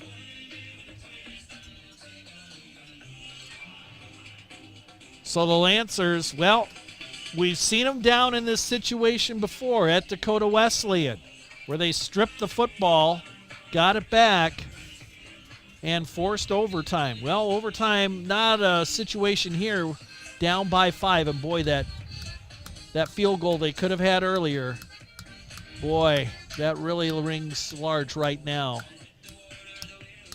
We'll see. They got to get off the field here. They've got one more timeout. Midland needs a first down. A first down would instantly end the game. Well, that time Barry faked the handoff. Denkert stands to his right in the shotgun. Receivers either side. Handoff Denkert up the middle. He'll bounce it to the outside, tackle by Wilson. No gain on the play. Timeout called by Mount Marty. This timeout brought to you by Pizza Ranch. For legendary chicken and the best pizza, it's Yankton Pizza Ranch. They're on Broadway. Call them at 665-1222. We'll keep it here during the break with 58 seconds left to go. Yep, 58 seconds on the clock here in Yankton. 27-22, so there are going to be 40 seconds taken off the clock. Midland likely will use their final timeout after this play. If the Lancers get it done, they'll let the clock go just as far as they can, call that timeout, and then punt it. Yep. And Lancers should get it back there, however long this play takes, probably 5-6 seconds. Then the punt, they'll get it back with probably just under 10 seconds if they're able to get off the field on third down here. We'll see what Midland's got in store. Well, you got to strip the football. At the same time, you got to get the guy to the ground. Yep. Because if he gets a first down and you don't strip the football, well, it's turn out the lights, the party's over. Two receivers come out to the right. A couple of wingbacks in, pistol formation. Barry, hands off. Denkert runs to the side, trying to chew up time. Penalty flag. Flag on the play. And this may be a holding call against Midland. If so, well, you got to decline it. Yeah. No gain. And John Micheletti says he does not want the runoff, obviously, but they want to decline the penalty. Actually lost probably a yard on the play. So that's going to bring up fourth down. And boy, holding. Again. Offense number 85. That penalty is declined. Yep. Mount Marty has elected to have the... Yep. That was actually about the worst. Had the clock start on the snap. Clock starts on the snap, yes. So that penalty is massive. They can't actually, because they don't get the runoff, the clock starts on the snap. They can't waste time. So the Lancers are going to have about 53 seconds left here with fourth down. That's massive a penalty. Yep, that was a free timeout. Oh, wow. So the Lancers, they're going to have to punt here. The Warriors are going to have to punt. Yeah, the Warriors are going to have to punt here. Lancers are actually going to get the ball back with maybe 45 seconds. This is a massive penalty. This game's not over. Well, that was about as bad a thing that's going to happen to Midland. Here comes the pressure. The punt is blocked. Punt is blocked. Picked out of the air by the Lancers. I think that's Oliver with the ball. He's got it at the 31-yard line. They tried to rush the punt out, the punting unit out there, and tried to catch the Lancers sleeping, but the Lancers were ready. They blocked the punt. They recover it in Midland territory at the 31. And boy, you're talking about not taking that field goal earlier. Oh, man, you got to be kidding me. It's a 5-point game. Lancers need to get in the end zone. 45 seconds, no timeouts. Got to get out of bounds. Can't go down inbounds. Oh, baby, it all comes down to this. How did we get here? So the Lancers get a huge break on the penalty, and then they block the punt. They've got to get it to the end zone. Let's see if Midland dials up the pressure. Play action. Riken looking for the end zone. Has time. Rolls out. Looking. Throws it away. Incomplete. Riken had Trevor Fitzgerald and Trey Hansen both going towards the left corner of the end zone. There was one DB and two wide receivers. He decided not to throw it there. There was a DB there. He was looking for Vegans the other way. Nothing open. That play took about 9 seconds off the clock. 36 seconds left. 2nd and 10. If they get a first down, the clock will stop to reset the chains. One man in the backfield. Hirsch slips out. Count over the middle. He's wide open to the 15, to the 10, to the 5. Tackled at the 3-yard line. Got to spike it. Got to get up and spike the ball. Now let's see what they do. Whittingham runs up to the line. Riken calling for it. Rolls out. Wants a play. Throws it to the end zone. Tapped away, incomplete. Intended for Fitzgerald. 23 seconds left. There's still time. Oh, you got to be kidding me. 23 seconds left. 27-22. A touchdown gives the Lancers a 1-point lead. And now you have time to huddle up. You've got 3 opportunities. You got to pass it because you can't run the football. Otherwise, you might not get another playoff. Fitzgerald in motion, tight formation. Riken throws, got a man. Fitzgerald caught, touchdown! In the left corner of the end zone, touchdown! Tehl, what did we just see? One of the most improbable endings to a football game I've seen, and the crazy thing is, it's not over. There's 18 seconds on the clock. Midland's still going to get the ball back, and they're going to have a chance. Now, here's the all-important 2-point conversion. Oh, massive. It's a 1-point game, 28-27. Midland still has a timeout left. What is happening? That penalty from Midland. It all comes back to the penalty. They had a holding call on that 3rd down, which ended up they weren't able to run off some clock. Lancers at 45 seconds, and they cash in. Here's Riken being pressured, throws to the end zone, incomplete. No penalty flags. Fitzgerald thought he was interfered with. There was inadvertent contact, so the 2-point conversion is no good. 28-27, Lancers on top. 18 seconds left to go. Back with the kickoff and 30 seconds on KYNT. Traveling to Yankton for business or pleasure? Then book your stay at Yankton's 2 best hotels, the Fairfield Inn and Suites and Holiday Inn Express. Both are conveniently located to everything in Yankton. Both offer complimentary hot breakfast and meeting rooms for business travelers. And if you want a great rate and still be able to change your reservation without a hassle, call either hotel direct. The Fairfield and Holiday Inn Express, 2 great hotel choices when visiting or arranging rooms for guests to Yankton.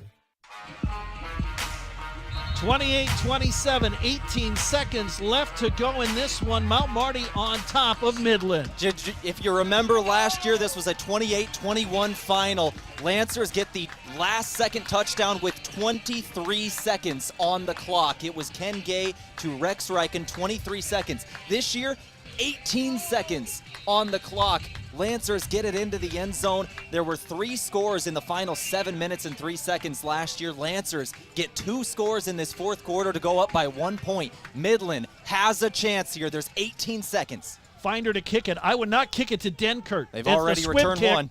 Squib kick, and it goes away from him. It's going to go out of bounds. Now, that's not the worst thing in the world if you're a Lancer fan, because Denkert returned one for a touchdown earlier today. I was thinking squib kick. You didn't want it to go out of bounds. If the ball be put at the 35-yard line. Midland does have 1 timeout left.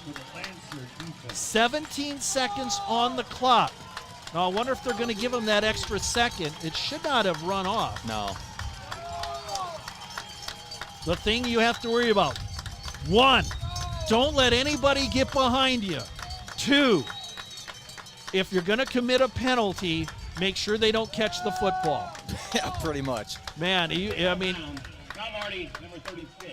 Midland has elected to put the ball on the play 30 yards from the spot of the kick. Clock operator, please reset the game clock to 18 All right, they're going to put that last second back on the clock, which is correct. So 18 seconds. Ball at the 35-yard line of Midland. They have 1 timeout. Their field goal kicker, Spicer, has made a 47-yarder. There's not much wind to speak of. Barry out of the shotgun. 2 receivers to the right, 1 to the left. Drops back, pressure coming. Throws, and it's going to be short, incomplete at the midfield stripe. Over on the left side, he was trying to go to Adams, and he was well covered by Muhammad. That play took only 4 seconds off the clock. I tell you what, if I'm a defensive back, especially that safety, I'm starting about 30 yards from the line of scrimmage, and I'm backpedaling. Yeah, pretty much. Right away. Can't let them get into field goal range either, though. Yep. 2 receivers to the left, 1 to the right. Denkert stays in to block. Drop back. Barry throws to the sideline. It is going to be incomplete. No penalty flag intended for Adams. Asmaram Muhammad in coverage there. Able to dislodge it, 7 seconds. It all comes down to this play. You've got to get in the field goal range on this one. Otherwise, you're going for the Hail Mary. Now, if you're Midland, you still have a timeout. You can use the middle of the field, but you go to the old lateral, the old pitchy woo-woo play. Yeah, maybe. 7 seconds. Here we go. I think you can work the middle of the field and call that quick timeout. You don't have to go for everything here necessarily if you're Midland, because you got that timeout. 4-man will be the rush. Here comes the blitz. Barry dropping back, being pressured, and he's going to be sacked. The ball's loose. It's picked up by Williams. The game is over. Mount Marty has won on the strip sack.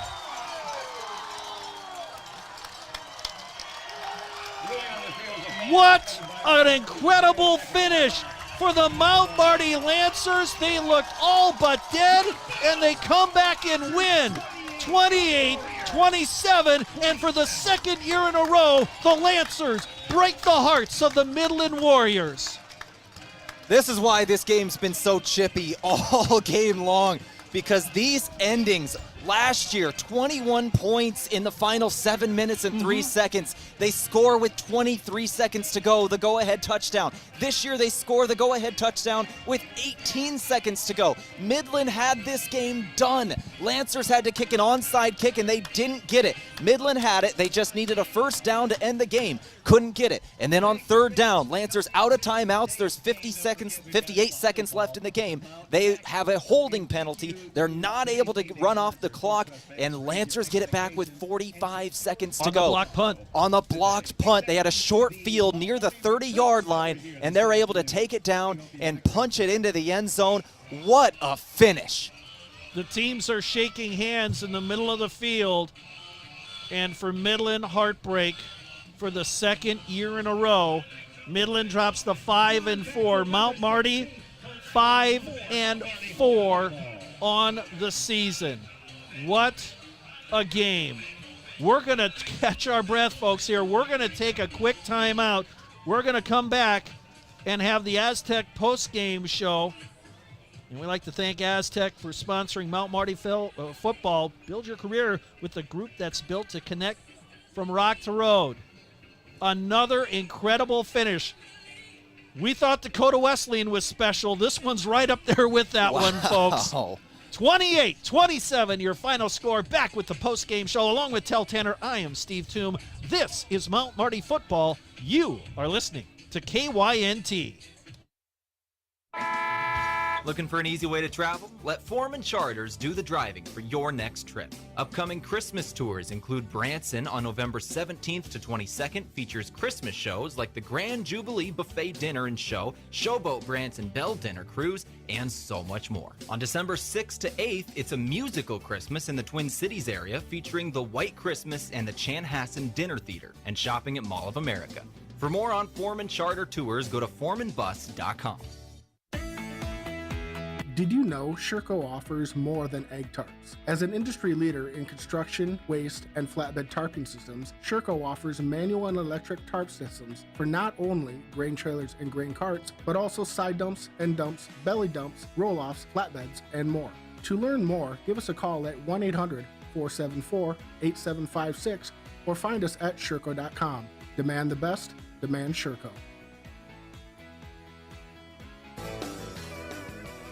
Pizza Ranch is all about the cookie. This is Mike from Yankton Pizza Ranch. Get ready for our famous family-sized chocolate chip cookie filled with chewy, gooey, chocolatey goodness. And right now, you can feed your group for just $20. Grab our online pizza deal, 2 single-topping medium pizzas, a small cheesy ranch sticks, and a small cactus bread, all for $20. Simply go to pizzaranch.com to order now. Whoa, that's good. KYNT, Yankton, FM 1021 and AM 1450. Did you ever hear that cheese is the favorite food of all mice? Well, that's just a myth. Here's the fact. Mice love all food, often eating up to 8 pounds of it in their lifetime. Mice spread disease through urine, droppings, and dander, contaminating food and surfaces like counters and floors, and that's no myth. A pest professional is your best defense against the devastation rodents, termites, roaches, and ants can cause to your home and family. Olson Pest Technicians, 1-800-KIL-BUGS. And welcome back to a jubilant Crane-Youngworth Field here in Yankton, South Dakota. An improbable finish to this football game. Mount Marty over Midland, 28-27. This is the Aztec post-game show along with Tehl Tanner. I'm Steve Thum. I don't know where we begin with the Runza Rundown. First, let me say thank you for Runza for supporting Mount Marty Athletics. And don't forget, you can pick the perfect burger at Runza. Bacon cheeseburger, Swiss mushroom, or spicy jack. It's made fresh and topped the way you like it. That's over at Runza, now in Yankton. This game started off well for the Lancers. Turnovers were the key in that first half of play. Yeah, when it started off in that first half, Midland had their opening drive. They were taking it down. Everything was looking good. And then it wasn't an interception. They end up ruling it a fumble. Wide receiver catches the ball, fumbles it. It goes right into the hands of Azmiran Muhammad. He takes it all the way down the field into the red zone of the opponent. Lancers end up settling for 3. They go up 3-0. After that, Lancers are able to get it back again. They go on another fumble. They get it at about midfield. 2 fumbles in the first 2 drives for Midland. They start at the 48-yard line of Midland. They go down the field, and Rugby Riken gets his first touchdown pass of the day to Nick Heath, his first of the season, for 7 yards. 10-0 at that point. After that, another defensive stand for the Lancers. Punt Midland. Lancers go down the field. They settle again for 3. They were turned away, but they were able to get a field goal. They go up 13-0. After that, another one, Jack Finder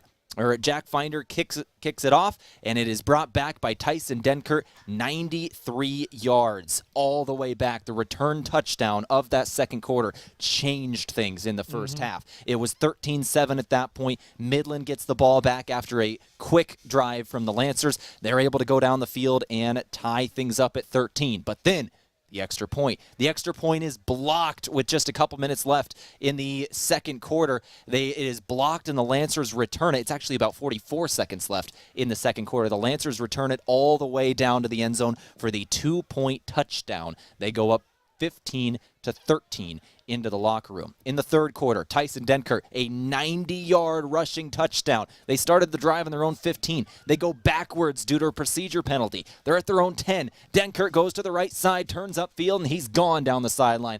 All speed, 90 yards. Midland takes their first lead of the ball game. Then Tyson Denkert again, an 8-yard rushing touchdown, 27-15 with 6:36 to go in the third quarter.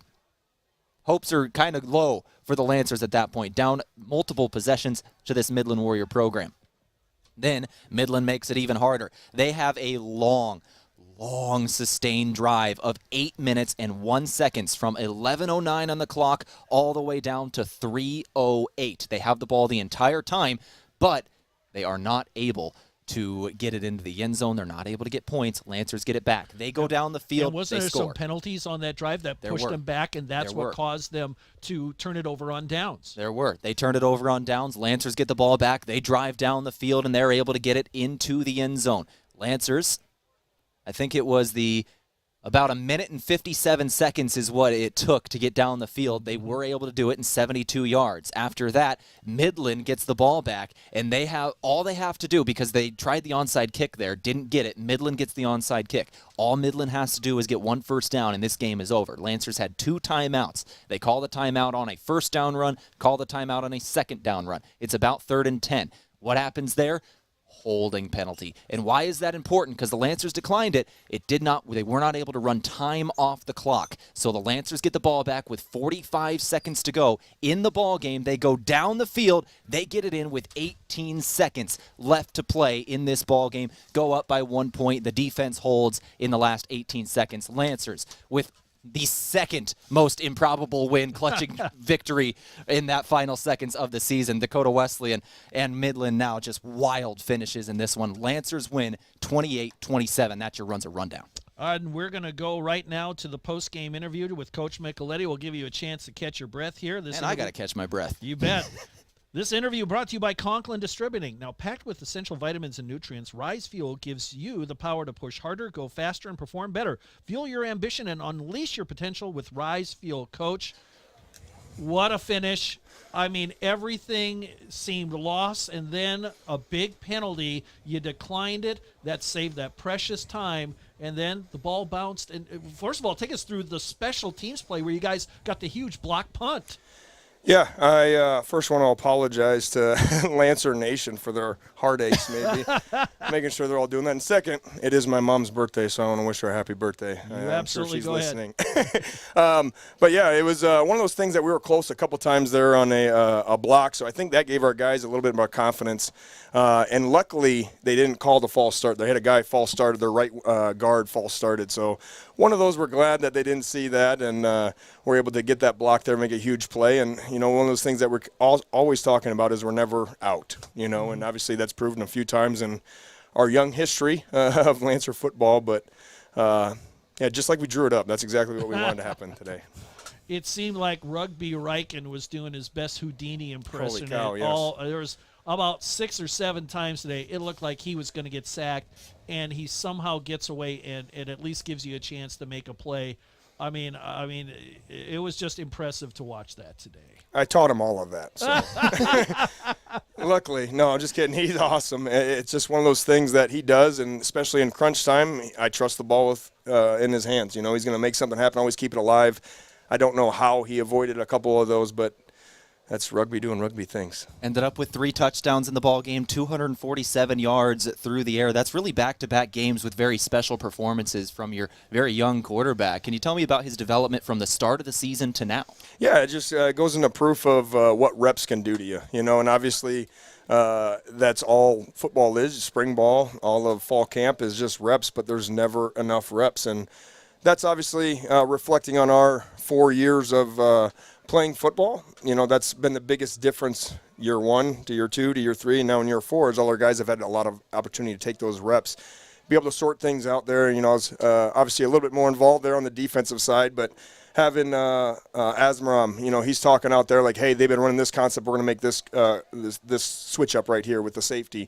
To be able to do that, just such smart guys out there playing, takes so much pressure. Like I don't even have to call anything. Those guys are going to do it all for me. So it's just love the guys. A little disappointed in some of the penalties that our guys had. I never, obviously, I don't know if there's any coach that is, but the unsportsmanlike, that's not a good look for us. So we'll make sure we get that cleaned up. But hey, I got a challenge right for the first time in my career. So. And that was big. That's massive. Potentially a game decider because that was 2 points. Yep. You win by 1. And, I was thinking, watching the play, I was thinking, well, that's a returnable ball. It's just something in my mind clicked as it happened.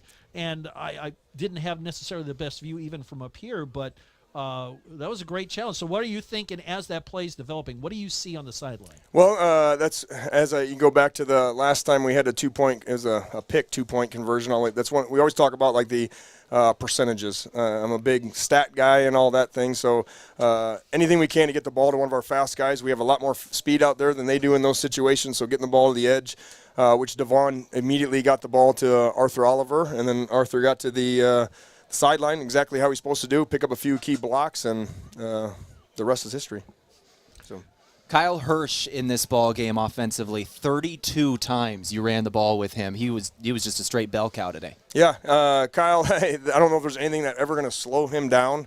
He's one of those guys like the Energizer Bunny that's going to keep going and going, and we've had a little bit of an illness going around in that room, so he had to take on a little bit more of that role today, and just felt better about him doing that with him being healthy, and those don't want to put guys out there that are going to be too sick or anything like that. So applaud Kyle, taking on the heavy load. Probably should give him Monday off of practice for that. I think he's a big catch right at those final seconds as well, right over the middle of the field. He's able to take it all the way down near the end zone, and then you're finally able to go down. There's about 25 or so seconds left in the ball game. Can you walk us through those final couple of plays? First and goal, you're able to get it to Trevor Fitzgerald. Yeah, the first and goal, there was confusion. They thought, I think Rugby was telling them to kill it. We actually called a play, so the O-line didn't block. And luckily Rugby just ended up throwing it away or trying to hit somebody in the back of the line. And then, going to a play that we saw earlier just didn't hit the right one, so we just hit it to the other side there with that fast motion into a kind of a rub route to get into the end zone there. Yeah, and Trevor Fitzgerald, his second touchdown catch of the day. And the receiving core, Kyle Hirsch didn't catch a whole lot of passes till the fourth quarter, but boy, he came up big in that fourth quarter. Yeah, that was one of the things. Their defense started to make adjustments, being able to bracket Trey and Trevor, which luckily, once again, it's just so nice having those iPads on the sideline that you can be able to pick that up if you can't see it happen live, which is very tough to do. So we were able to see that, like, hey, they're leaving the middle wide open. So we started to be able to tag Kyle Hirsch on a few routes there in the middle, and that was the big one that you saw taking us all the way down inside the 5 there to set up the game-winning touchdown. Was exactly that play. He just snuck right through the middle, and the backers kind of parted like the Red Sea, so allowed him to be wide open and do the rest. Now, it's not too often you give up 250 yards rushing to a running back and win the game. I feel Tyson Dinkert had He had a heck of a game. He had that he had that touchdown return, too. He's a heck of a player. I think he's still got one more year left, yeah, he's unfortunately. listed as a junior. So. Yeah, heck of a player. The one long run was completely on me. It was just a bad call. I shouldn't have put the guys in that position against that formation, something we haven't practiced enough against. So that's, 70-some yards, whatever that long run was accounted for, was all on me. But other than that, we're able to stay in the game. We did give up way too many rushing yards, which will be a good film session tomorrow for everybody to be able to learn a little bit. But and they are a good team too, so I don't want to take anything away from them. But just glad that we did enough to be able to come out on top. And you did come out on top. And then after every game, you always gather. What was happening in that gathering? What did you say? I said my heart hurts a lot. But no, it was just very proud of the guys. Wanted to hit on some of the ugly things that we did, the penalties, and how we that could have cost us the game. Some of those selfish mistakes there, and none of us are as big as the whole team. So being able to never lose sight, and I constantly heard on the sideline, guys, it's not over. It's not over. Keep believing. And you just need a couple things to go your way there. That penalty was huge for us to be able to get that penalty against them and decline, so use as an extra timeout almost. And then obviously blocking the punt the very next play. So, glad I said my Hail Marys and Our Fathers last night. All right, so let's look forward to next week. You got to go on the road to Hastings. That's a team that's kind of been up and down this year. What's the early look at Hastings? Yeah, Hastings, they seem to be able to throw the ball around quite a bit. I know they've been struggling a little bit with their pass defense, which is going to be good for us because rugby's starting to catch fire. I do know it's obviously starting to get colder, and that temperatures and stuff like that. So usually that's the time you turn to the run game, anyways. But no, it was nice of them to be able to move back the game a little bit, so we can travel down same day. That was one thing that Coach Franzen and I have talked about to be able to do. So that's why it's a 2:30 kickoff. But no, it'll be a hard-fought game, just like any GPAC game. We got to make sure that we're able to put pressure on the quarterback. If you remember last year, he was a freshman starting, but he's got quite an arm on him. Usually the first play of the game is some type of 4 verts. They've done that every time, so we got to make sure we're ready for that. And that was how they started the game last year too. So, no, get back to the basics of that stuff. Make sure that we keep everybody in front of us and make sure that we take what the defense gives us when we're up for offense. So. And then it'll be Doane in 2 weeks for Senior Day. You're back at home. You're going to celebrate some seniors. That'll be the final game of the season. You've got 5 wins at the moment.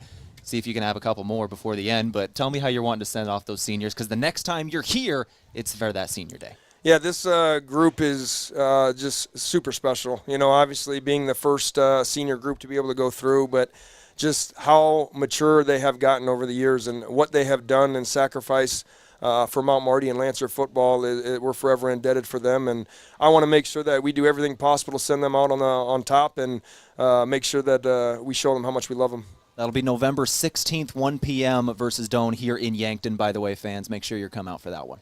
Yep, we hopefully will have a great turnout here. Hopefully good weather as well, and hopefully get a W on that day. And, Coach, I'll tell you what, this was an interesting game to call. This had about 15 different momentum shifts in it. I can't imagine what it was like down on the sideline there with everything that was going on, but congratulations on the win today. Appreciate it, guys. John McLitty, head coach for the Mount Marty Lancers, 28-27, their final score. Lancers with the victory. We've still got a lot more to take care of here on the post-game show. We haven't even got to the stats yet, so let's go to that right now. The game stats brought to you by the Meat Lodge. You want top-quality meat at great prices? Well, head to the Meat Lodge in Yankton. They're on the way to the lake. That's right on Highway 52. Tehl, let's look at those stats. Yeah, let's go off. Let's start off with total offense. The Lancers ended up with 347 yards of offense today on 81 total plays. Midland ran 57 plays for 397 yards. Third down efficiency was not the friend of Midland today. 4 of 12 were the Warriors on the money down. 4 of 12 on third down. 0 of 1 on fourth down, 33% there, and then 0% for fourth. For the Lancers, they went 8 of 18 on third down, 44%, 2 of 5 on fourth down for 40%.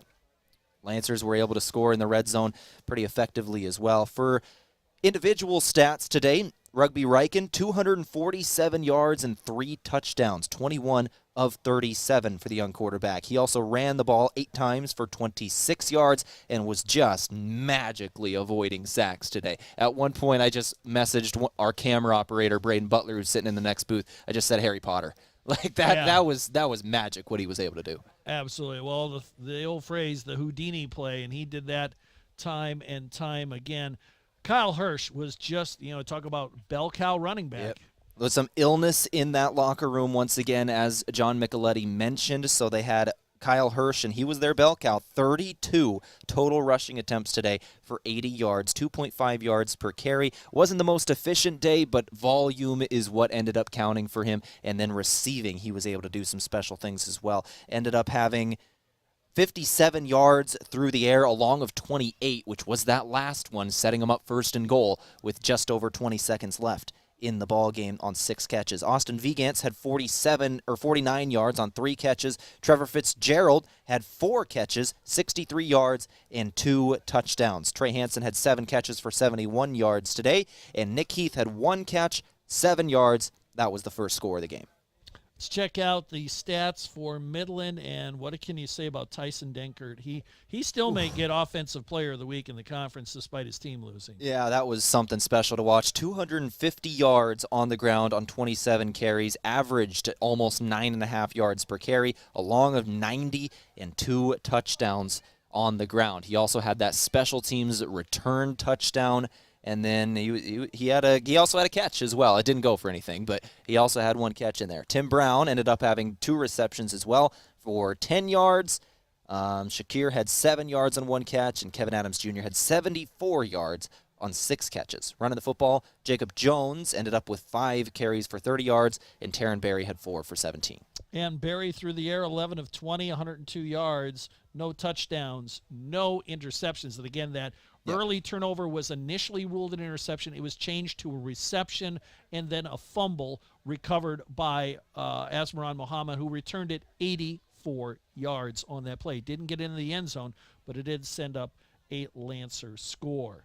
And I tell you what, looking at the team stats, penalties were huge. 10 against Midland, 4 against Mount Marty. Yeah, it was definitely huge late in that ball game, and it was one of those where it got a little chippy. We talked about it. These two teams, the way these games have ended in the last couple of years, it's no surprise why it's chippy. Why they're talking, why they're jawing a little bit. The 21-point comeback in the fourth quarter last year, and now this game this year. Next year. Oh man, there's gonna be some pushing and shoving after every play. You can guarantee that.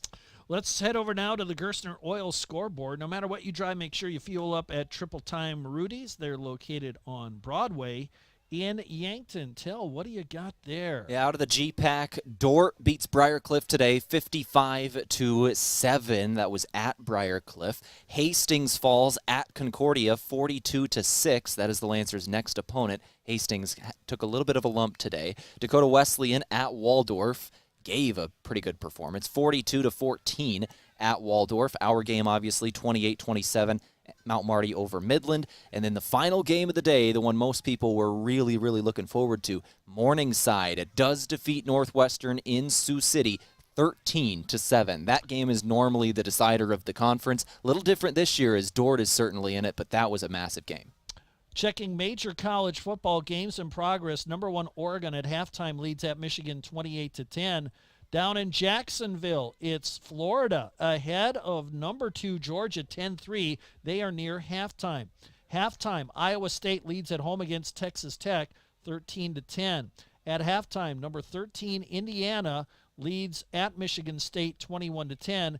And Houston just started the second quarter. They're leading at home against number 17 Kansas State 7-3. Finals from earlier today. Big matchup. Number 4 Ohio State beats Penn State, number 3 in the land, 20-13. Miami rolls by Duke. Miami number 5. They're unbeaten, 53-31 the final score there. Ole Miss, number 19 in the country, flex their muscles and beats up Arkansas 63-31 the final there. Army over Air Force 20-3 the final. Army number 21 in the land. Upset of the day, Minnesota knocks off number 24 Illinois 25-17. Let's go to the Mo Valley, and we'll get an update. There weren't too many games early today. Indiana State rallies to beat North Dakota 35-31. Games in progress. Youngstown State is trailing at Illinois State 23-9. Redbirds ahead there. Missouri State leads Southern Illinois 31-14 that game near the end of the third. And South Dakota State, no problem. They're rolling by Murray State 45-6. That's about halfway through the third. Then you can put that one in the W column for the Jackrabbits. And in the third quarter, North Dakota State, they're way out in front of Northern Iowa 35-3. That just started the second half. Did we go over the Huskers score yet? I am looking for the Huskers So score. I've got it here. UCLA leads at halftime over Nebraska 13-7. So that is a 6-point game at the half.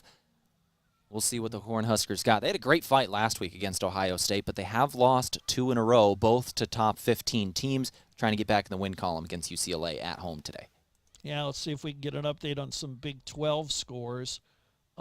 Arizona State leads Oklahoma State at halftime 21-14, and University of Central Florida way out in front of Arizona. Boy, the Wildcats are down this year after they had a great year last year, 35-6. UCF I had that game just starting the second half. So that's a rundown of the Gerstner Oil scoreboard.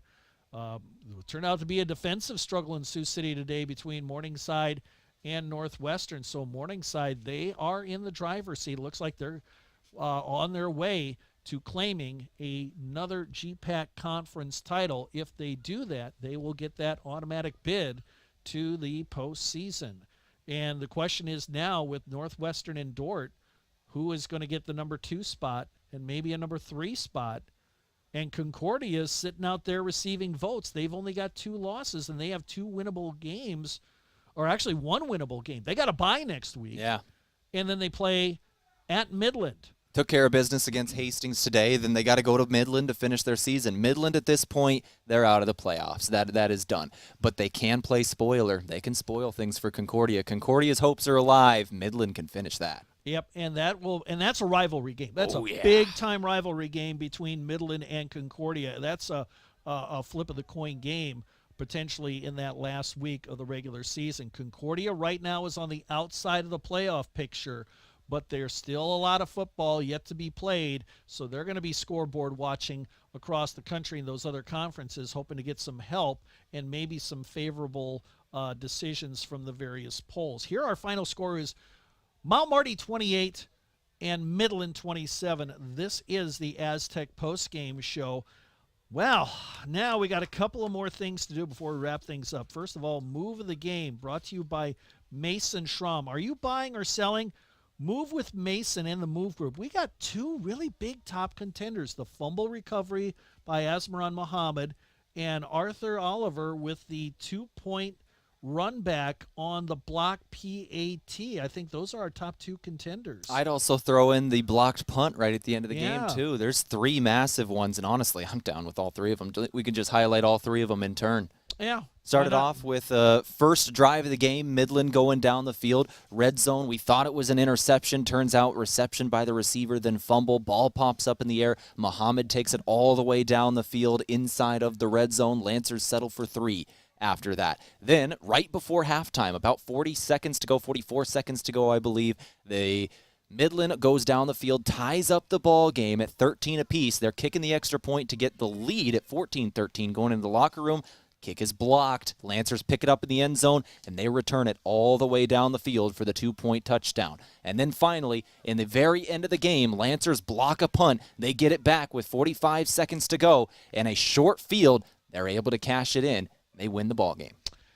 According to the scoreboard here, it was Gavin Swanson who blocked the punt. That's who's was it? That was Swanee. That is a Yankton kid there. He is from Yankton, running back here for Yankton High School, and he's kind of one of those guys that is working working while he's waiting. There's just some people that are ahead of him on the depth chart who are older, some seniors that are going to be graduating. Swanee's a guy that hopefully we're going to see over the next couple of years for sure. If that was Gavin Swanson, that's congrats to him. I haven't seen the replay yet, so you know, it's one of those. But that's awesome. That's a Yankton kid, so that's awesome. And so with that, we're going to give all three of the move of the game because they all deserve it. All three critical plays in today's win by Mount Marty, 28-27. Now let's move on to the Lancer player of the game. That's brought to you by Avera. Moving health forward, it's Avera.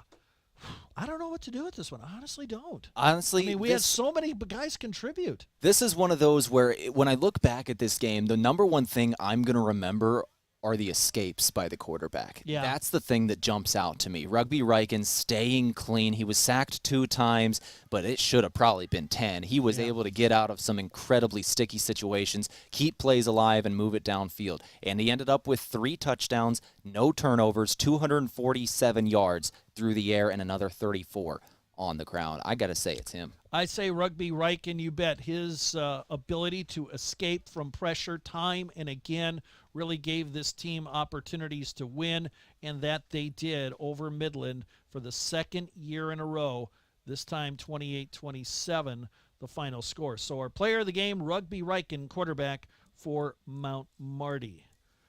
Whew. I'm tired. Yeah, me too. I mean, this one, it's a good kind of tired. Yeah, this is the second time this season we've had one of the wildest endings to a football game I've ever seen in my life. And I know that doesn't ring as true for me because I'm 26, but I know it's true for you as well. And that is just wild to be able to say it's happened twice in one season. I mean, just miraculous finishes. But you heard Coach Micheletti talk about it. Don't quit. Game ain't over yet. The old Yogi Berra saying, it ain't over till it's over. Yeah. I don't know if he actually said it, but it's attributed to him.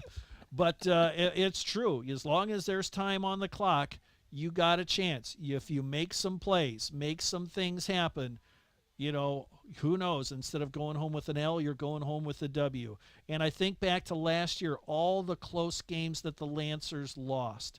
This year, a close loss at Concordia. That one hurt. But this year it seems like the close losses from last year are turning into close wins for this year. And that's a team progressing, taking steps in the right direction.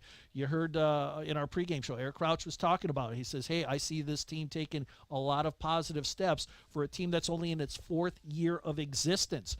They're playing in the GPAC conference. This is the toughest football conference top to bottom in the country. No disrespect to the other conferences, but the GPAC is where it's at, and it's been that way for quite some time. This year is no exception. They're probably going to get 3, and with a little luck, maybe 4 teams into the playoffs. We're certainly hoping so, but this is a team that has played, you know, with some of the best teams in the country, some of the best teams in the conference, and they're proving that they belong here. They've come a long way since that 0-10 inaugural season. They've proven that, hey, and they've got a 50-50 shot of ending up with a winning season. They've got 2 opportunities to get 1 win, and they will have a winning season. They're 5-4 right now. Hastings took a beating today. Don't count them out by any stretch because they had a big win, I believe, the week before. They are dangerous on their home field. That's the game next week, and then home here against Doane, a team that has struggled this season. Yeah, you know, the Lancers, they're 5 wins, 5-4, a winning record in November. First time in their history they've had a winning record in this month, and they have a chance, as you said, to finish the season with a winning record. They are in year 4 of existence. That cannot be overstated enough. When teams are growing, when they are just becoming, it takes like 10 years for them to get to 500. That's what it took Dort. It took Dort, I think, 8 years to get 3 conference wins in the same season. Yeah. That is insane.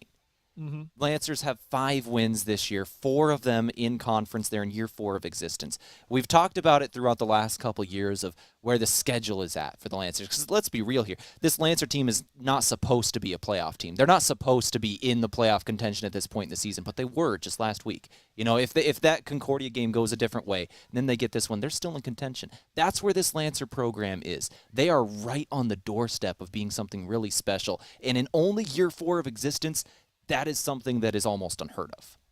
and they will have a lot of seniors to replace. But next year can wait till next year. We still got 2 more games to play. And the next game on the schedule at Hastings, 2:30 the kickoff, 1:30 will be the pregame show right here on KYNT. We invite you to tune in. Hopefully we'll have some good weather. We have been incredibly lucky this year. Let's hope that lucky streak holds out for 2 more weeks. Thanks to Josh Bolter and Eric Crouch for joining us in the pregame show. Talk about a special day of broadcasting.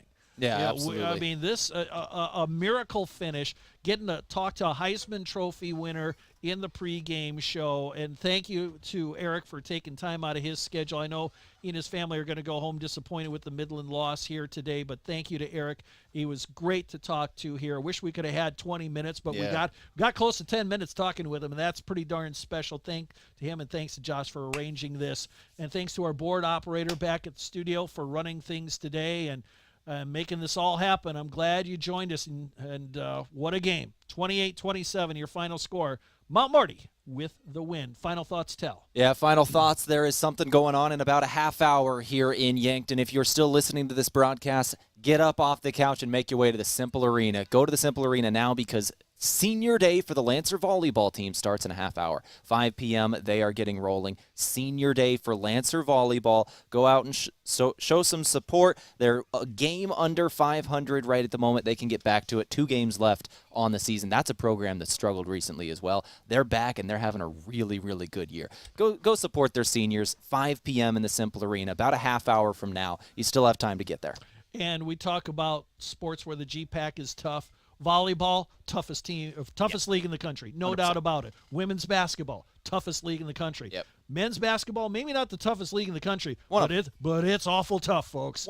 It's definitely one of the toughest. The GPAC conference, you're looking at quality teams up and down the schedule, no matter what the sport is. Football, certainly at the top of the list. And we thank you for joining us today. Thanks for all of our sponsors for making this broadcast possible. We will talk to you a week from today from Tom Osborne Field in Hastings, Nebraska. It'll be the Broncos and the Lancers going head-to-head. 2:30 the kickoff, 1:30 the pregame show. For Tehl Tanner, I'm Steve Thum, signing off from Crane-Youngworth Field here in Yankton. Your final score, Mount Marty, 28, Midland, 27. Thanks for joining us this afternoon. Good night, everybody.